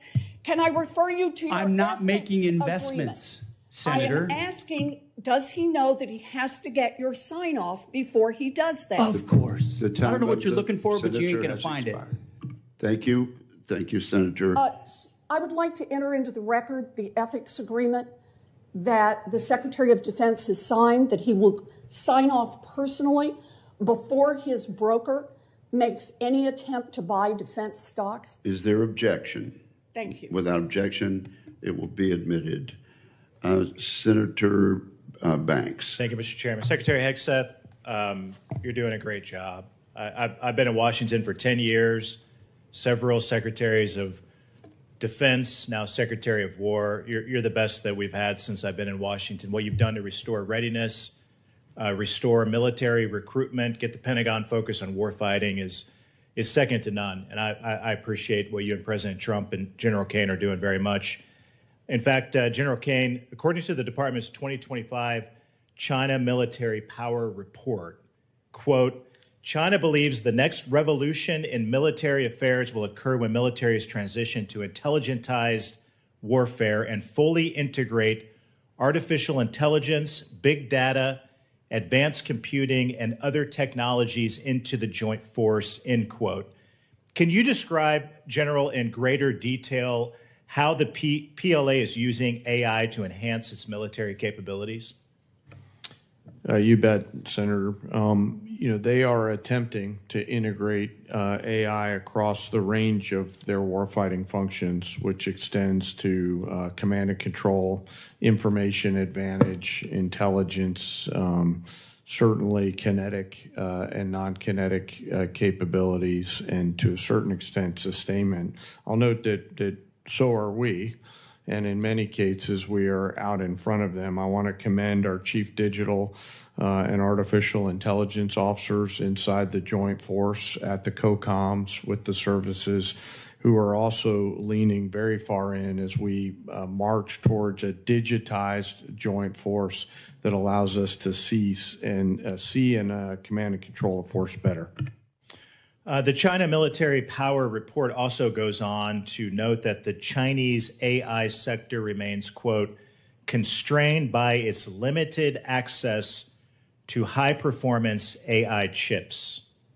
General Caine, how big of an advantage is it for the American warfighter that America's arsenal of compute is bigger than China's?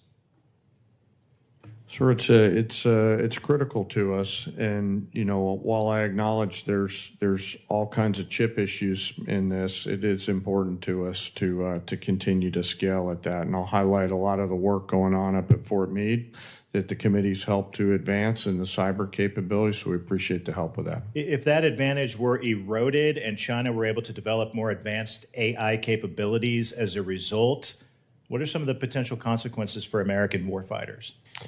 Well, sir, it could certainly put us at risk, and that's why we're leaning in so hard. There's always a balance between commerce and protection. I acknowledge those are policy matters, I think, is what you're starting to get towards. But on a pure military-only standpoint, we would see some defense in depth eroded from that. Secretary Hegseth, do you agree that enhanced Chinese AI capabilities could put American service members at risk? Senator, we absolutely have to stay ahead. The advantage that AI provides applied to any number of capabilities, whether it's domain awareness, targeting cycles, you name it, AI and leveraging it. And that's why we've made it the forefront.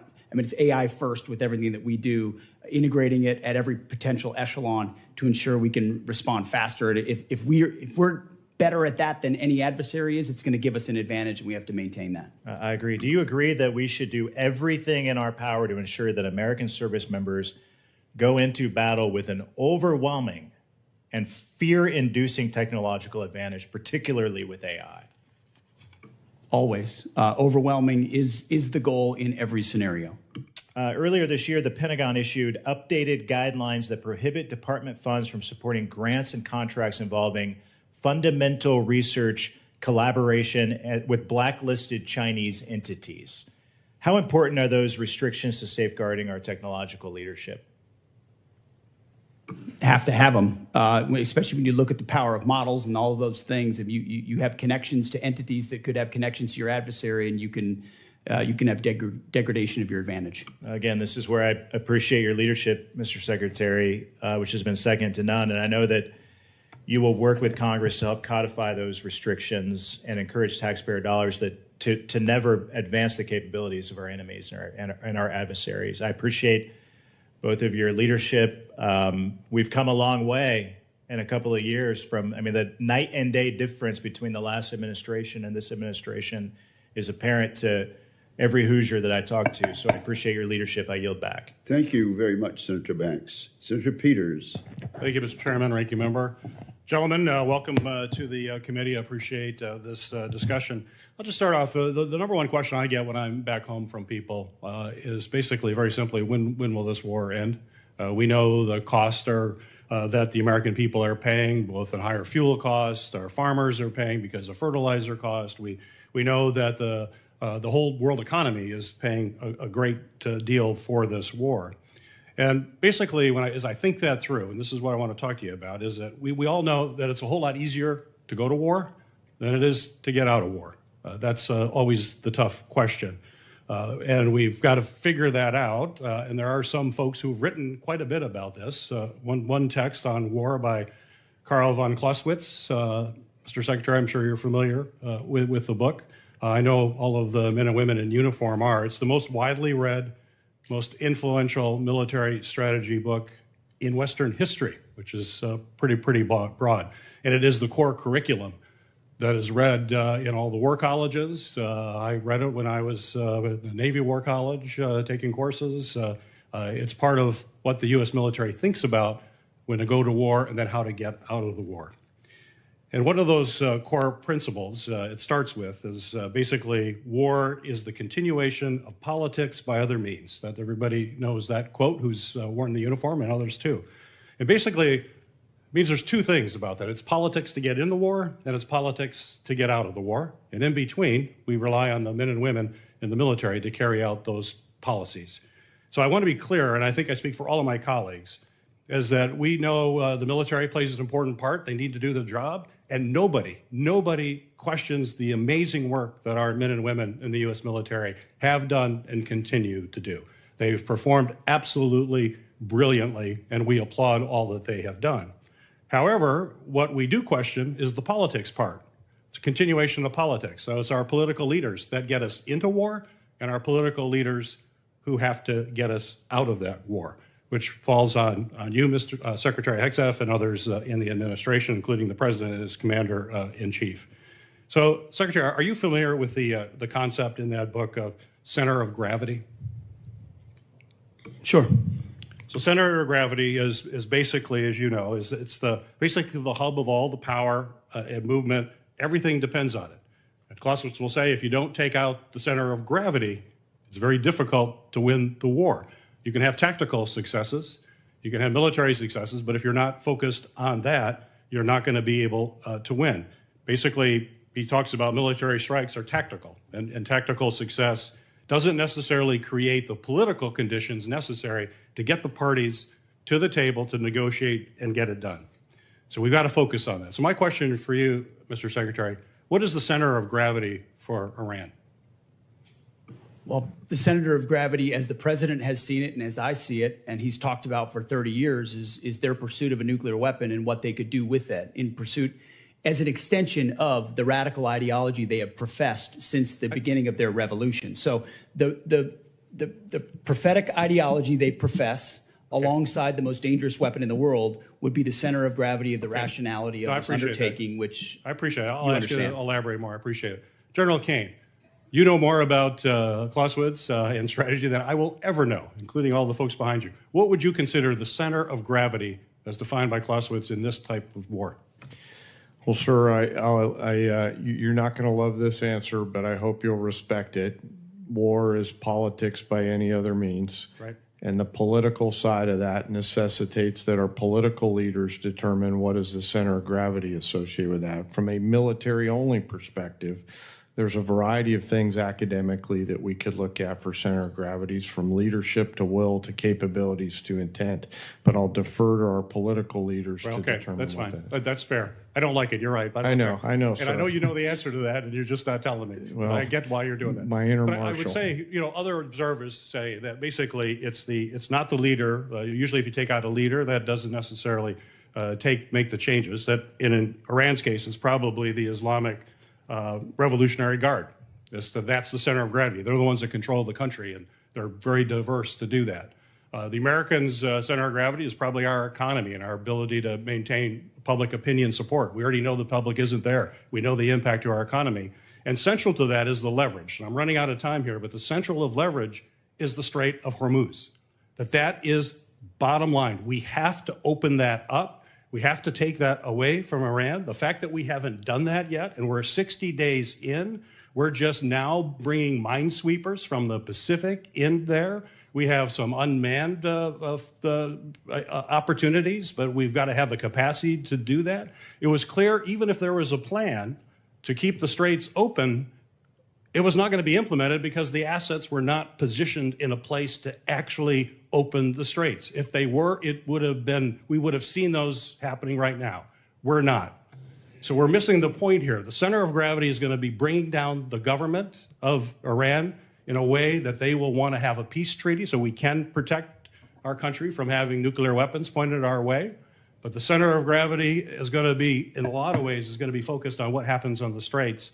And Mr. Secretary, we've got to see action a whole lot sooner in the straits. The world community needs it. We're not going to bring this war to an end until we seize control of the straits in a way Which that in opens part them is back why up. we have a blockade that has been impenetrable for the Iranians, because they don't have a conventional navy to contest it, which means we control the straits.